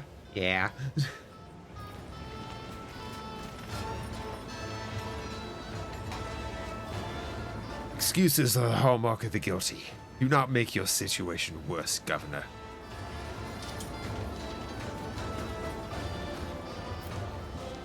Geraldo clasps his hands together and says meekly, Of course, Master Judicator. I will provide you with all the documents as soon as our internal review is complete. I assure you it won't take long, and the report itself will be exhaustive.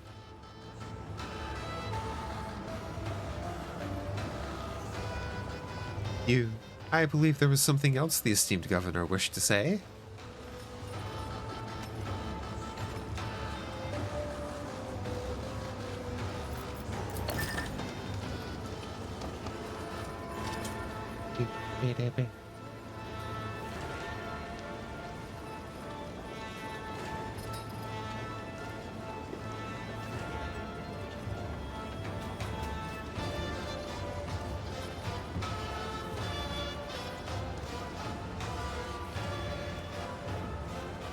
Thank you, Your Celestial Highness. No, your journey here must have been an arduous one.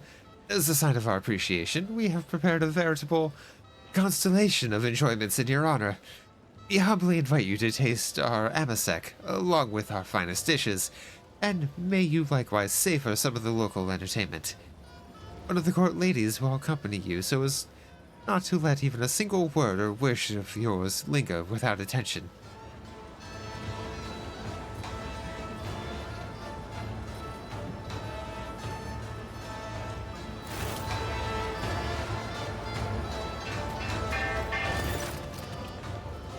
A thin woman emerges into the torchlight, looking at you with a mixture of fear and awe.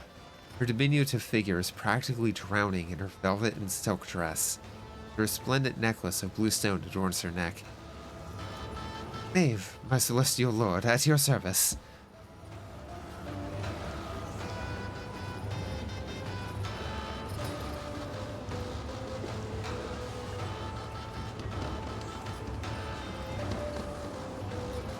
Solomorn leans closer and says in a lowered voice, Based on my experience, I would say we have been assigned a spy under pretense of ferocity. But this is a good thing.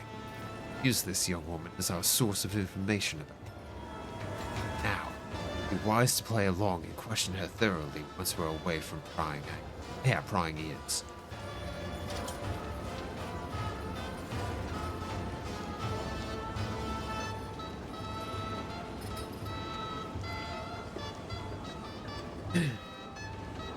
Smile. Relax, Maeve. Just pretend you are giving a good friend a tour of the place.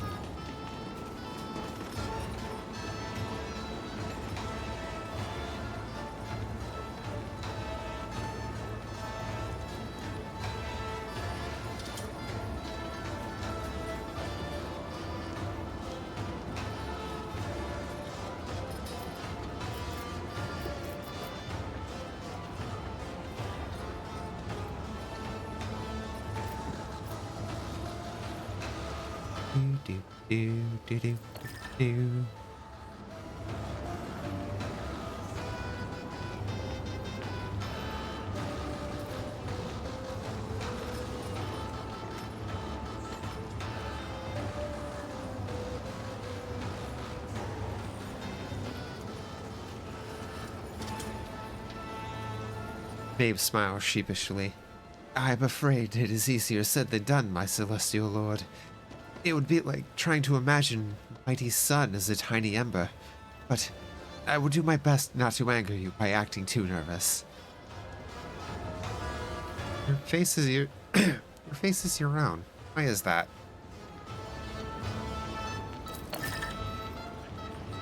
Other than, you know, kind of fucked up to take someone else's face.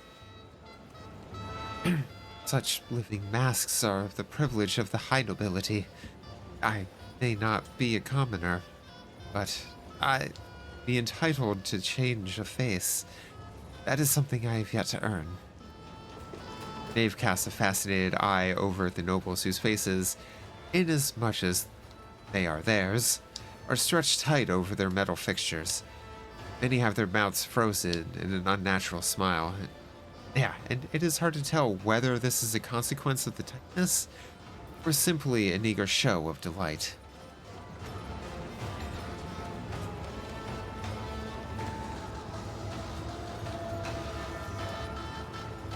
Look at this one. She's barely risen above the bottom and already she shoots for the privileges of the top. Greedy hands are wont to get chopped off.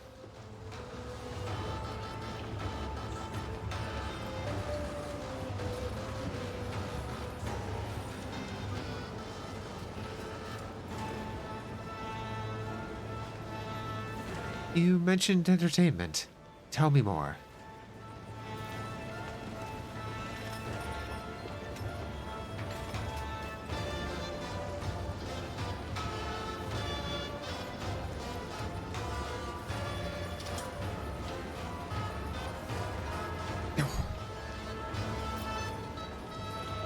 Wait.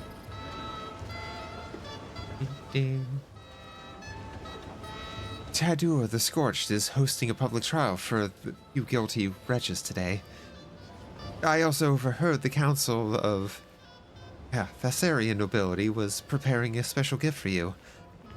Beside those, our mechanical orchestra, the only one on Sarah, will be playing all evening. And of course, you will get to see the crowning jewel of Lord Raudo's collection. His maimed metal harnessed beasts.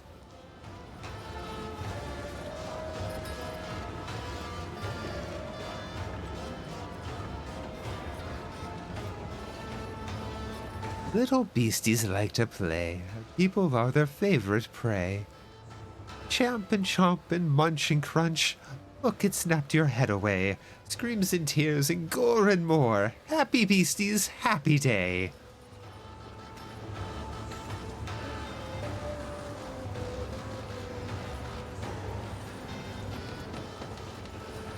Not at the Servitor Orchestra. Fascinating. How did you manage to acquire something like that?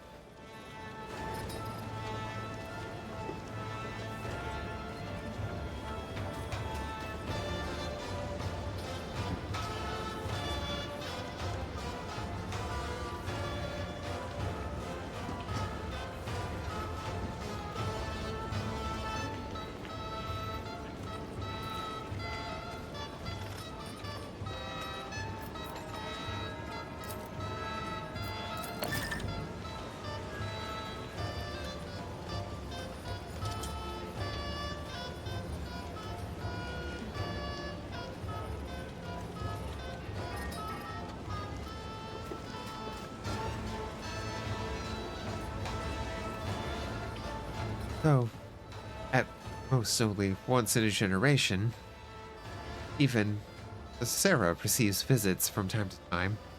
Celestial Highness, one day an entire delegation from a foreign world arrived with these mechanical musicians in tow.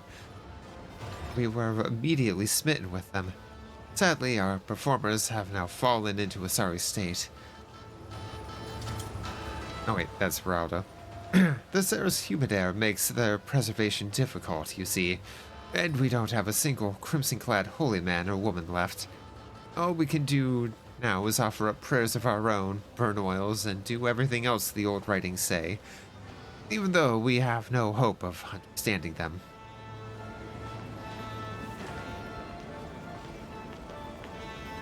Beep, beep, beep, beep, beep.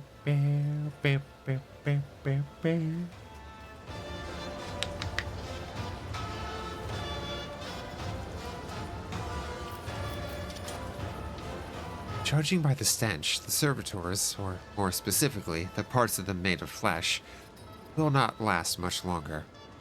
Slime oozes from rust holes. Every other lifeless eye is adorned with cataracts. Their mouths are like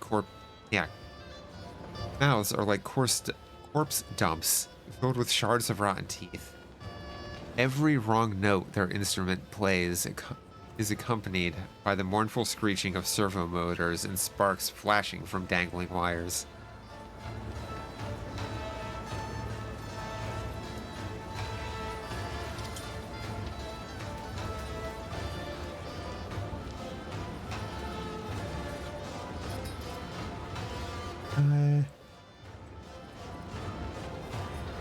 Very well. I would like to see what this place has to offer.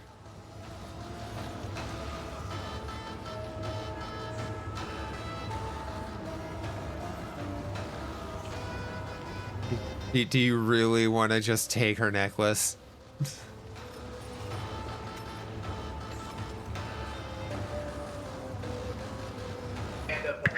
No, sorry, talking. 1 second.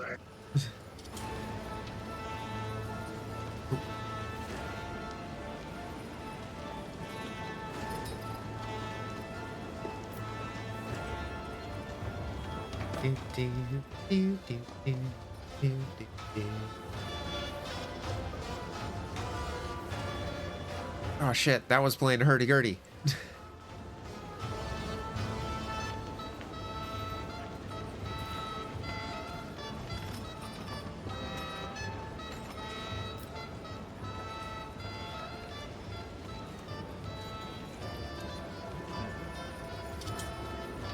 Yeah, that's definitely a hurdy-gurdy.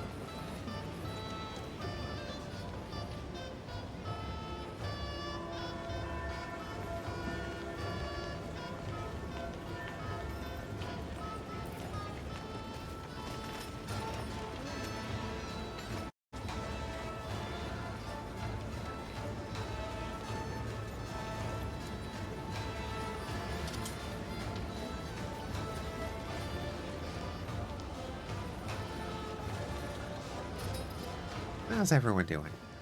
Oh, that's her going.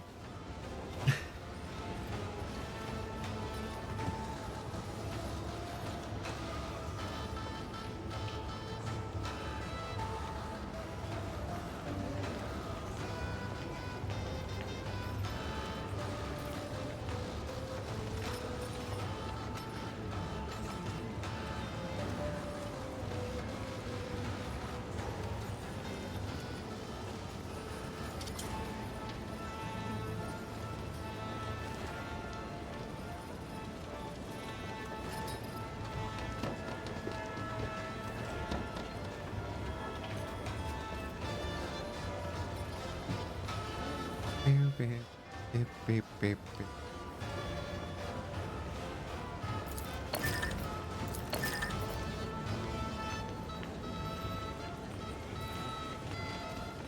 Do.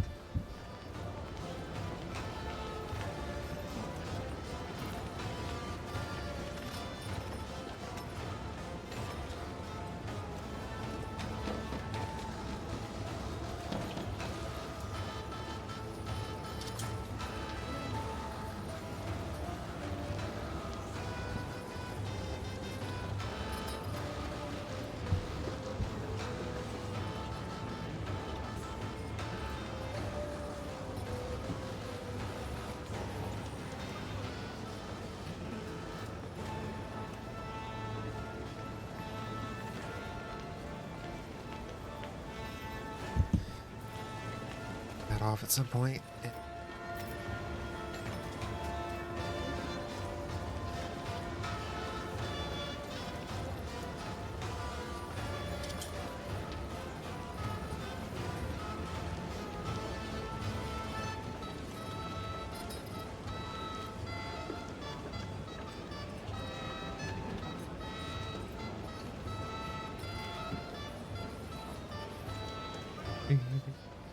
Beep, beep, beep.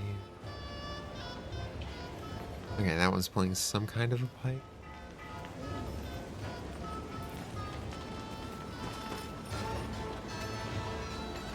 Brine box kind.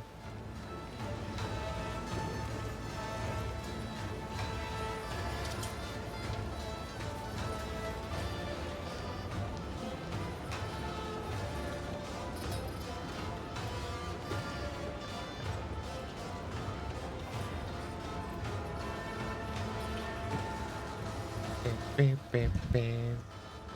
Cool. That's our done. How's everyone doing? Y'all doing good?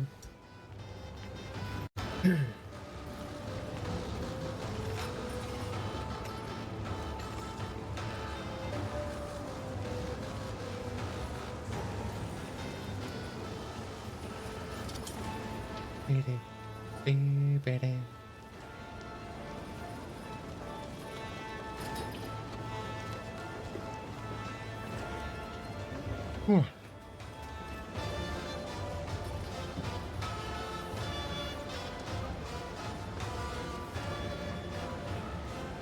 Do.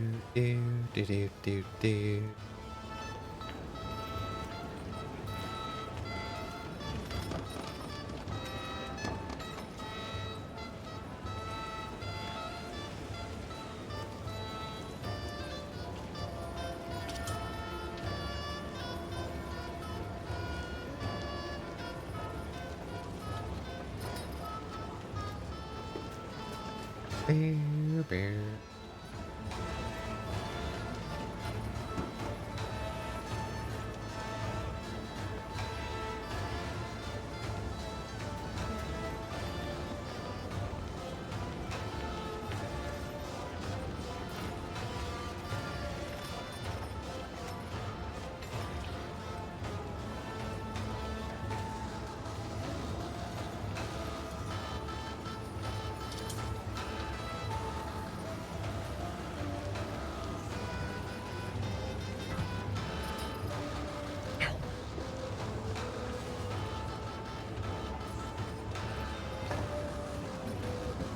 Away. Ooh. Bye.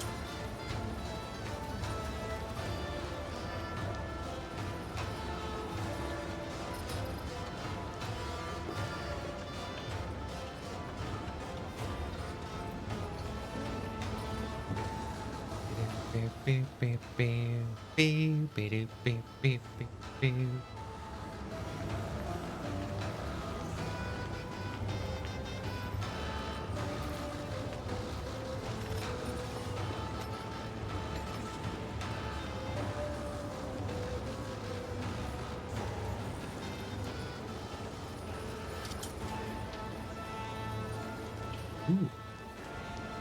This window for next Terraria update, finally. Like at this point, I'm legitimately surprised it's not just being called 1.5.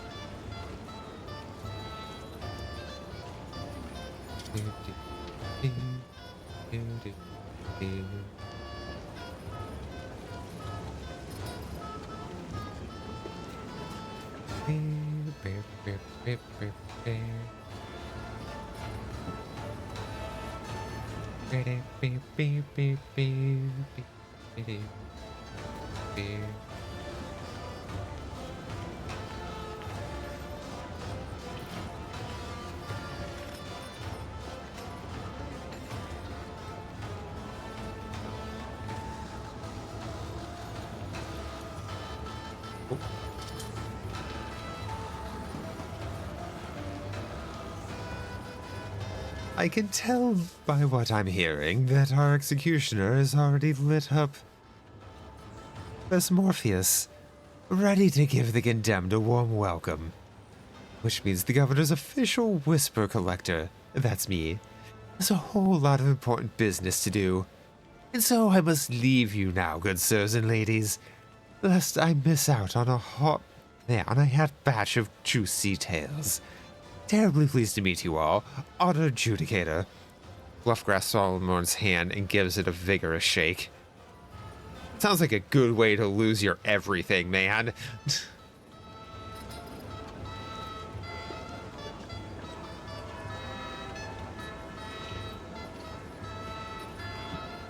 You do not just grab the Arbity's hand like that. Holy shit. Yeah, for that reason. Before you can even blink, the Cyber Mastiff beside him sinks its teeth into Bluff's forearm, jerking it back and forth into fury. The attack lasts only for a moment, but when Glyto lets go, the fool's limb is already torn to shreds. With a cry of pain, Bluff leaps away and melts into the roiling crowd.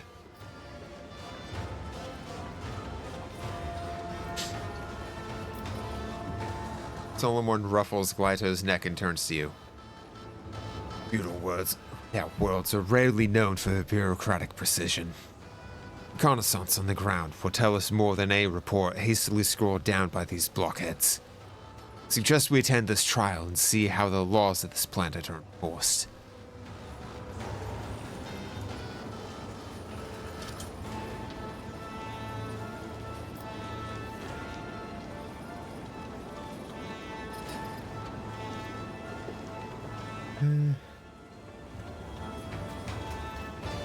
Let's see.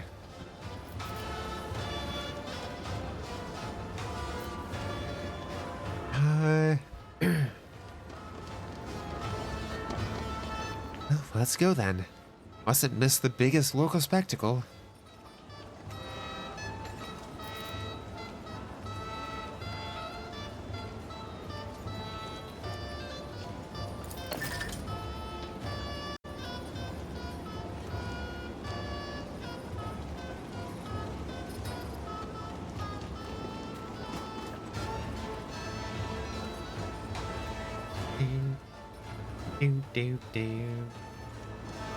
It's not a question of preference, but of what might help the investigation.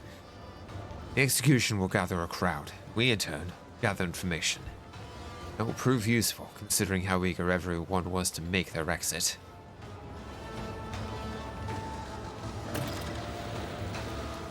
Solomon looks at the crowd staring at you in wonder and trepidation. So, Celestial Lord. Your coming is a historic event for these people. We'll be watching your every step. Your actions may well transform their lives on this underdeveloped world. We don't believe in the Prime Directive.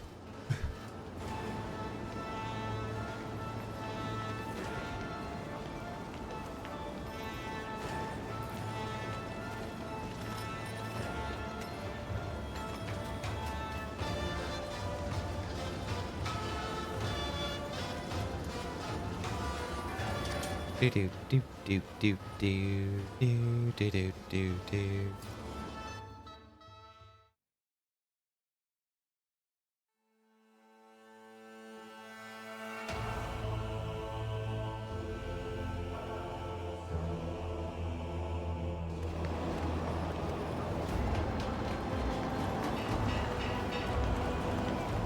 Okay.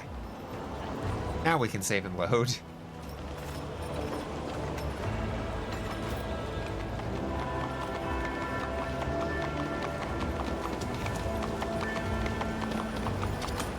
Oh, excuse me.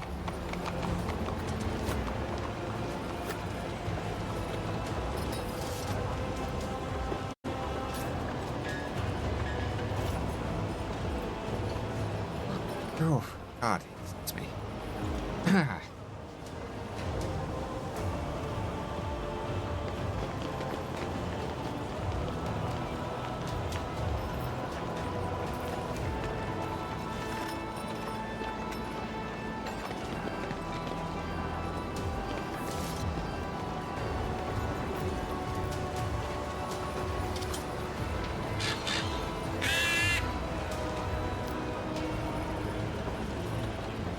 X.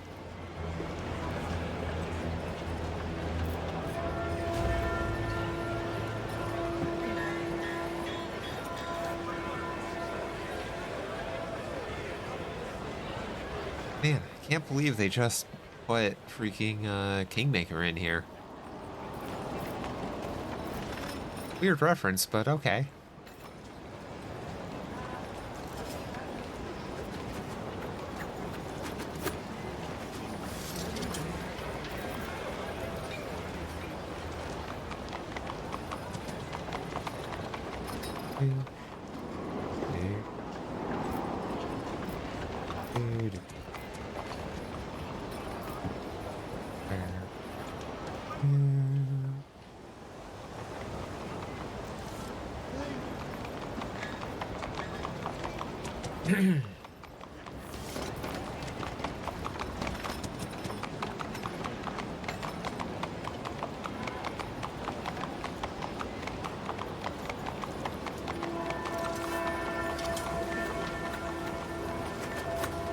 Oops.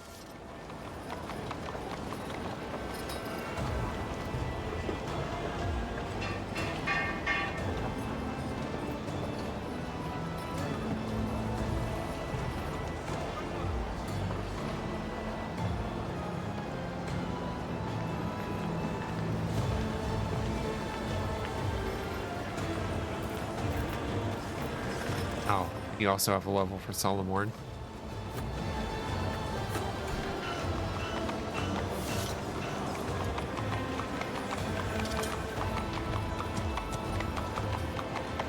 Oops.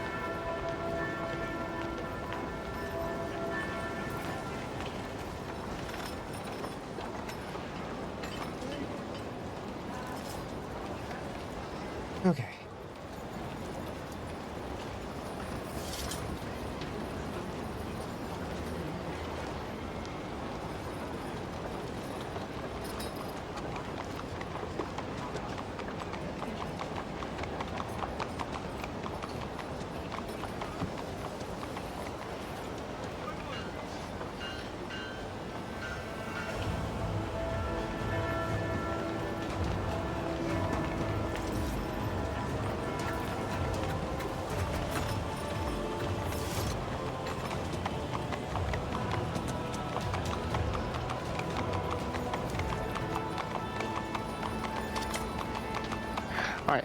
Sorry, sir. I was chaining conversations. No worries.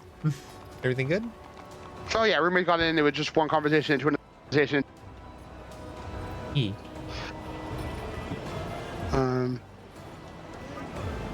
Speak, Elantak.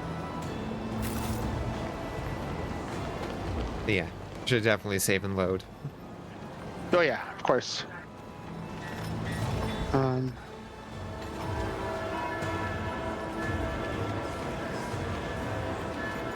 Let's see.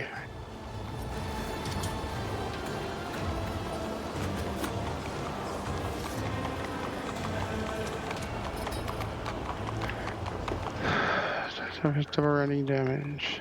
I'm gonna level up Solomon real quick. Oh, How E. much is enemy line of sight within 22 massive? He dash the enemy and performs a special attack. The targets have a double running damage, must pass some set, or fall prone for 1 round.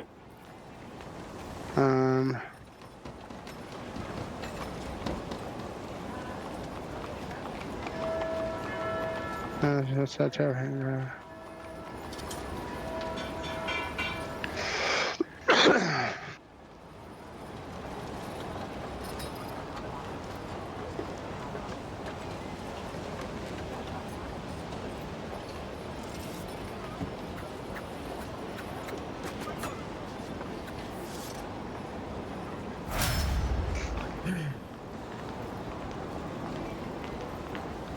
all right.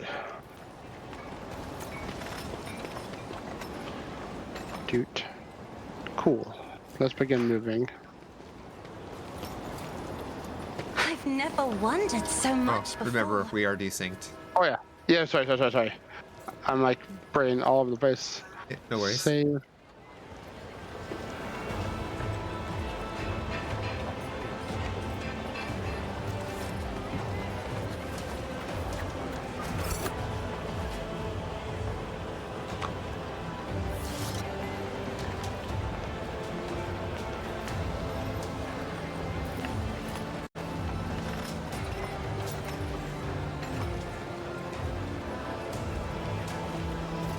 It's not wanting to load.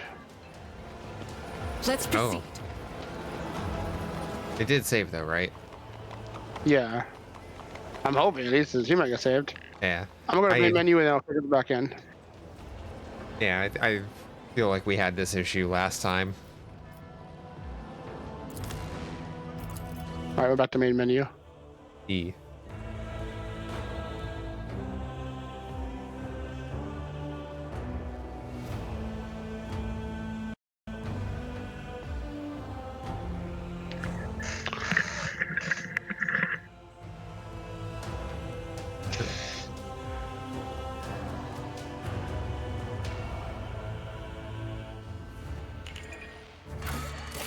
There we are. So you are out for the steakhouse then? Okay.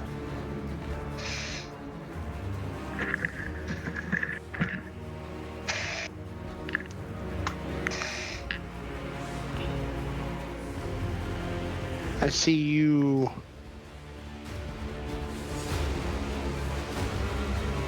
You see me what? You're in, but you're like kind of grayed out. So are you. This is being weird. Oh yeah, now it's just being glitchy. I'm gonna close the game and reopen it. Yeah. Do that just to be safe.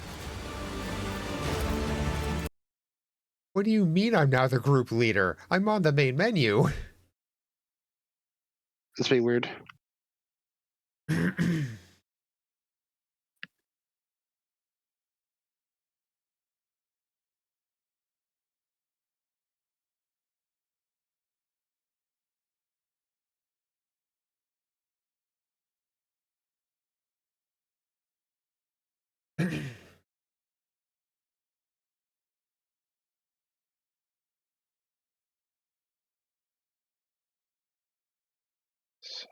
Come on. Load the cloud faster.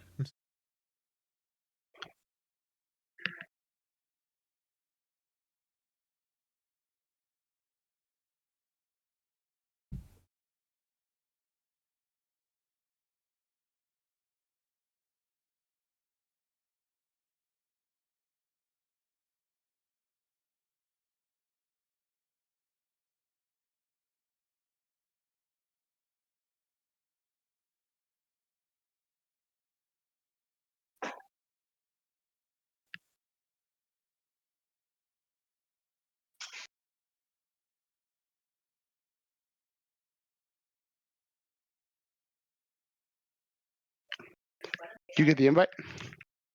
Yeah, I was waiting for Rogue Trader to finish Steam rather, to finish updating the cloud save stuff. Relaunching. All right. As if yours is being weird, odds are mine was also being weird, so. Yeah, it solves the problem.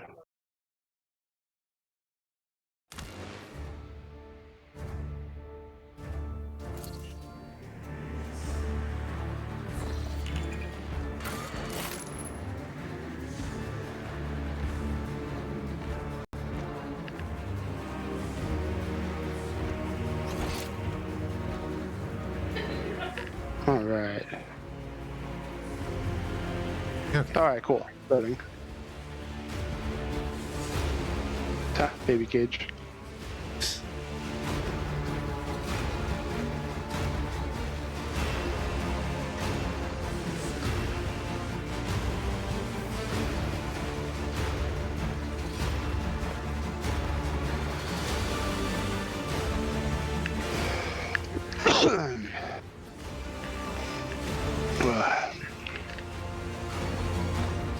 What?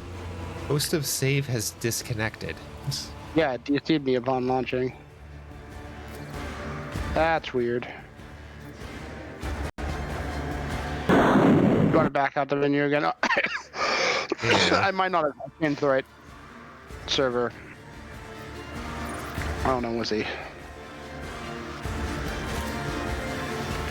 Oh, so I was distracted through that last bit of conversation. There was something about some other girl leading us through and to see the town, and then the gesture being the gesture. You want to give me a quick rundown? Yeah, we have our own oh crap, what was her name? From Something with Avatar. M. There's no Warren Bossing say. Okay, like Ashcourt? Yeah. Like, Solomon's like, yeah, she's probably a spy, but we can probably get some information out of her. Makes sense. And we're off to see the local executions to see if we can get more information there because, you know, it's a local event. I do like local events, especially the execution kind. You're just excited for roasted meat.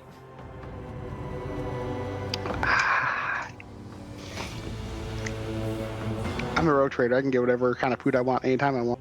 Delivered to the bathroom. To the bathhouse, I should say. Bath chamber.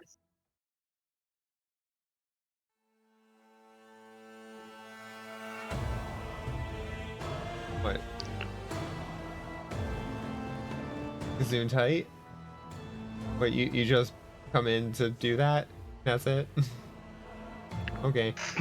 You.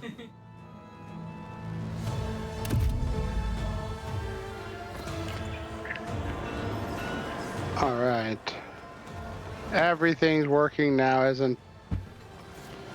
Oh yeah, Maeve was the check. Yeah. Oh. Noticing your gaze, Maeve turns to you. My celestial lord. She hesitates before continuing. They say you are the God Emperor's anointed. Have you truly seen him? God damn. Number one is such a. And then 3 is just holy shit. Alas, no. Our God Emperor resides on Holy Terra, many light centuries here. But hold him as a privilege denied to all but a few.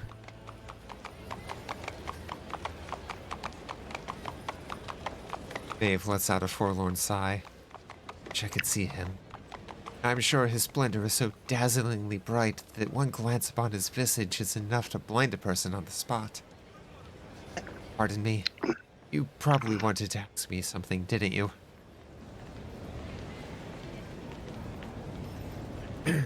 Solomon casts a quick glance around, as if looking for someone, then nods at you confidently.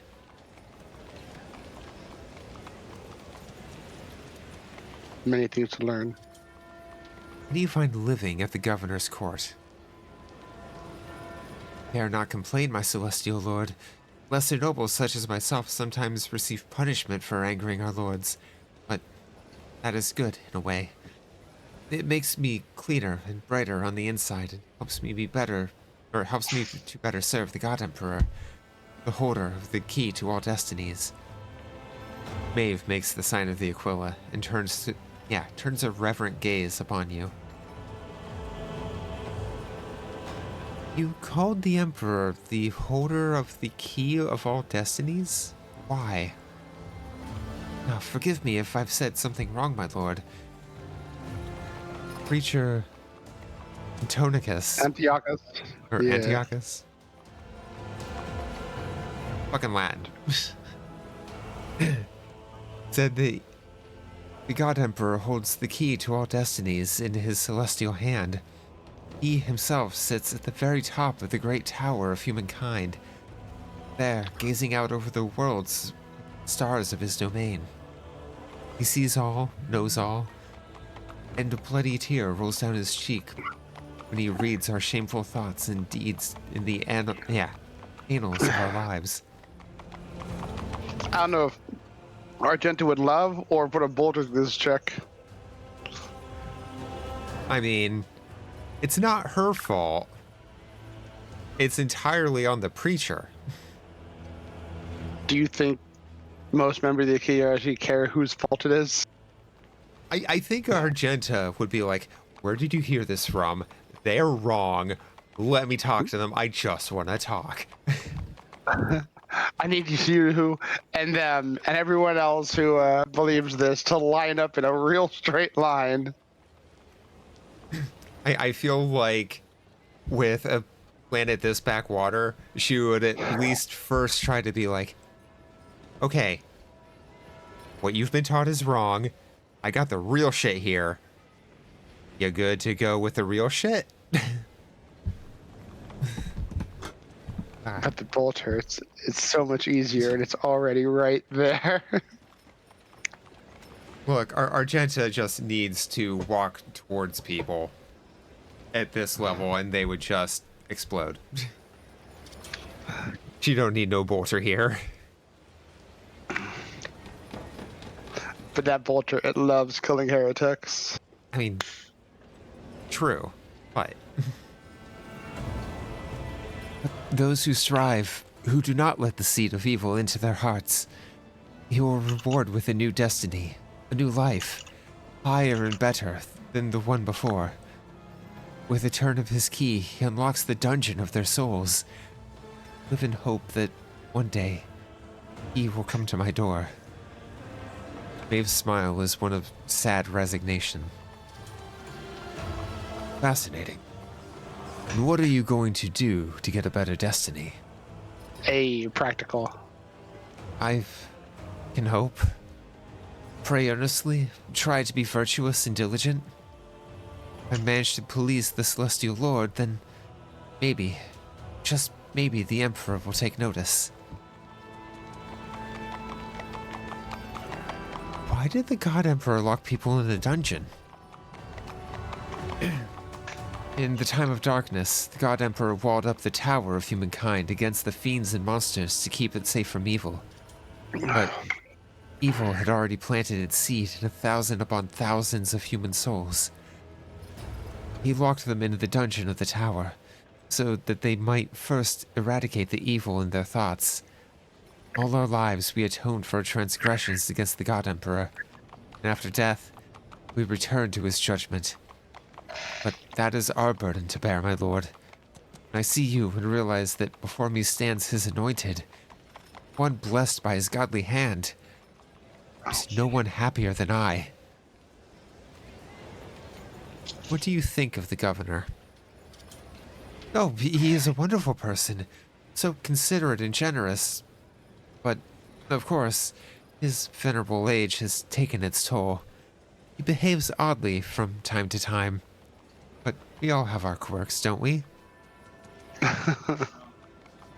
Ah, yes. Mine is one for all. Dimension-ridden old governor. I mean, okay, but what if quirks in 40k? It sounds like an odd mutant revolter.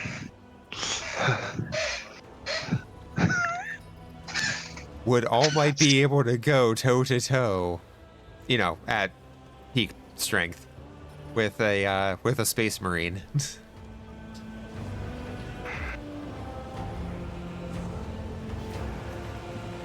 Yes. A Space Marine for sure. And I feel like average unit of perceived power scale of Warhammer tends to be Space Marines.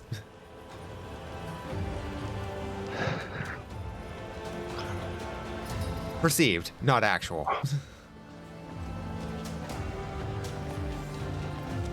Because, like, we are very much just playing common folk here. Quote, common folk. He behaves oddly? Yeah, oddly? Behaves oddly. How so? Oh, he gave me a lovely Desertium necklace just before you arrived. Strange, is it not? To bestow such a treasure on someone of the lowly lower nobility? And also notice that we have been conversing more of late. It's been easier. Sometimes I think he knows me better than I know myself. I smell sorcery. Right. So, the governor's never favored you like this before.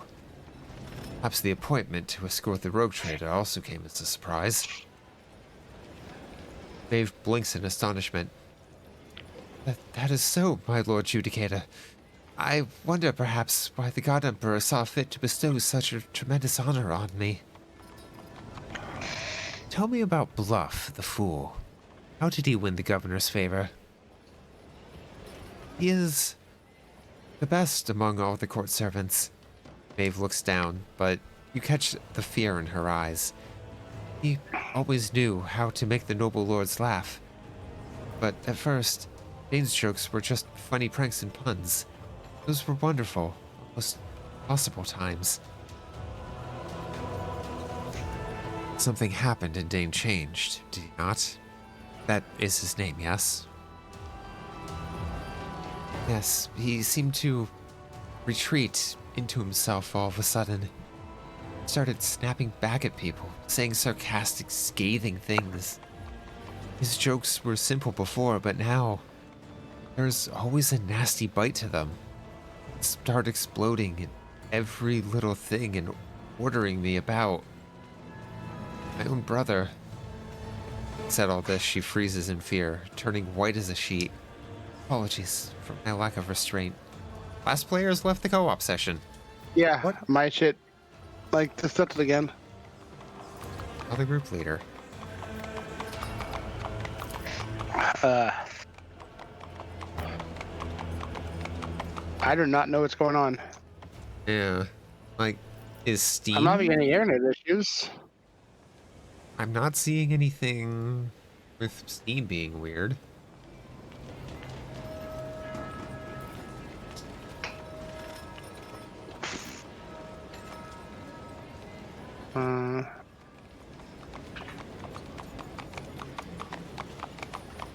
Yeah. I'm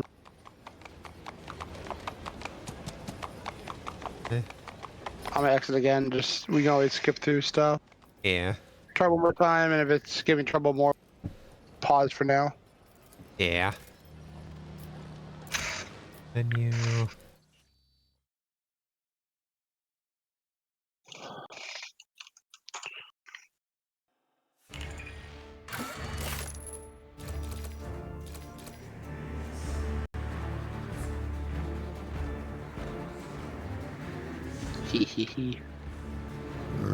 Oh God, excuse me.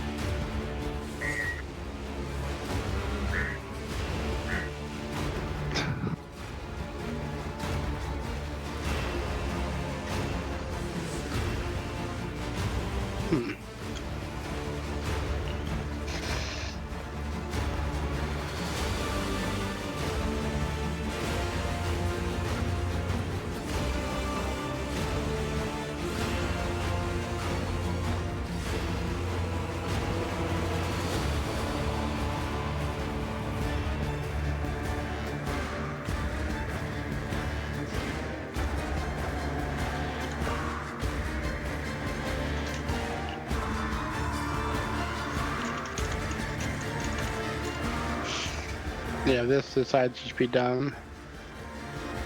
What the hell?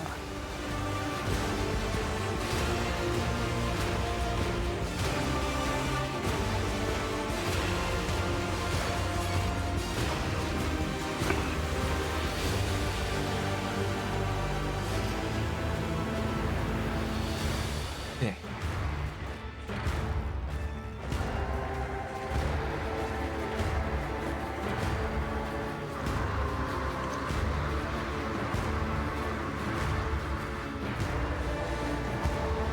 Nice. Fuck yeah.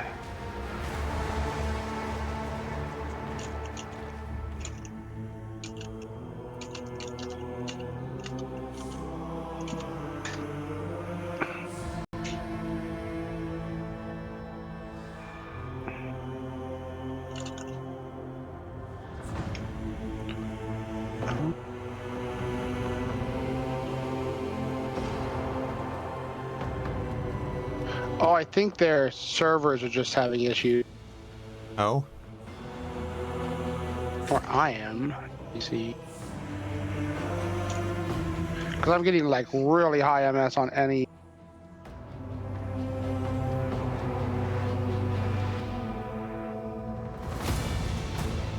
That would also explain why you just randomly keep cutting out.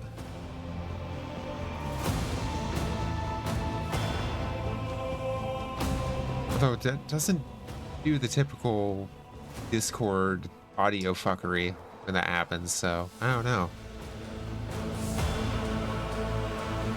Huh?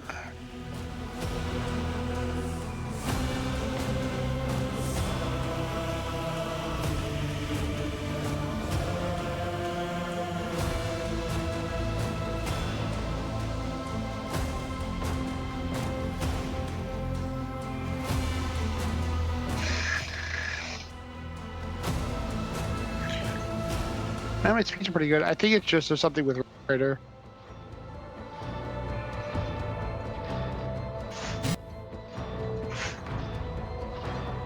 Yeah, I think the Road Traders co-op servers are just borked. Because my actual internet ping is like 13. But to connect to the one we usually connect to is 208 right now.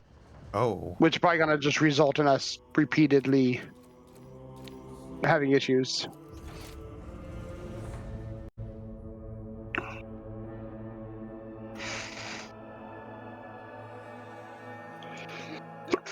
So, want to just pause there and pick it up next week?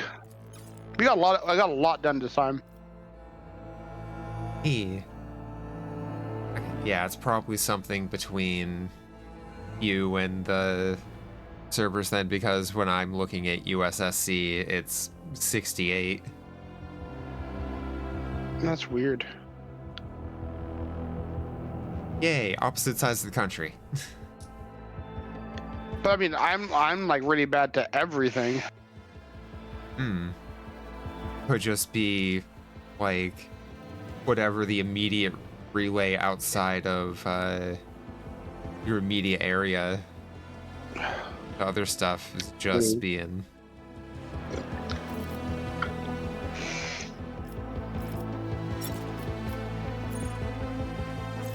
Oh no, it just went back down for me.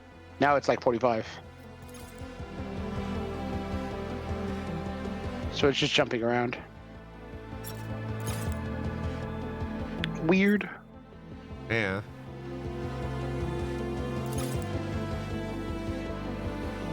I have a couple of things I want to get done anyway, so it's probably not a bad pace.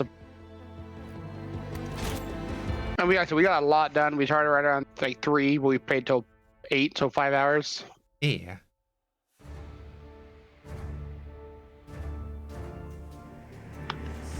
I know Key want to do some stuff. I might poke Chad to see. We got like a 3-person Total War game.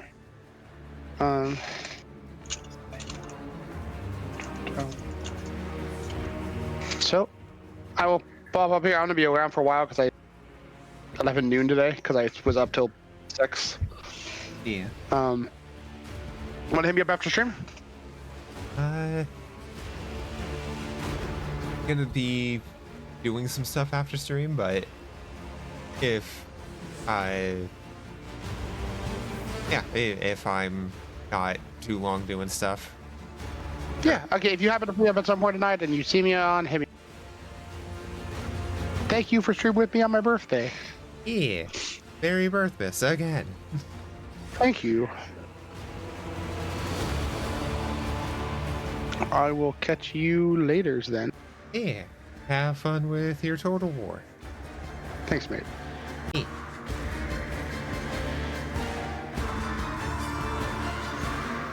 Okay.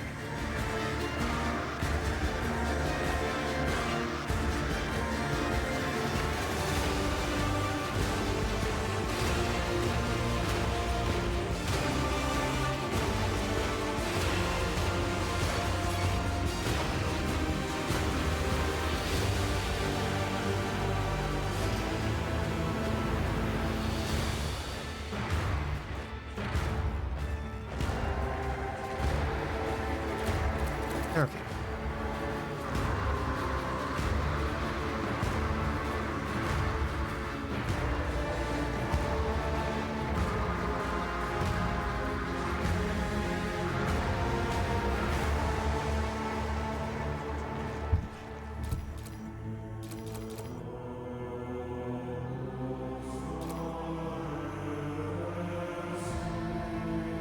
What do we do?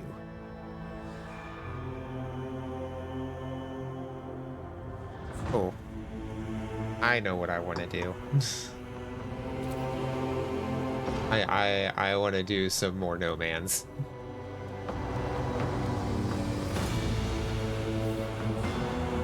I just want to vibe in space.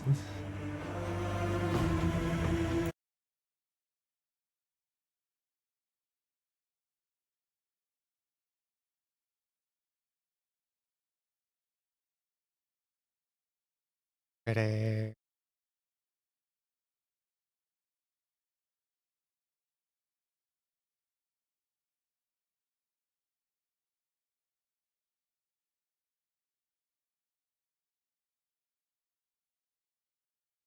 Okay.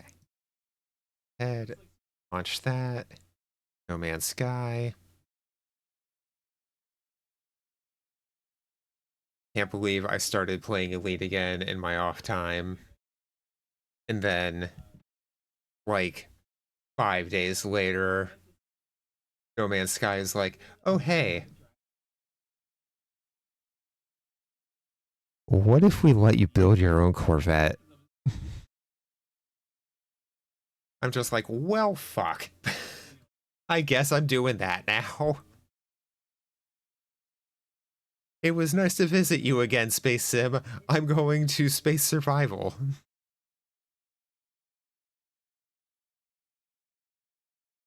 Let me... First game capture. There we are. There we are.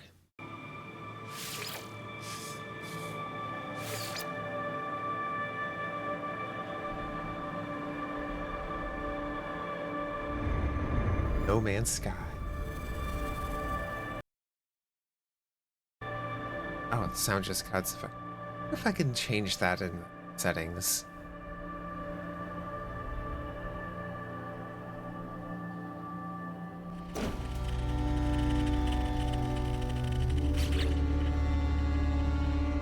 Options, audio.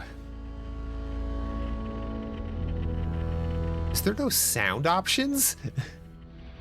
General, display, graphics, network. Would assume it's under general then. Yeah, okay, so there's nothing for looking out of the window and keeping like audio going.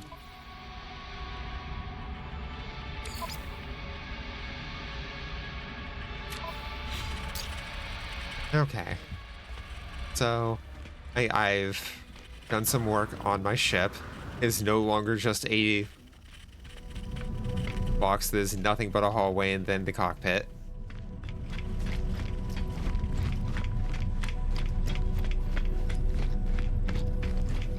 I gotta get more parts though. Like for basic functionality, sure, it works. I have all my storages here, but okay, it's a little weird that you can access that through the wall, but I really like how that looks.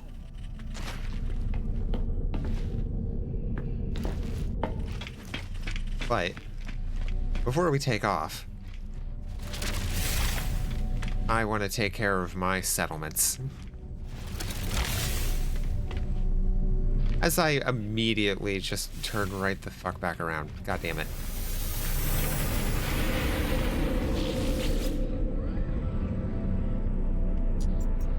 Okay. So, settlements.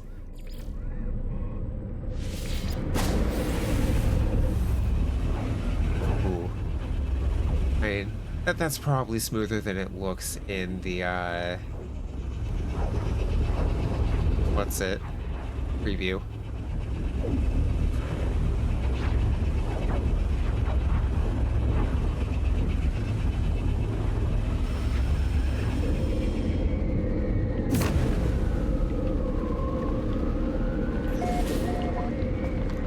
Okay.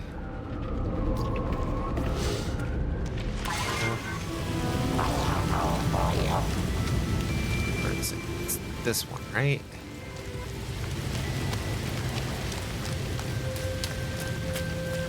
There we are. Slowly upgrading my buildings.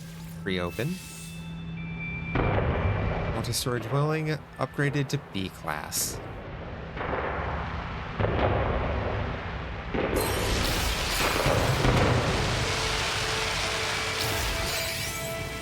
Room for 3 new citizens.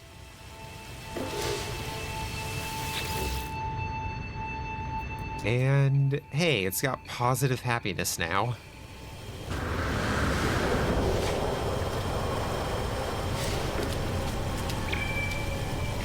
Okay, I can't really just wedge my way in there. Okay, it's being a jerk and not wanting to bring down the walls.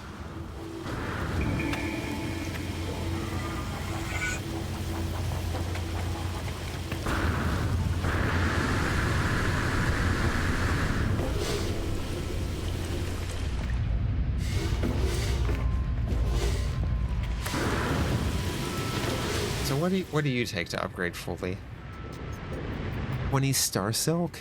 I definitely don't have Star Silk. Large housing unit.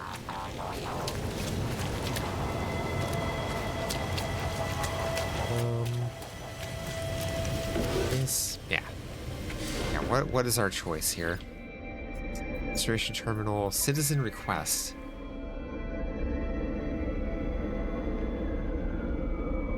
Settler Lei Hyomid produced offspring, but has been unable to settle on a name. Ask you to make the final decision.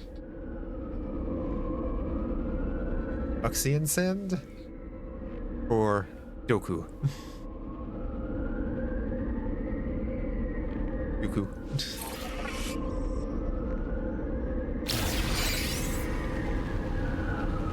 That's the most inconsequential choice ever. Maybe. I mean, either way. We got a new,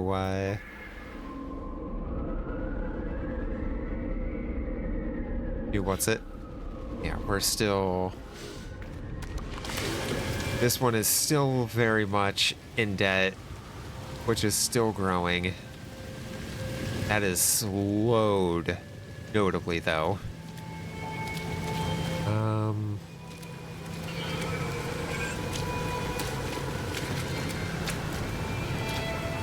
So what are you?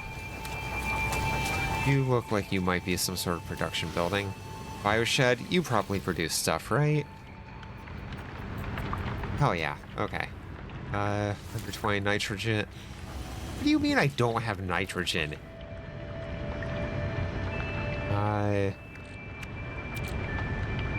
Sodium? Really? No nitro?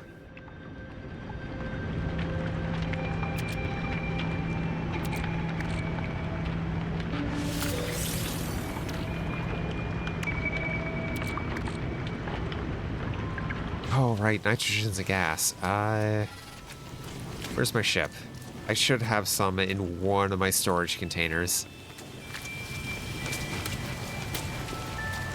Toxic protection falling.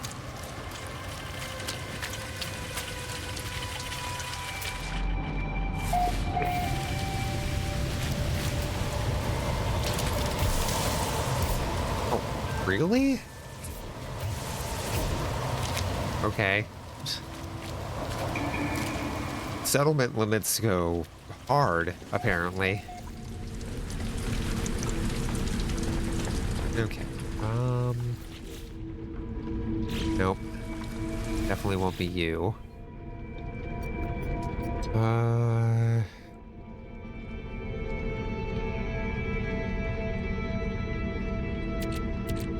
Pugnium.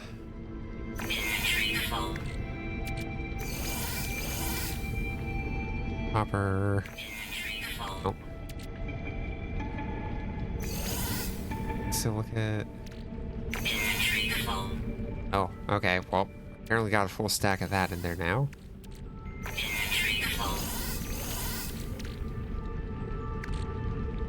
Upgrading.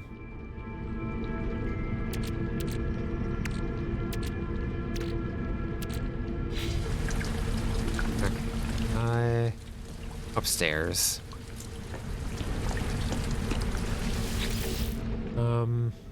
Nope. Not that one. Not that one. Not that one.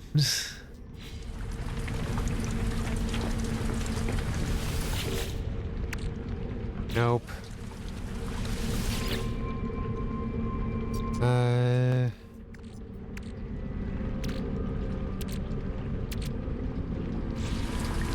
Nope.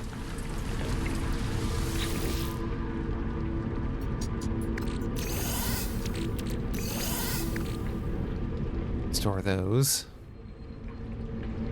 But also, nope. There's sulfine, nitrogen.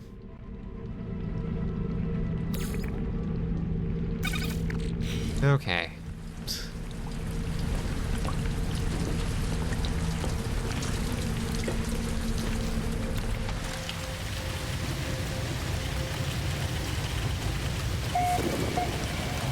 Probably have expanded the tech slots on the ship instead of storage. Oh well. Ow.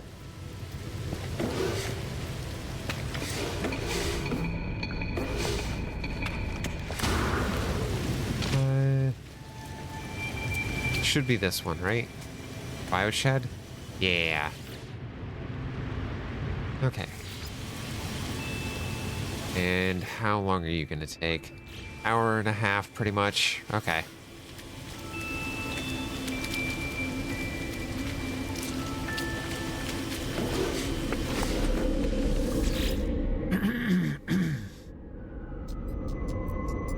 Ah. Okay. Other colony.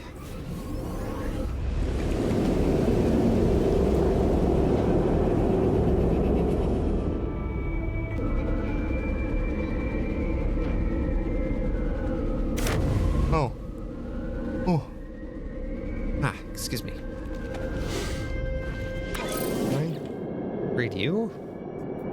You're A rank. Oh, right. Another. Oh, that's right. Over here. Luxury Bazaar. Unveil.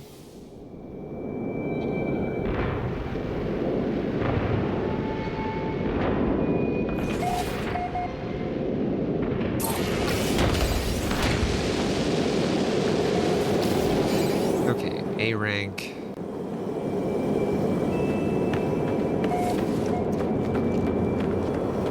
Production increase. Specialty trading hub. I don't have a mind control device. Nor do I actually have the recipe for those. I need more frigate. Tech scrap, salvage. Advanced habitation. 80 ionized cobalt.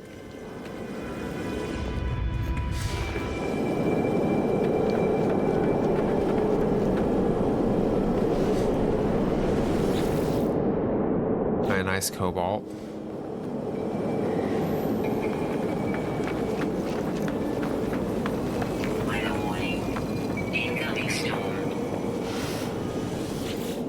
Reactor chamber. I don't have enormous metal cogs.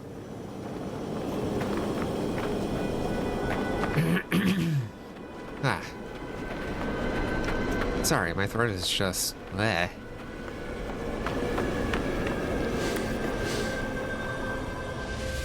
Are you also going to be cobalt?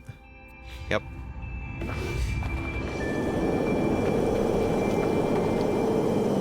Omni processor plant. 3 superconducting fiber. I'm pretty sure I don't have that anywhere.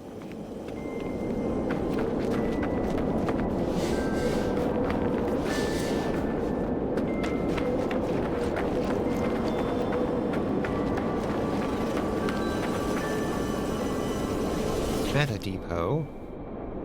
Superconductive fiber.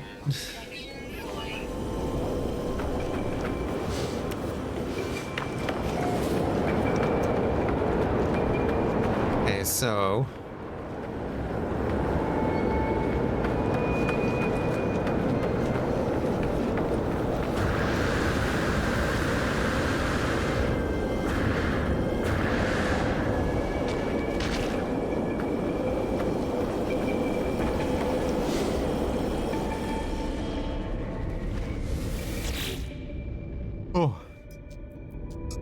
Indium? Easy? Oh, what? Oh, you're just a minute and a half. Okay, I can wait.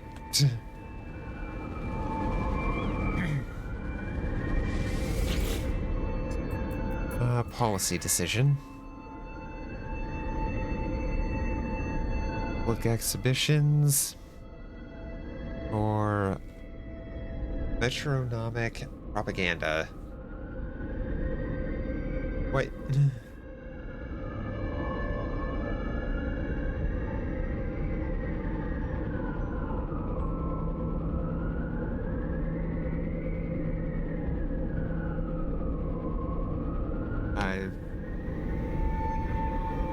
Welfare measures?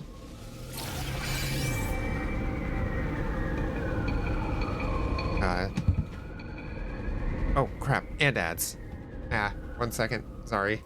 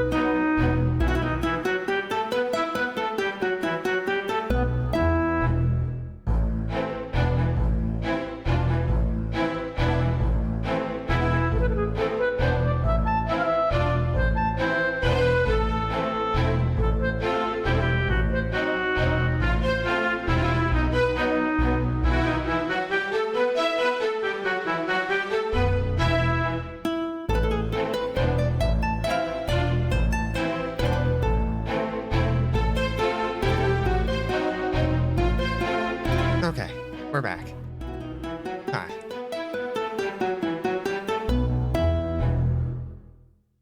Here we are. Oh, yeah. Sorry about that. Ride needed my help with stuff, and I forgot ads. Oops.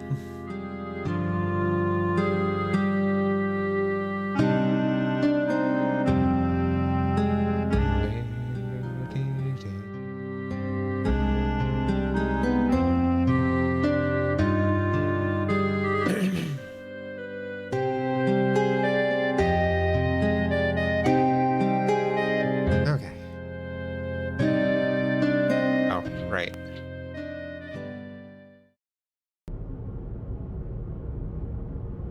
Okay.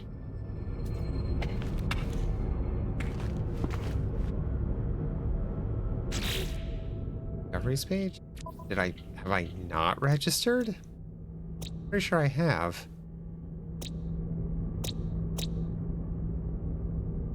Five years ago.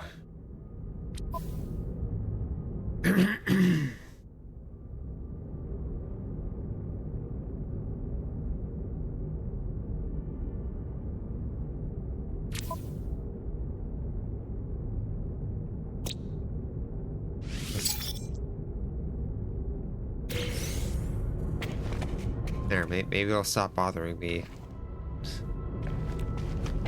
How do I get out of here?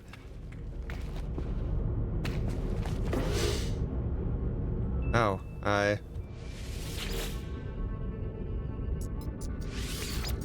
they'll upgrade the structure. Let me out, please. Upgraded to S class. +1 new citizen room. Oh, Sentinel alert level increased by 12%. Okay, that's a bit more.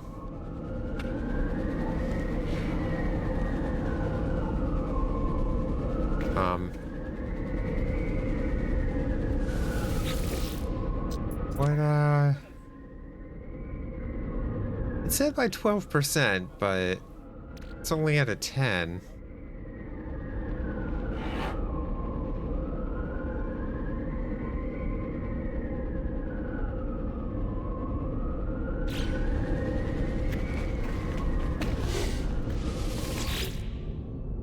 Let's see. Excuse me. Happiness, productivity. Oh yeah, I did make a choice there. That's right.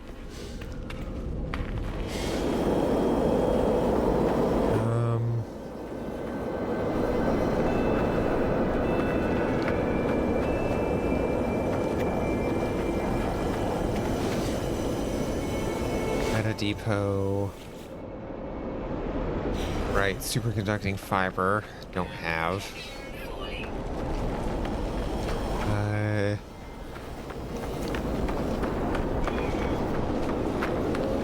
don't think I can upgrade this either.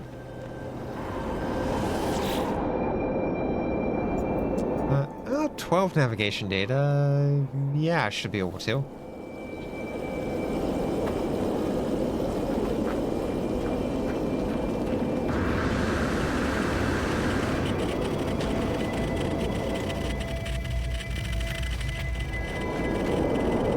So it seems to have some issues registering the Corvette as a ship, like on pads and stuff.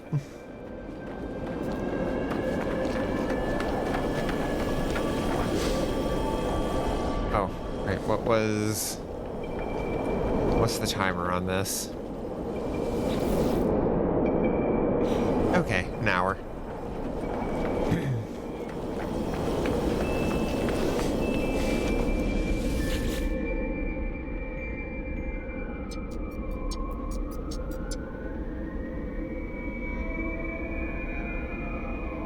Okay.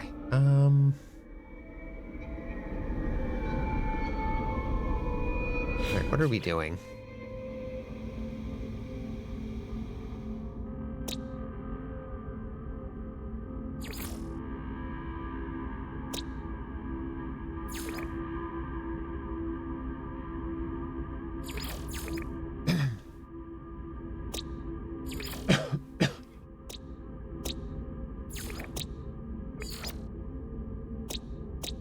Log.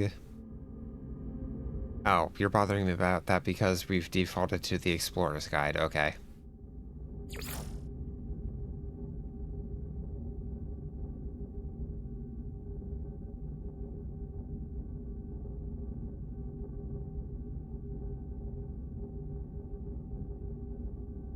Seat in the scaffold. Oh, right. Okay.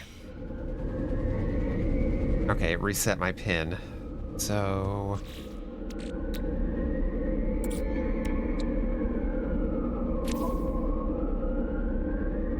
Okay, pin. Storm clearing. So this is how we find sentience echoes.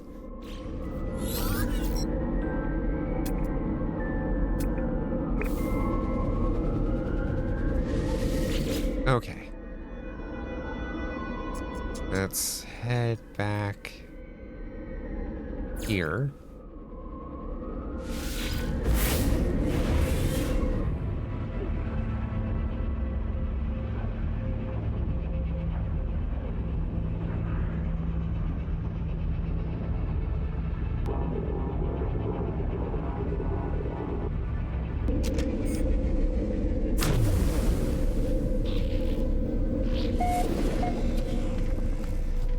Okay. Gotta go scan for anomalous stuff, dissonant stuff, that's it.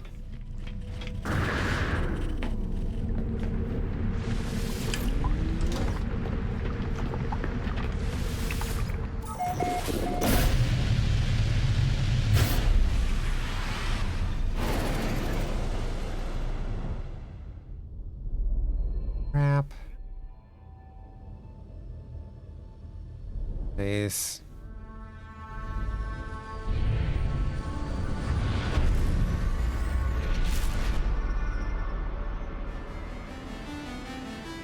No moon. Why not scan the moon? Bladed moon, what? Radiated.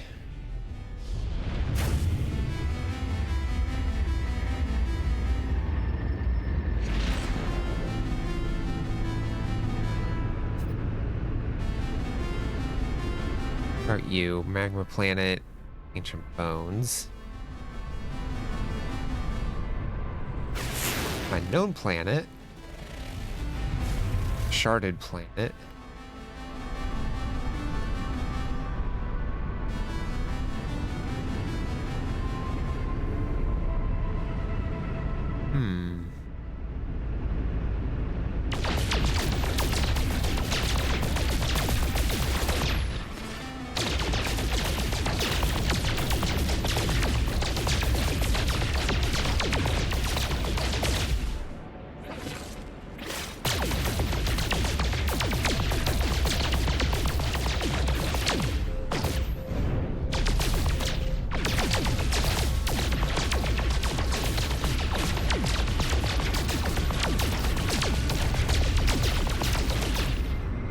Nope.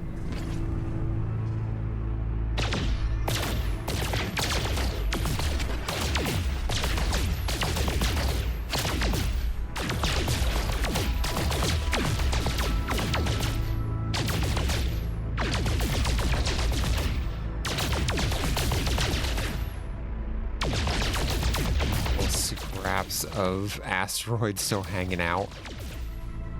Oh. Uh-oh. Oh.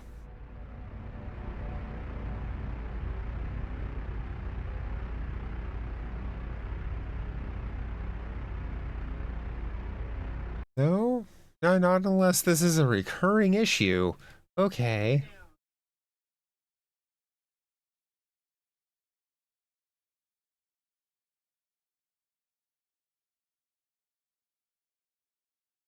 Let's try relaunch.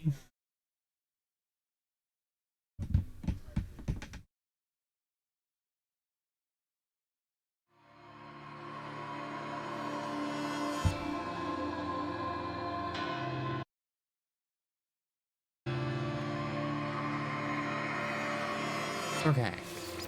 Guy.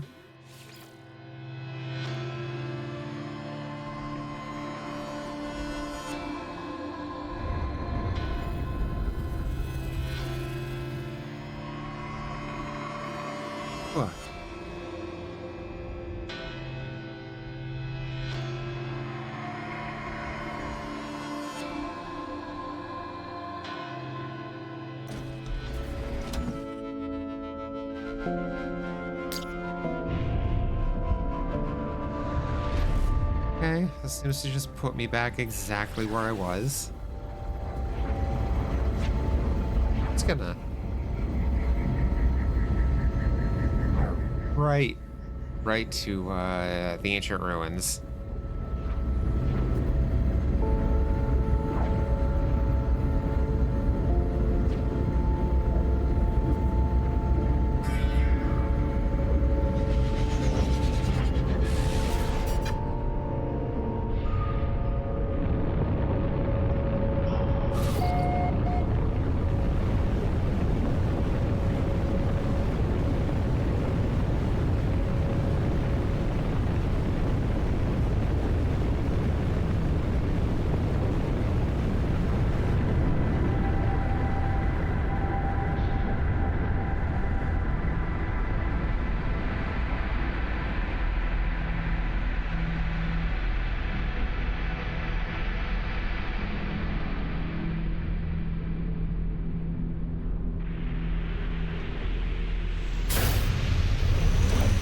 Stay there.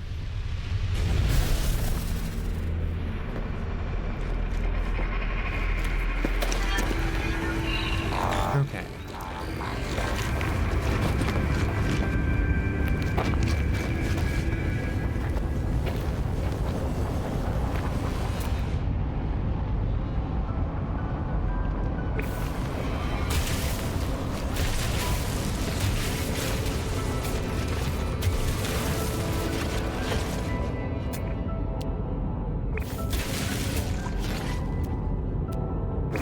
Oh, it's so down.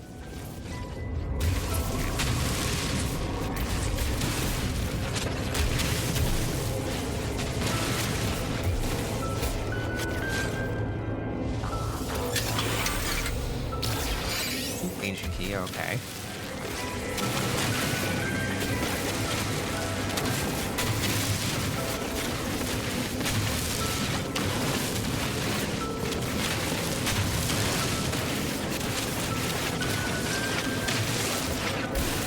Because I just dug straight down for the thing like a heathen.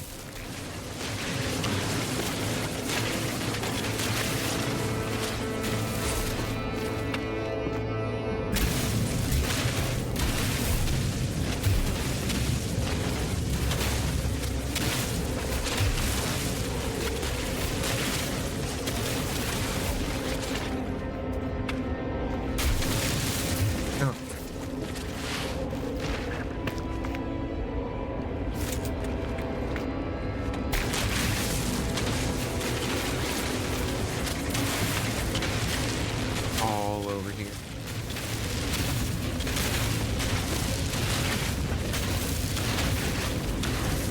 Extreme heat damage detected.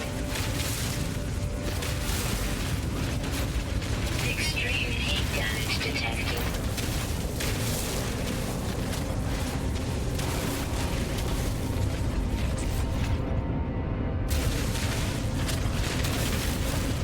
I think actually getting up and moving around would shake off any kind of tired. But no. Technology recharge. Technology recharge.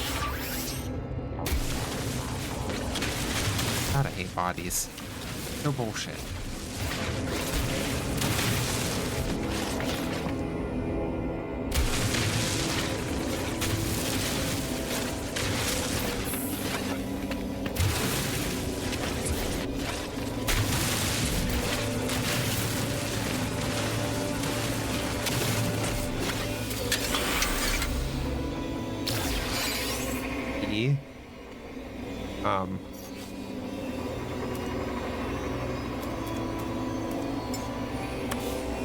Why did you turn off?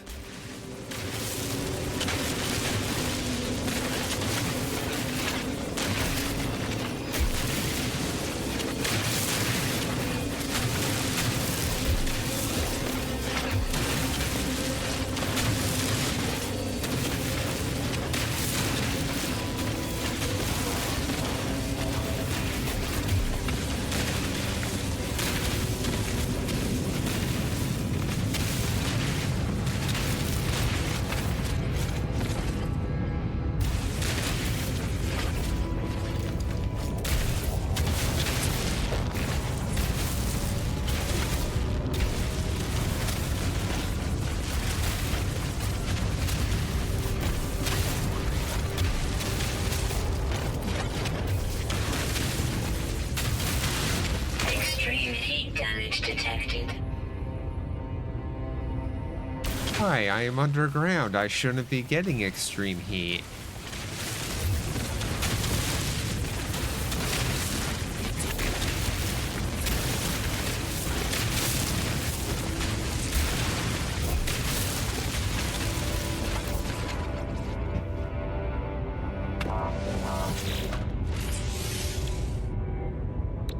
Okay, so I have 2 keys. Hey Dan, how you doing? How's things? Doing alright? Feeling eepier than I should be at this point, but not sure what's up with that. Just annoying.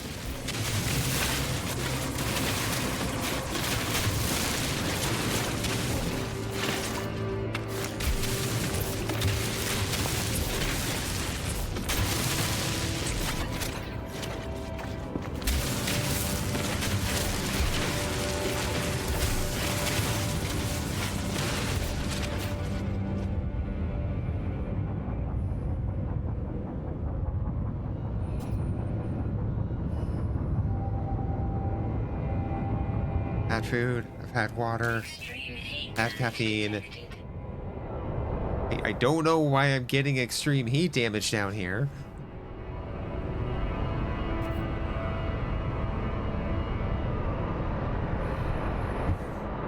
More water.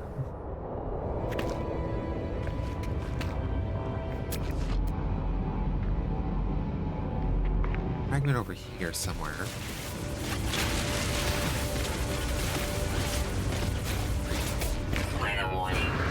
Incoming storm.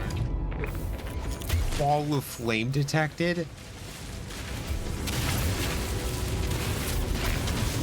I'd say at least I'm underground, but that seems to not matter.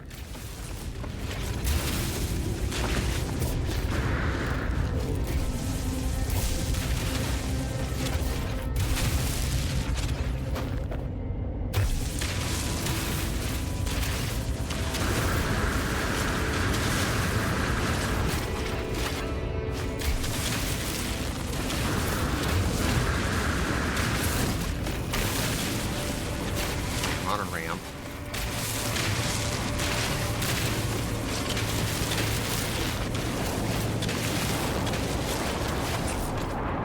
I can do that. Should be 3rd key. Yep.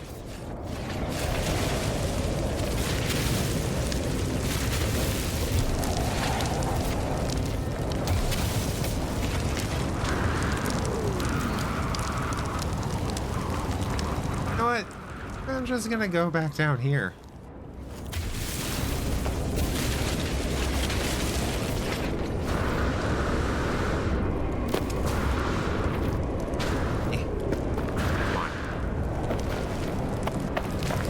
Oh.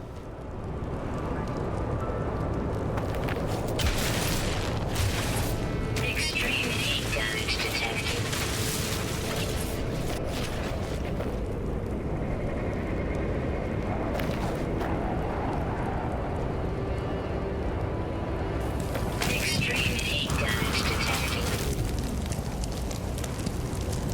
Weapon charge depleted. Extreme heat damage detected.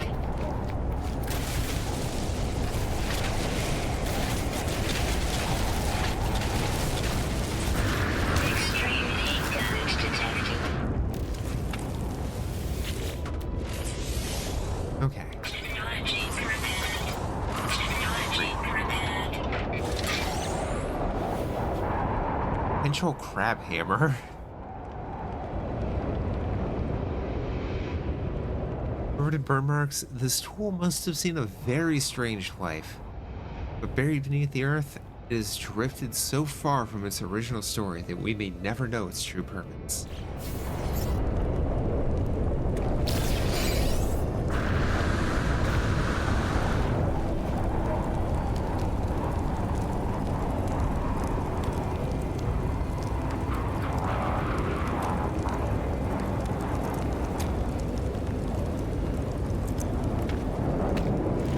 Oh God. I'd like to stop yawning, please.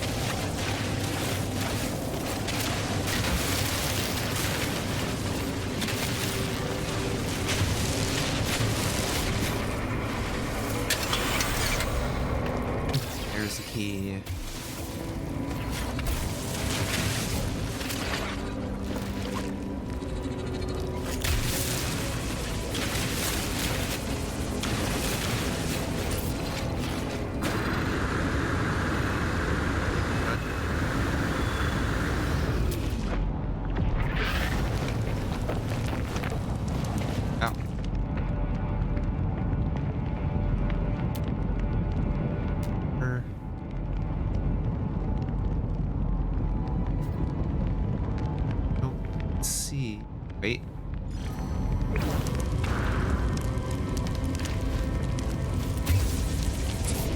Really?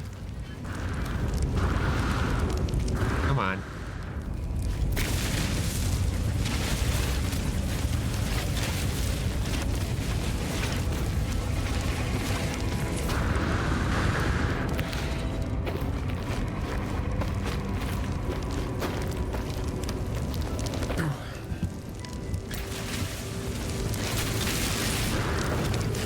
Okay.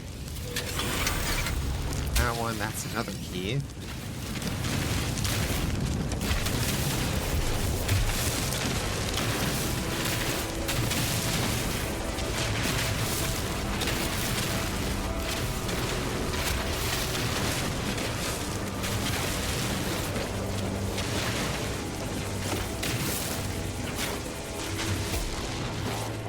Okay.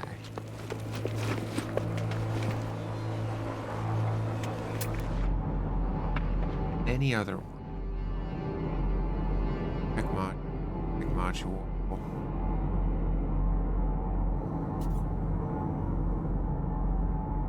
Buried cache, fossil bed.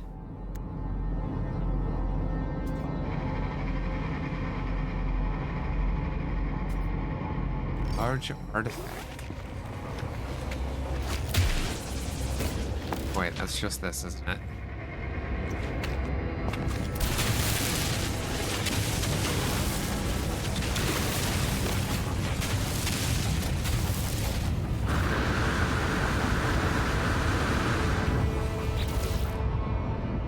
That is not a map.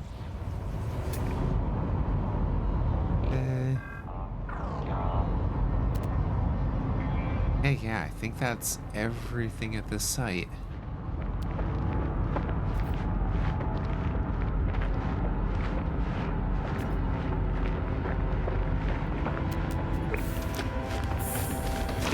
Alright, first mission.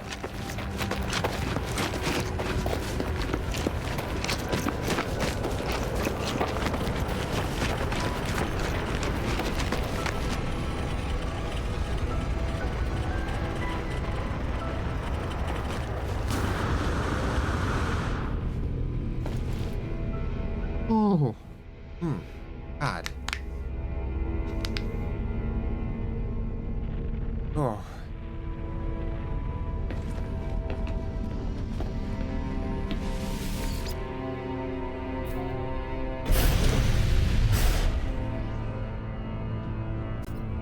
One thing I wish really had here is up and down thrusters.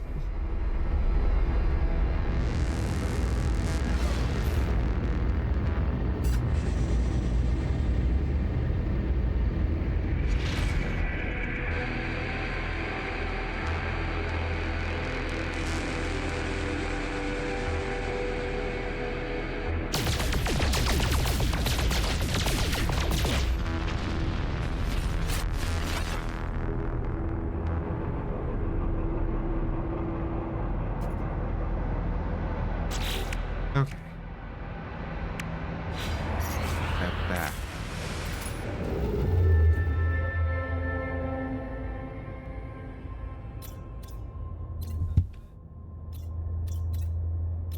If I...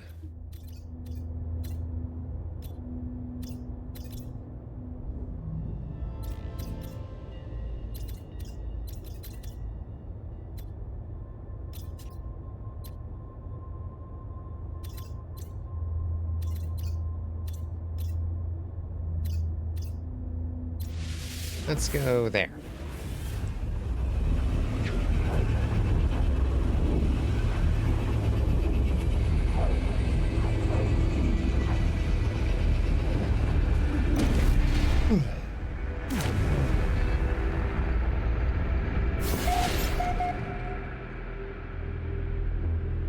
Okay, what all do we got here? Salvageable, foul brood. Nope. Desolate.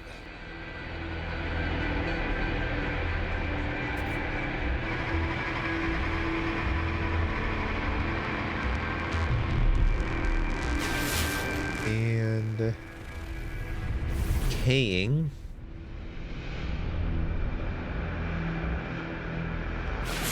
And you are tropical. None of you are dissonant. So rude.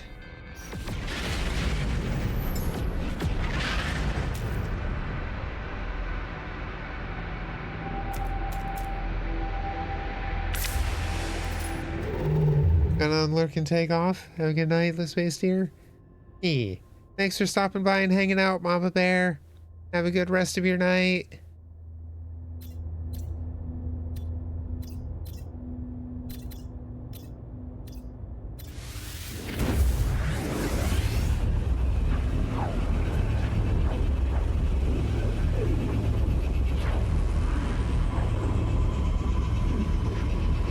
Oh. Oh my god.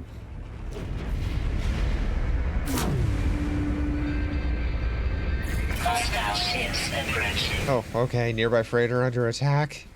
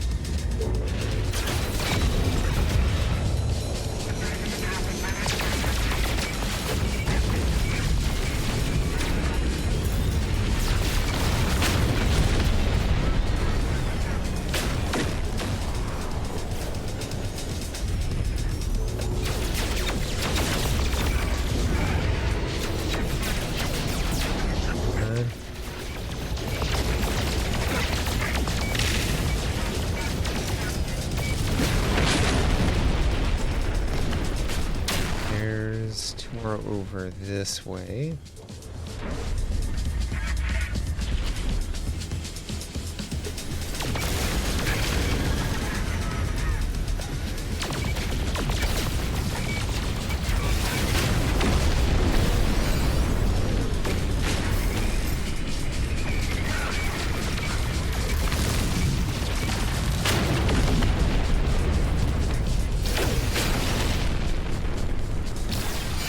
Wow, really?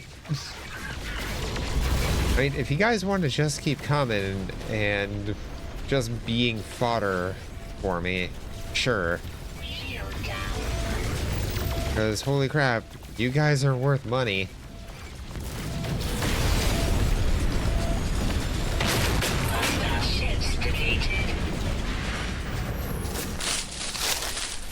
Wow.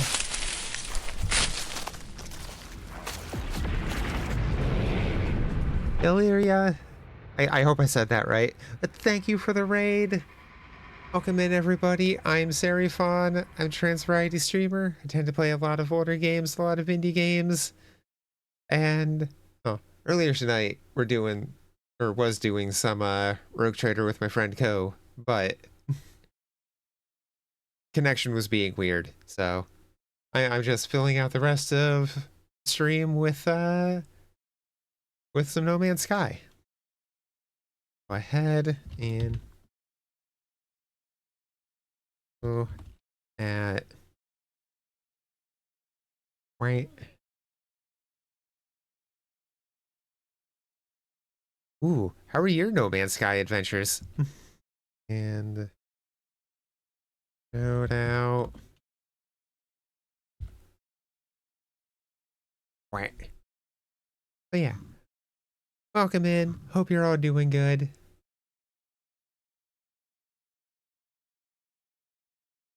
Built ships, ran away from pirates, explored lots. Nice. I need to get more ship parts. The emotes are so cute.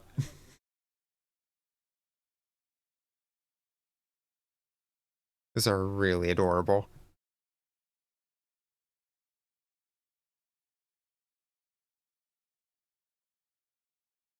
Drinking more water, trying to shock myself to being less dozy. I have no idea why. Like, I got up for 5 minutes and suddenly it's like, you kind of just want to sleep, but no, I don't want to. Not too bad.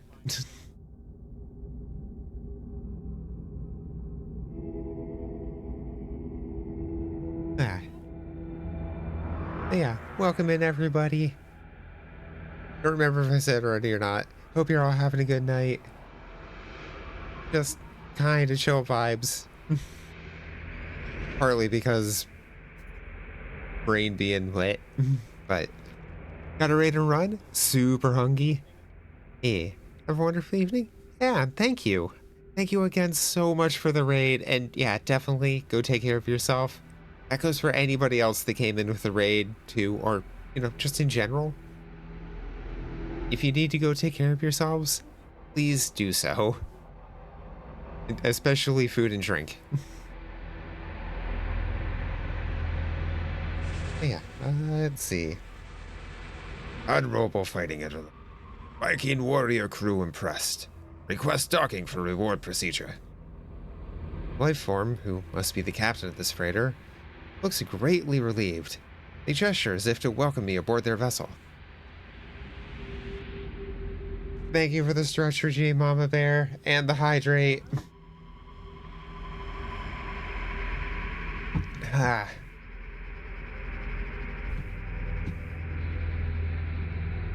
Oh.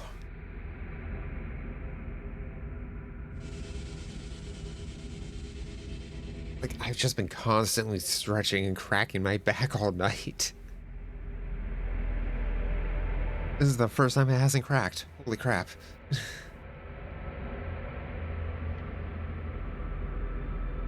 Okay. Let's see if I can get a decent ship here. Navigational data received. Not looking to replace my capital ship, but if we happen to get a good one. How am I only rank 7 with the Viking? What? Where did I go just now?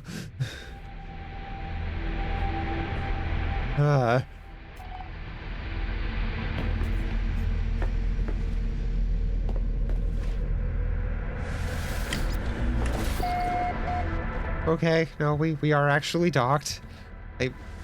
I wasn't really sure after that. And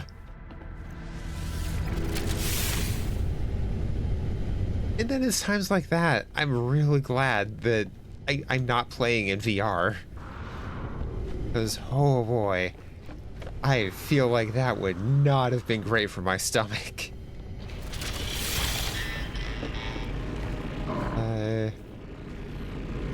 Oh, right up here. Rah! Pathetic interloper, take away battle glory from freighter. But Viking still gives thanks. The alien barks out a loud battle cry as I approach, celebrating our victory, I hope. They gesture towards the control panel of their freighter, as if to suggest I take command. Inspect. Ooh.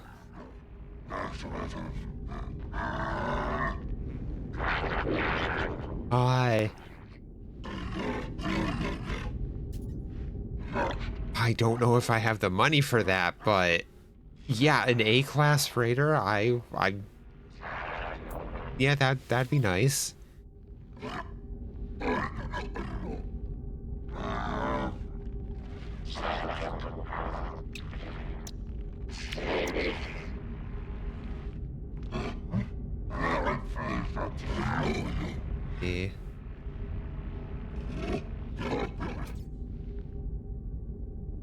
Mission inserted. Okay. Oh, no, I can't swap any of that here. And anything I have there should just transfer over immediately, right? It's a bigger hyperdrive range. Ooh. Wait, oh, no. Never mind. Yes, okay.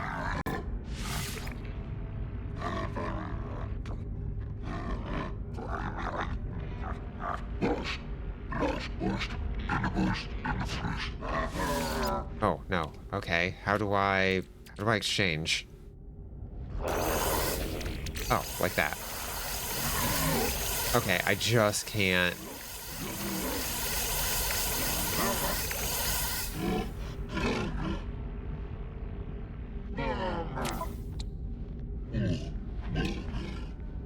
I pack up the tech?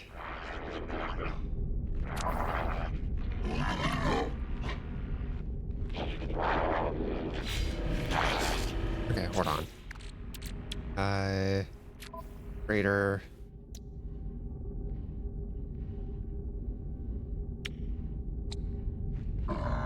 Oh, okay.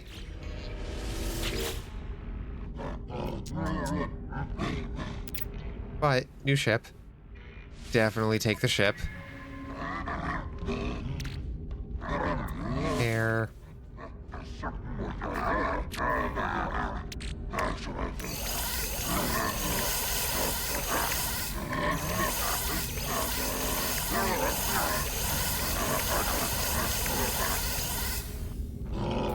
Change.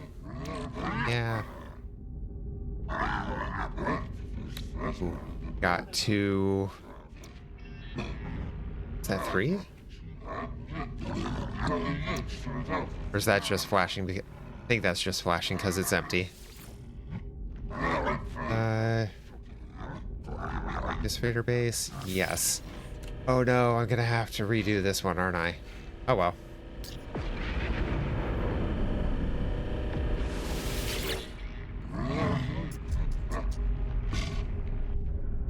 Ship to freighter. Freighter inventory. Yeah, that can stay. Suspicious packets. Air transponders.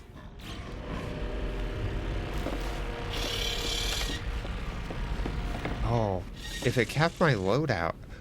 Yeah, it kept my layout. Okay. That is really nice. Okay. I wasn't expecting that, decency. I was fully expecting to have to rebuild. Okay, Fleet Command online. Go ahead and download mission log. Just... Okay, end expedition. Indium, ferrite. Credits.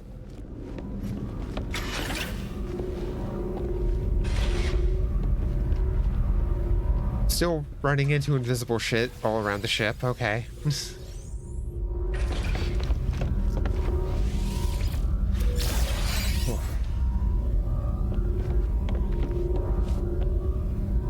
God damn it. Is it still gonna be weird about back here? Feels like it is. Yeah, it's like... Huh.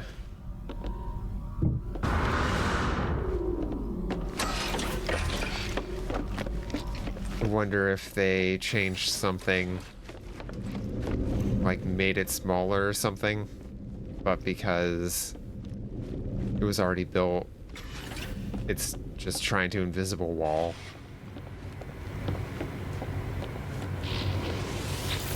What are you looking for today?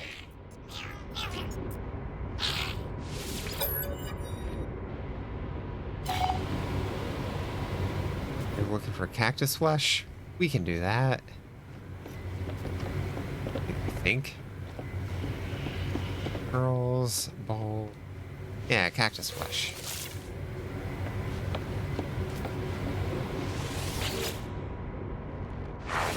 Samples 50. There you go.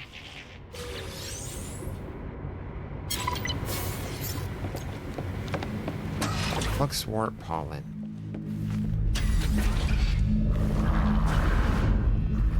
Oh. God, what am I stuck on?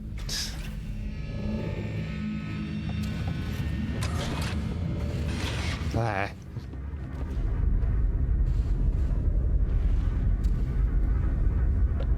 Okay. Let's send out another. Good to see they also transfer the ghosts. I mean, you can't just leave ghosts floating out in space. That's just irresponsible. Potential expeditions. Okay, I need to get some ships that have combat.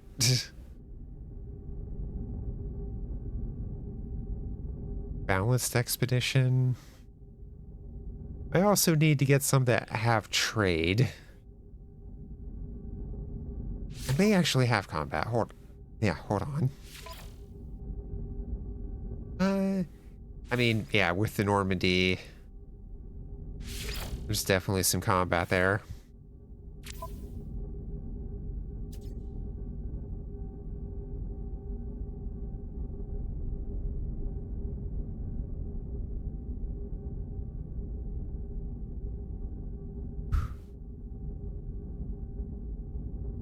You know what? Go for it. What's the worst that could happen? Except for, well, everything.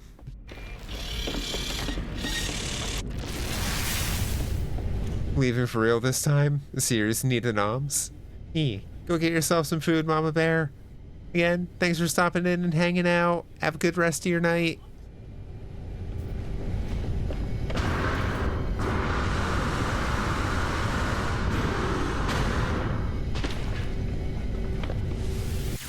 Okay. Just gonna... Oh no. Okay.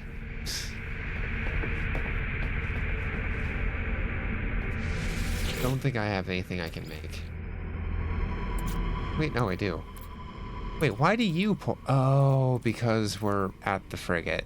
You're pulling from the frigate.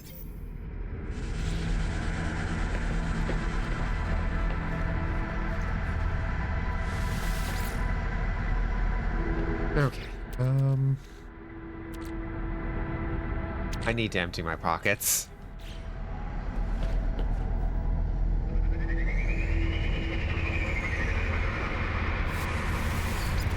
Speaking of, I forgot to hit the trade terminal while I was in here. Whoops.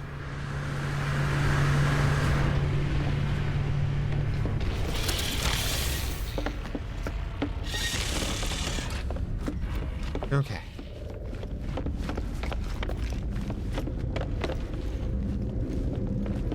There we are.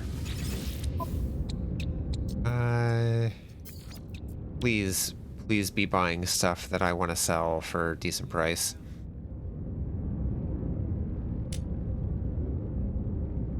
You know what? Sure. Let's see. Else.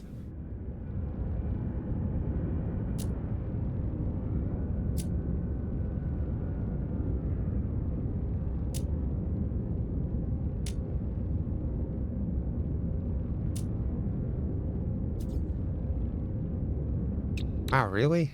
Gravitino balls are at minus demand? Potential crab hammer. Yeah. I'll take that for the crab hammer. Anything in the starship? Probably not. Minus 99.7% demand.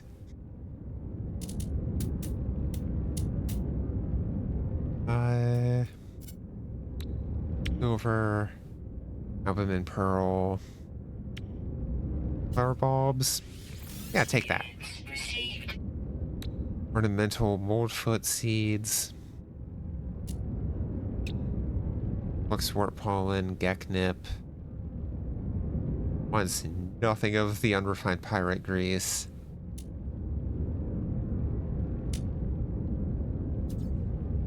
Ooh, neural ducts.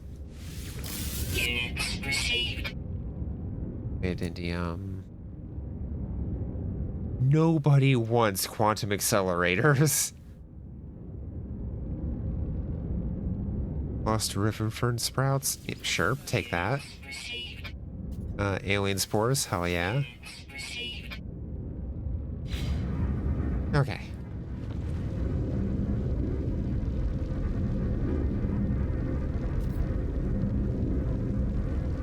You know what? We'll go a little bit longer. It's fine.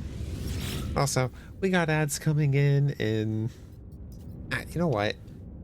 Might as well just pop over there now, because it's a minute and a half. Oh, jeez. Okay. But, yeah, we got ads coming in about a minute and a half, so we're taking a short break then. That way no one has to miss anything, and the pre-roll ads get to stay on. I meant to do the one for... We're starting the break now. We got ads coming in. So please take this opportunity to go ahead, grab yourselves a snack or a drink. Get up, stretch your legs, go to the bathroom. And if you got any meds you take around now, definitely be sure you go ahead and take those. But yeah, go get yourselves taken care of. We'll be here when the ads are done, so see you all then.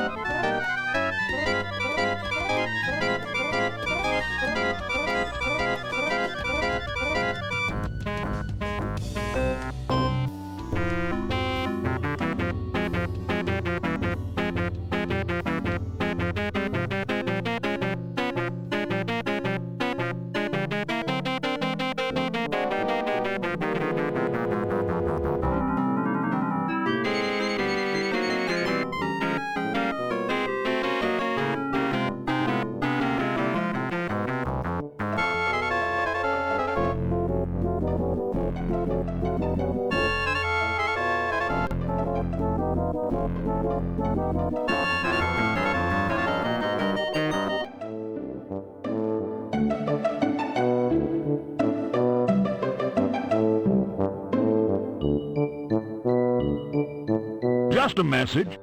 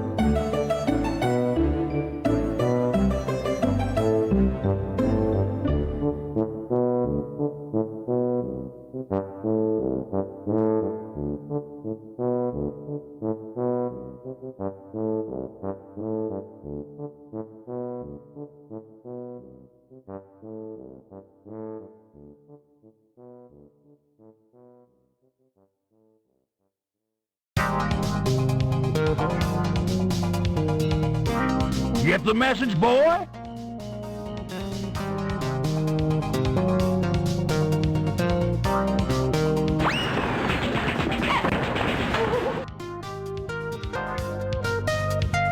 Just a message.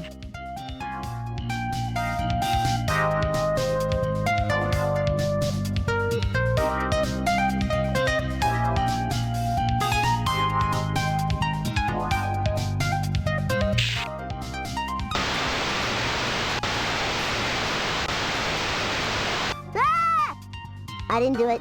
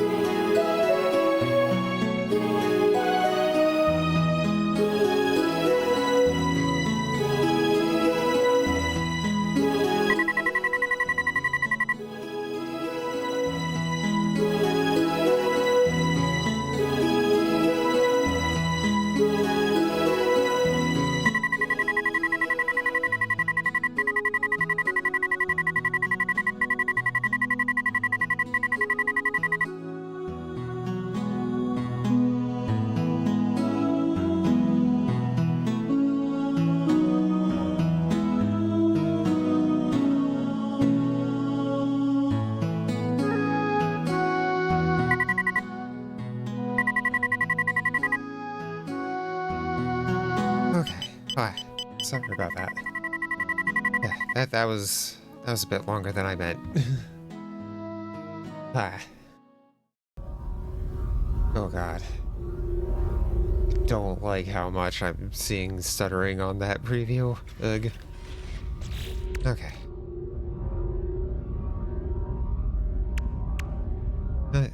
Inventory got cleaned out a bit. That's good. Hi.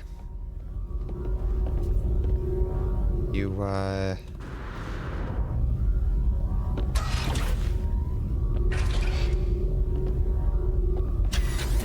okay, we're just floating. Yeah, we all float down here? Is that it? Okay.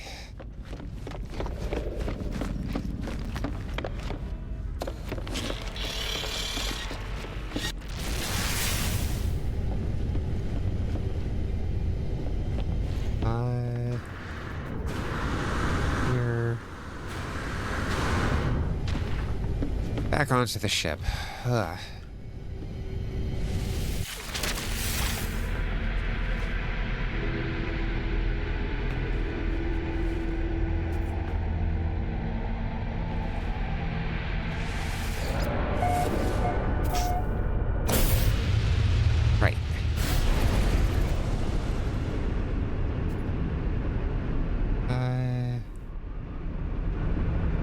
think we got a chance to scan anything here, so...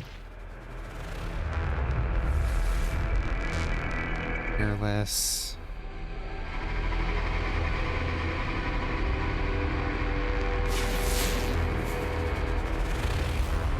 Nope.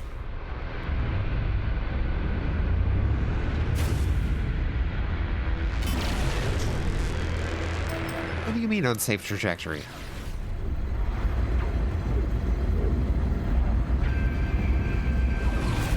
That should be enough. There we are.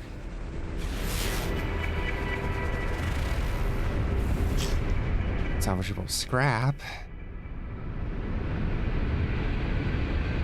But not really anything.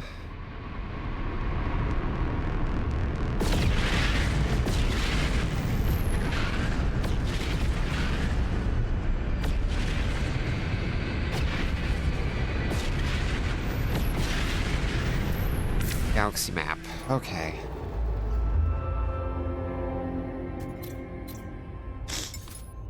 Ugh. In there. Let's go here.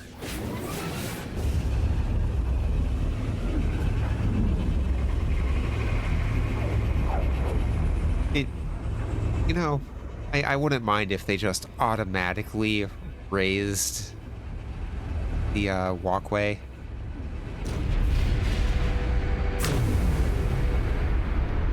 Ooh.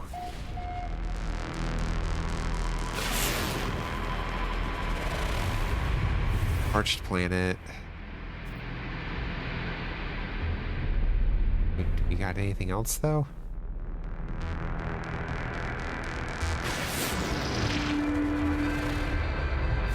Salvageable scrap. Activated indium. Oh, hi.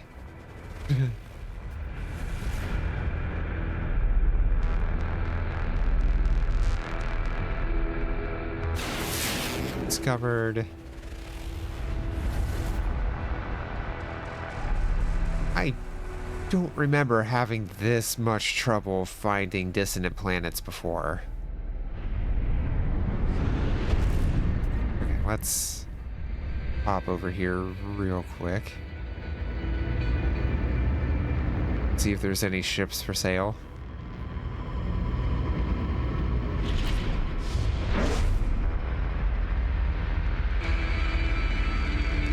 Recruitable frigate.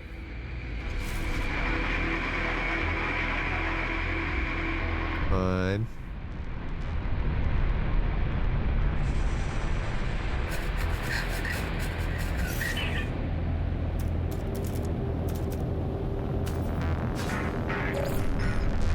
Oh, there we are. Interloper, you tremble before the sight of our mighty starship. Not fear, we are allies. Perhaps there's a place for us in your fleet. Inspect. Okay, that's a B. That's not bad. I mean, I have 2 S's and a C. Oh, and they're a trade.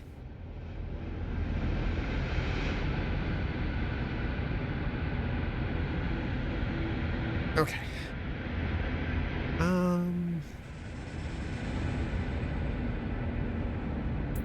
Yeah.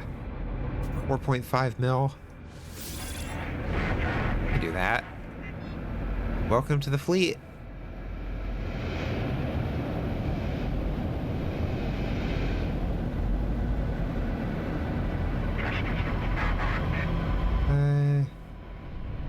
Okay. Well, doesn't look like anyone else is here.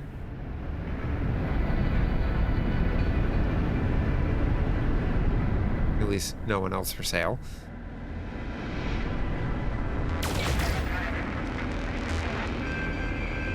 What are you? Are you not? Oh, I was hitting a shield.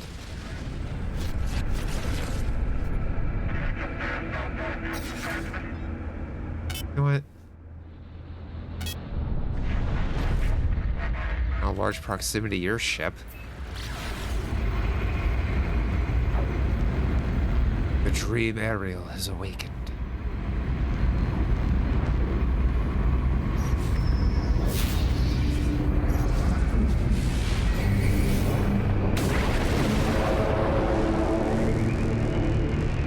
Hello there.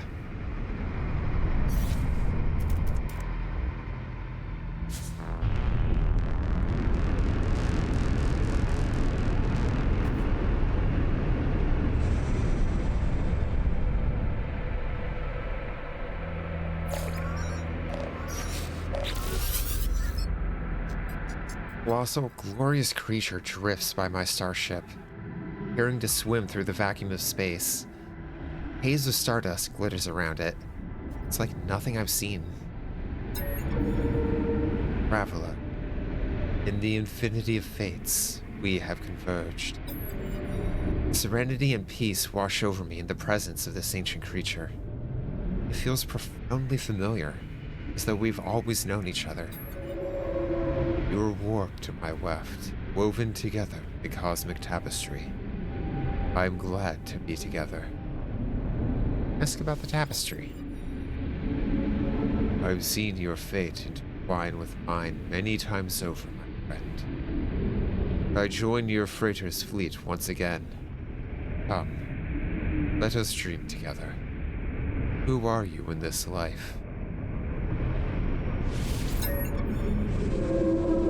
The whale-like creature opens its throat. A resonant lullaby sweeps over me, bathing my consciousness in waves of euphoria. The creature's voice grows distant. Strange vision manifests in my mind. Look, feel, think. I'm swimming with weightless limbs across the ocean of stars. A system of celestial bodies pulls into focus. 3 worlds invite me closer. Yet, I know my time here is fleeting. Only one planet can be reached. I tuck my limbs in tight and dive forward.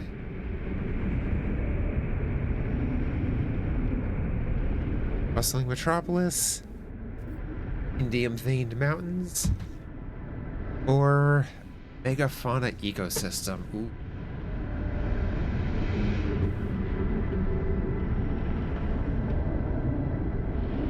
So I'm guessing trade.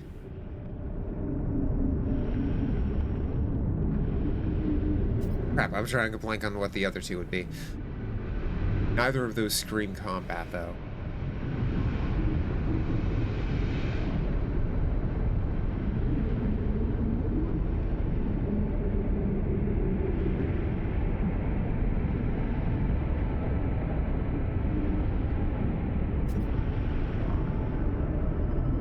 Like the megafauna Understand, Trap. Begin to see you more clearly. Show me more. Creature's lullaby draws me on. My body, its body.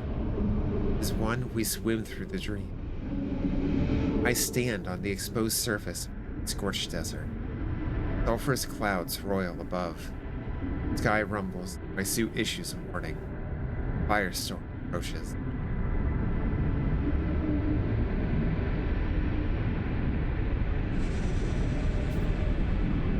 Gather storm crystals. Creature modulates its song in response to my voice. Though I am shaping the visions, I sense this is Laird's MT9's way of finding its own place in our partnership. Images shift. I find myself on the bridge of my capital ship. Alarms blaring. Power levels critical. All systems failing. The engineering crew need time to make repairs. Opportunistic pirates likely strike the vulnerable freighter at any moment.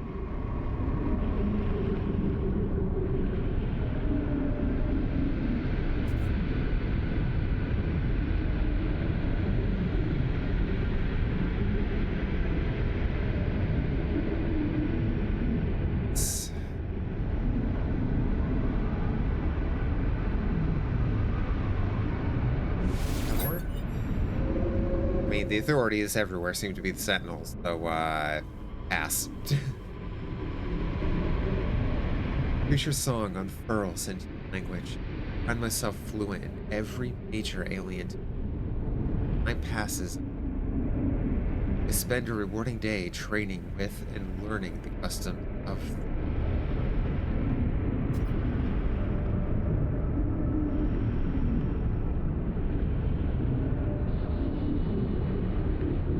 It would have been nice if they'd updated this to also have, I am just really bad with looking for any noun or proper noun. Holy crap. The other Korvax race that just build themselves from scratch. I want to say the Lost, but that's not it. The visions darken. I creep through a derelict freighter. Grotesque egg sac hang from the ceiling, oozing and sacks are many. I'm alone. Extract the sack to study. Distress signal leads me to a remote sector of space. I discover a pilot adrift. Their ship in tatters, their fuel tank dry. I draw near. An outlaw makes to flee the scene. Mine, fresh titanium.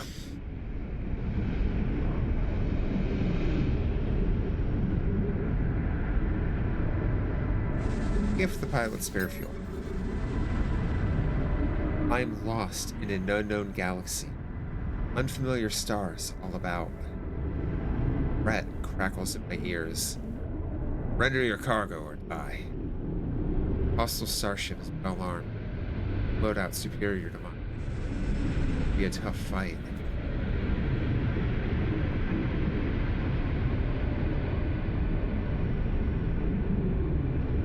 Do before they do. I got faith in my piloting skills, mostly. The song is beginning to fade. I gaze across the horizon of a breathtaking planet. Exotic herds graze peacefully in the fragrant grass. Sprawling underground caverns brim with tremendous wealth. I could linger. Leave this world.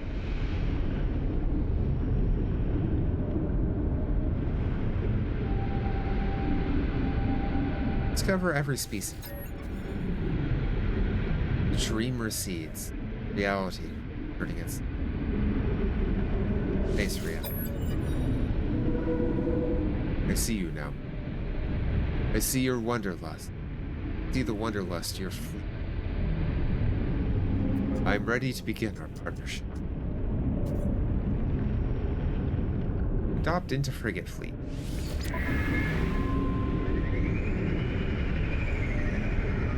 Okay, you're mostly exploration. Cool.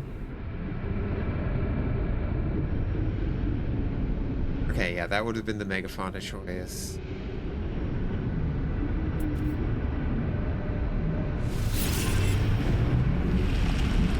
Hi, friend. Dream Aerial has completed its voyage.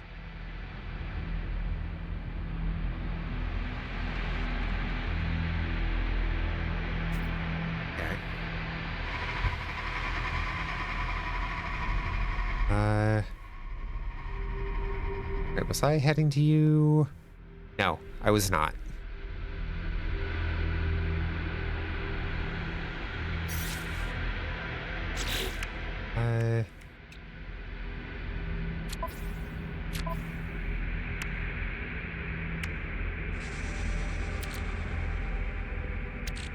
Echolocator. I think that's what I want. No harmonies found. Okay.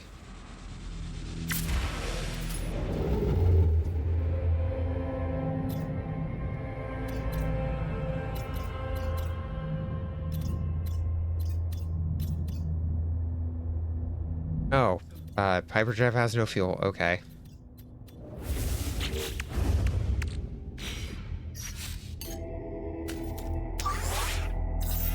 Oh.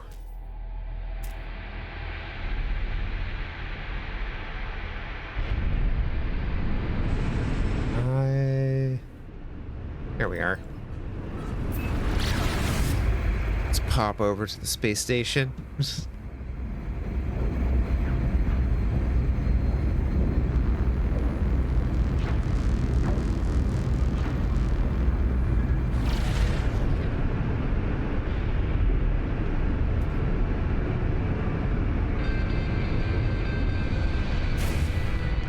just kind of want to be in space, you know?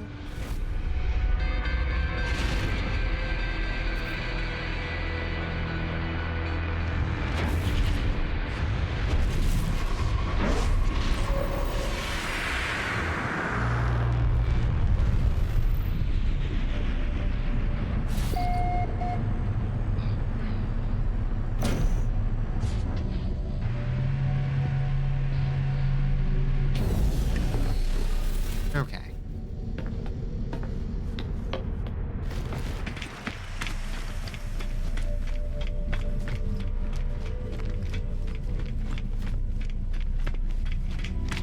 I mean, right there. Yeah, the teleport would be a little faster, but eh.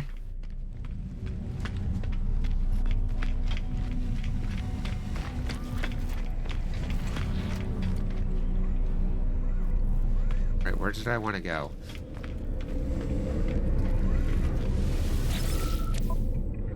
Have any,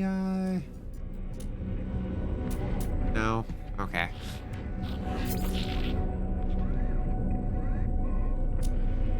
Is there anything I can sell?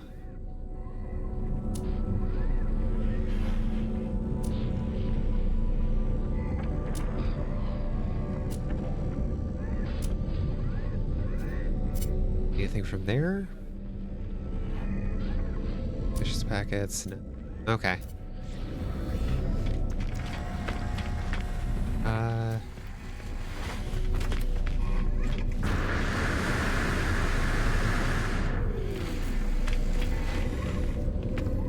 Oh. Wait.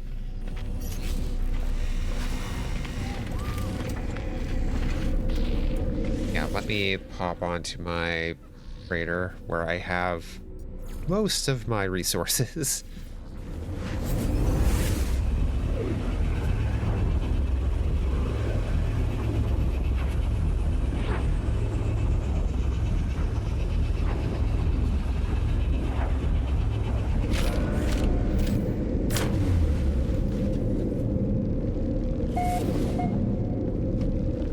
Okay.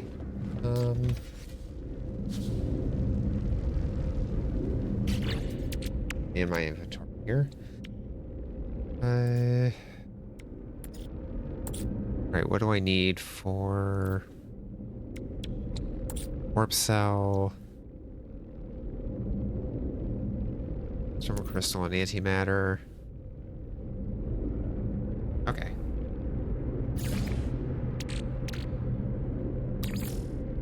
Oh, right. 40.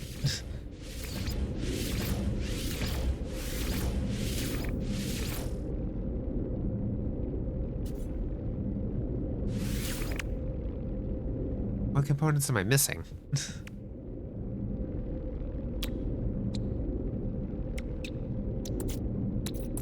Antimatter?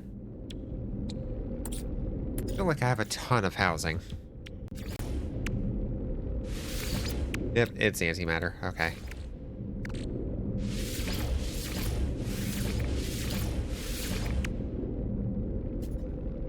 Okay.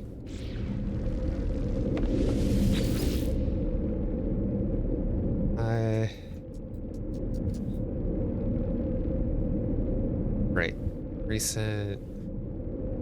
Yeah, previous system right there.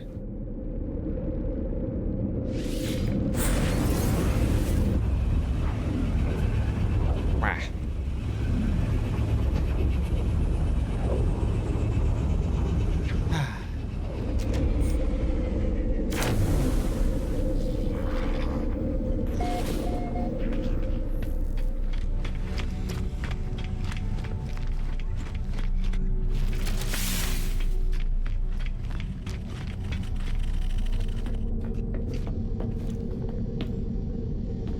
I don't know why I thought that I need to go up the stairs. Technology recharged.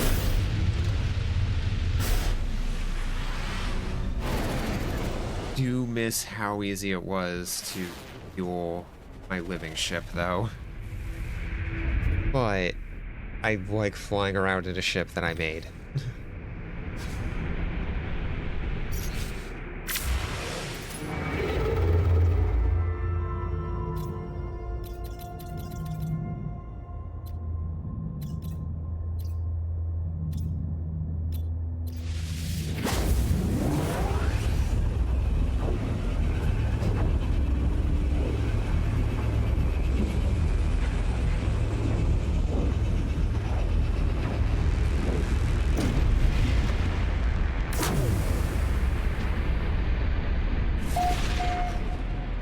Ooh. That's a neat looking station.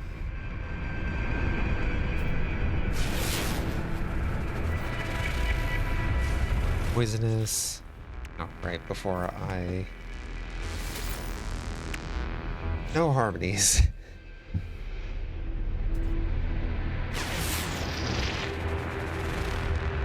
Corrupting planet. A lot of salvageable scrap.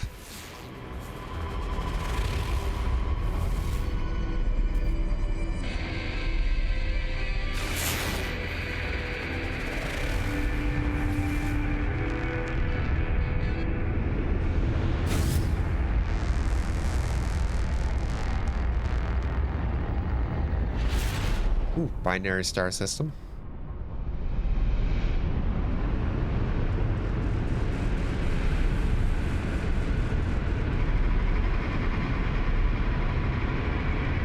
Okay, well, was really hoping we could find one of the little outpost things. So I'm gonna go park my ship real quick. Go do some colony maintenance. Then we'll see about raiding out. Hi. I'm not sure if this is a game that I should stream. I feel like it's just super chill, relaxed, and I'm not too engaging. But, you know, that's not always a bad thing. I don't know. Maybe I'm just being too overly critical of myself. Me? Overly critical of myself? No, never.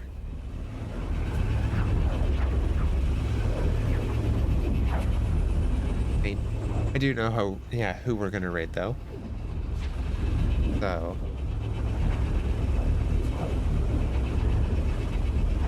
that'll be good.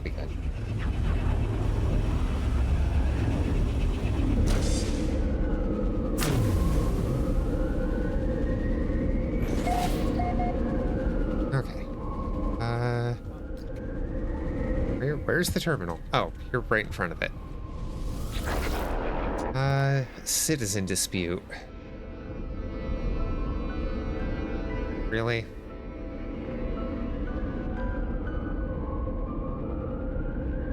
Vigilante settlers have prevented a crime.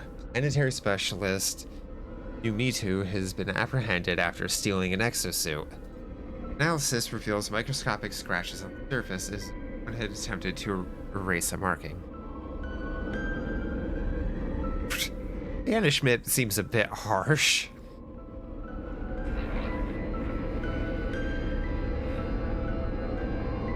I mean,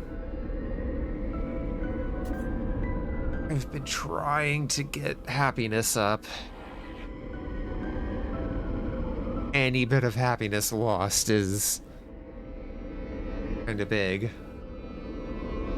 One pop, we can get population back. Like, it wasn't exactly a lot of credits that I'd be getting.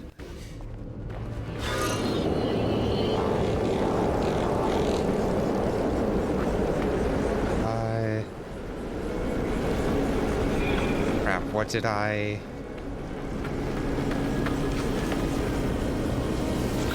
It's habitation.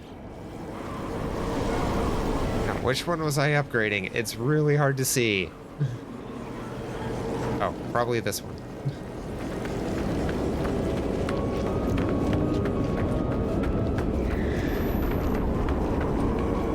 Of course I went the wrong way around. No. Damn. Okay.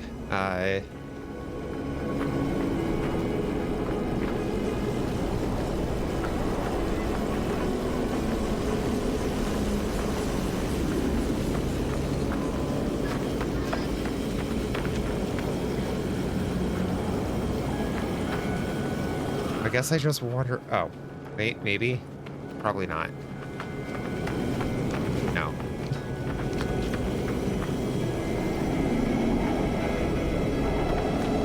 I did actually get one started You're right. Well, I had to have, because I can't upgrade anything.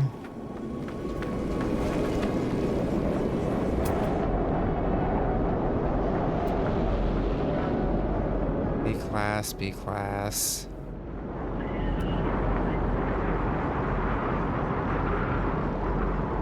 Is it the hydro silo? Weather update. Storm clearing. I don't think it was the hydro silo. No.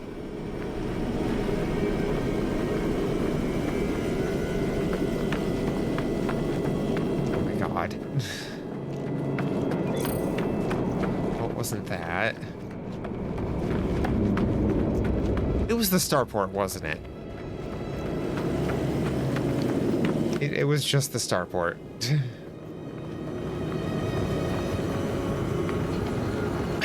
Thank you for the hydrate, Dan. It was the starport.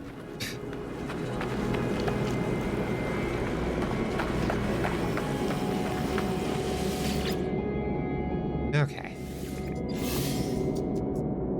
Okay, S-Rig starport.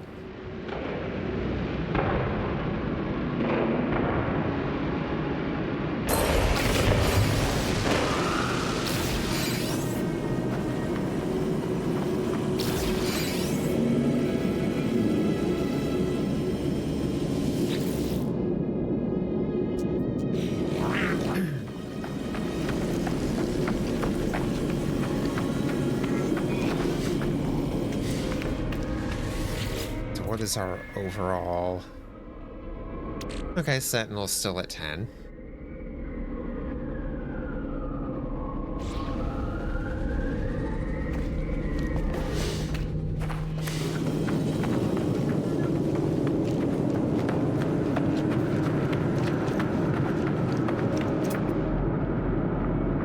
Data depot, omniprocessor.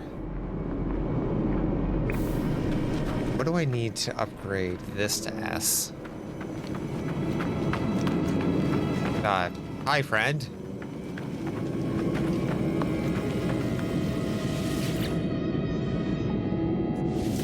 50 lithium.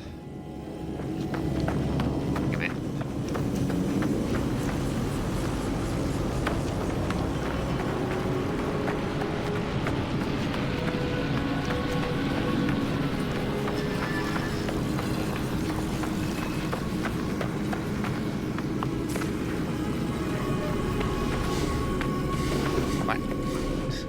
Okay, one moment. I've been drinking a lot of water tonight.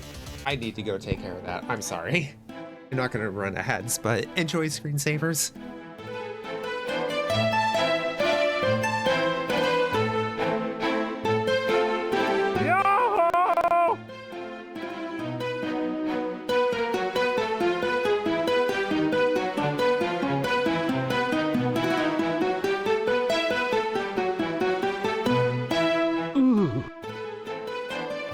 Excellent.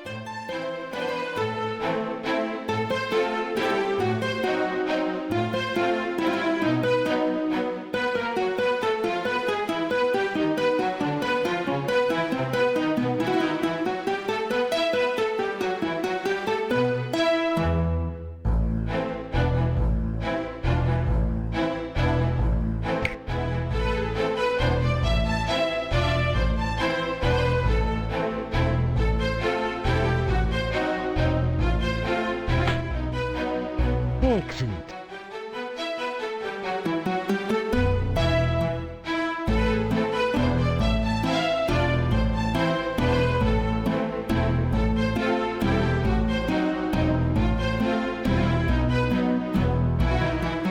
Get back to work.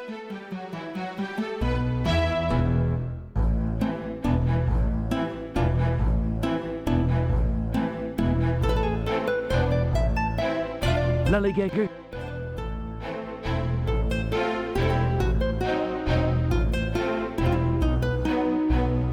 Lollygagger. Checking in it.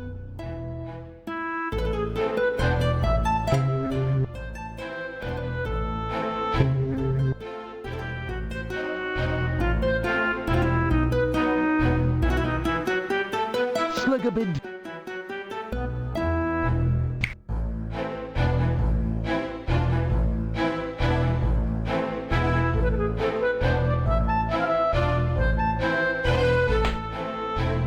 Excellent.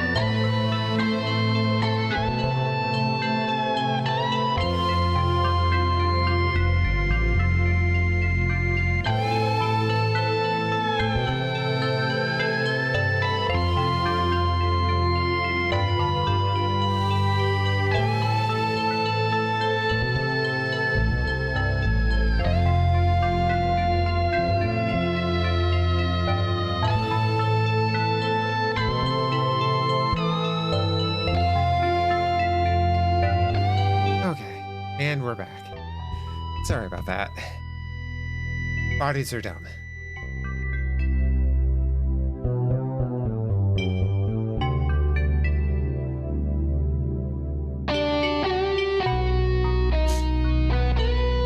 Okay.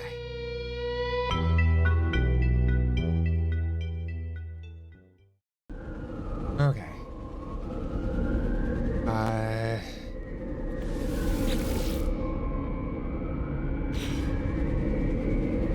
Right, what was it that I needed for that particular building upgrade? You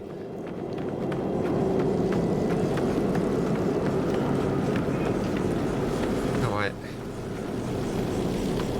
Just do this one. Luxury habitation pod. Ionized cobalt. I don't have enough. Okay. Not what I was expecting. But easy fix.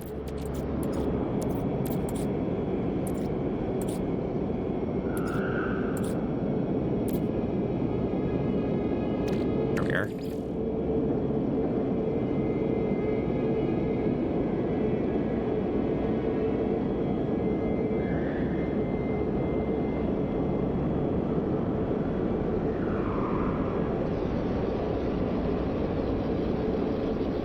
So what, or 160?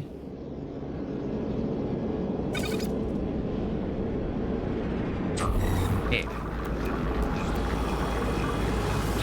Oh.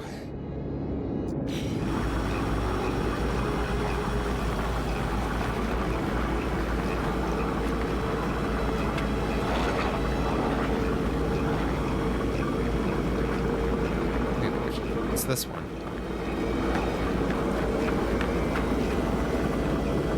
Luxury Bazaar. What do you need to upgrade? Teleport coordinates. Oh yeah? I don't have. Okay. Have just teleport coordinates and no.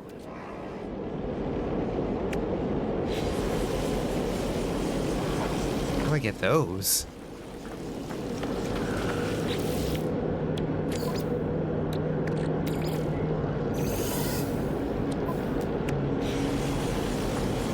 Okay. Rotation pod. Get that upgrade going.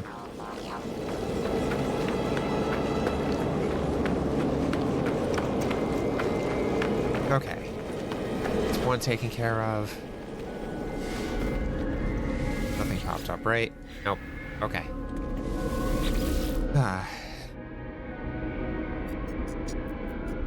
Settlements. Warp.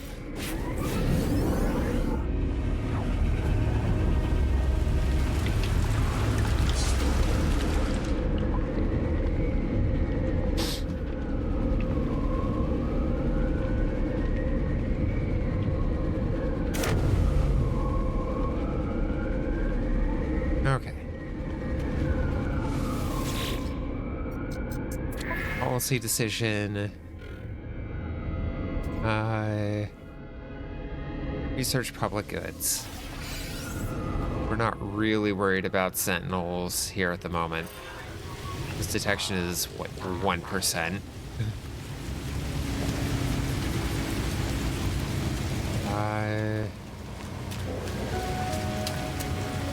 Oh, I was just upgrading this one. Cool.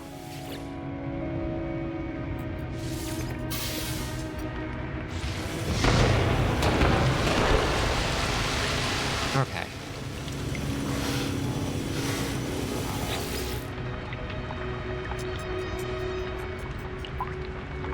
Organic catalyst. Yeah, don't have any.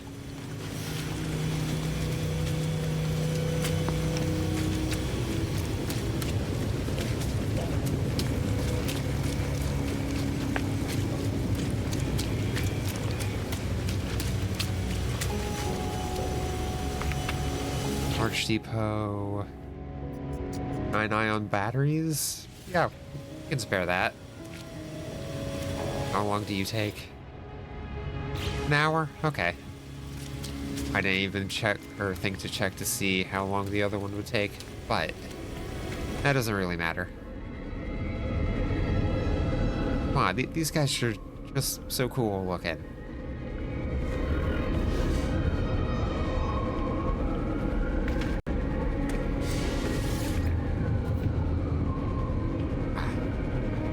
But yeah. What to do? I am going to go ahead and call stream there for tonight. Quick. Oh, I should probably teleport someplace quick and safe. But thank you all so much for being here, for just showing up and hanging out. It really means a lot to me. It doesn't matter if, you know, you're actively in chat, if you're active in chat or just lurking. Just thank you all so much. Yeah. Sorry, one moment. Nose is being a little bleh.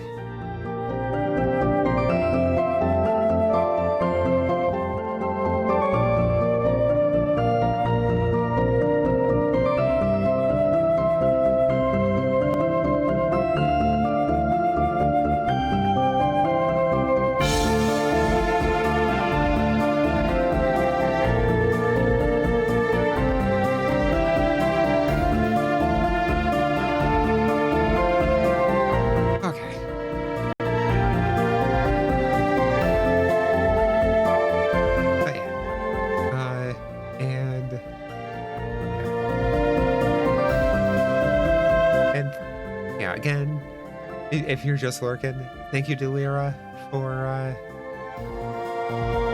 the raid.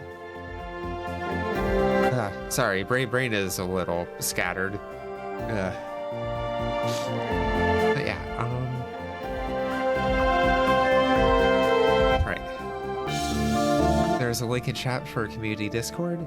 Absolutely zero pressure to join, but it is the best way to know when I go live or to get any updates about the stream. I also post a weekly schedule there as well as over on my Blue Sky, so feel free to check those out. I will be back tomorrow around 5 p.m. Eastern, and we're gonna be picking back up with Legend of Dragoon. Let's see, raid.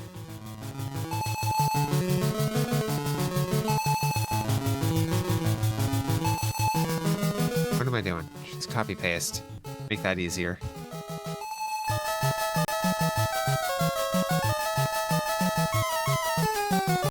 Okay.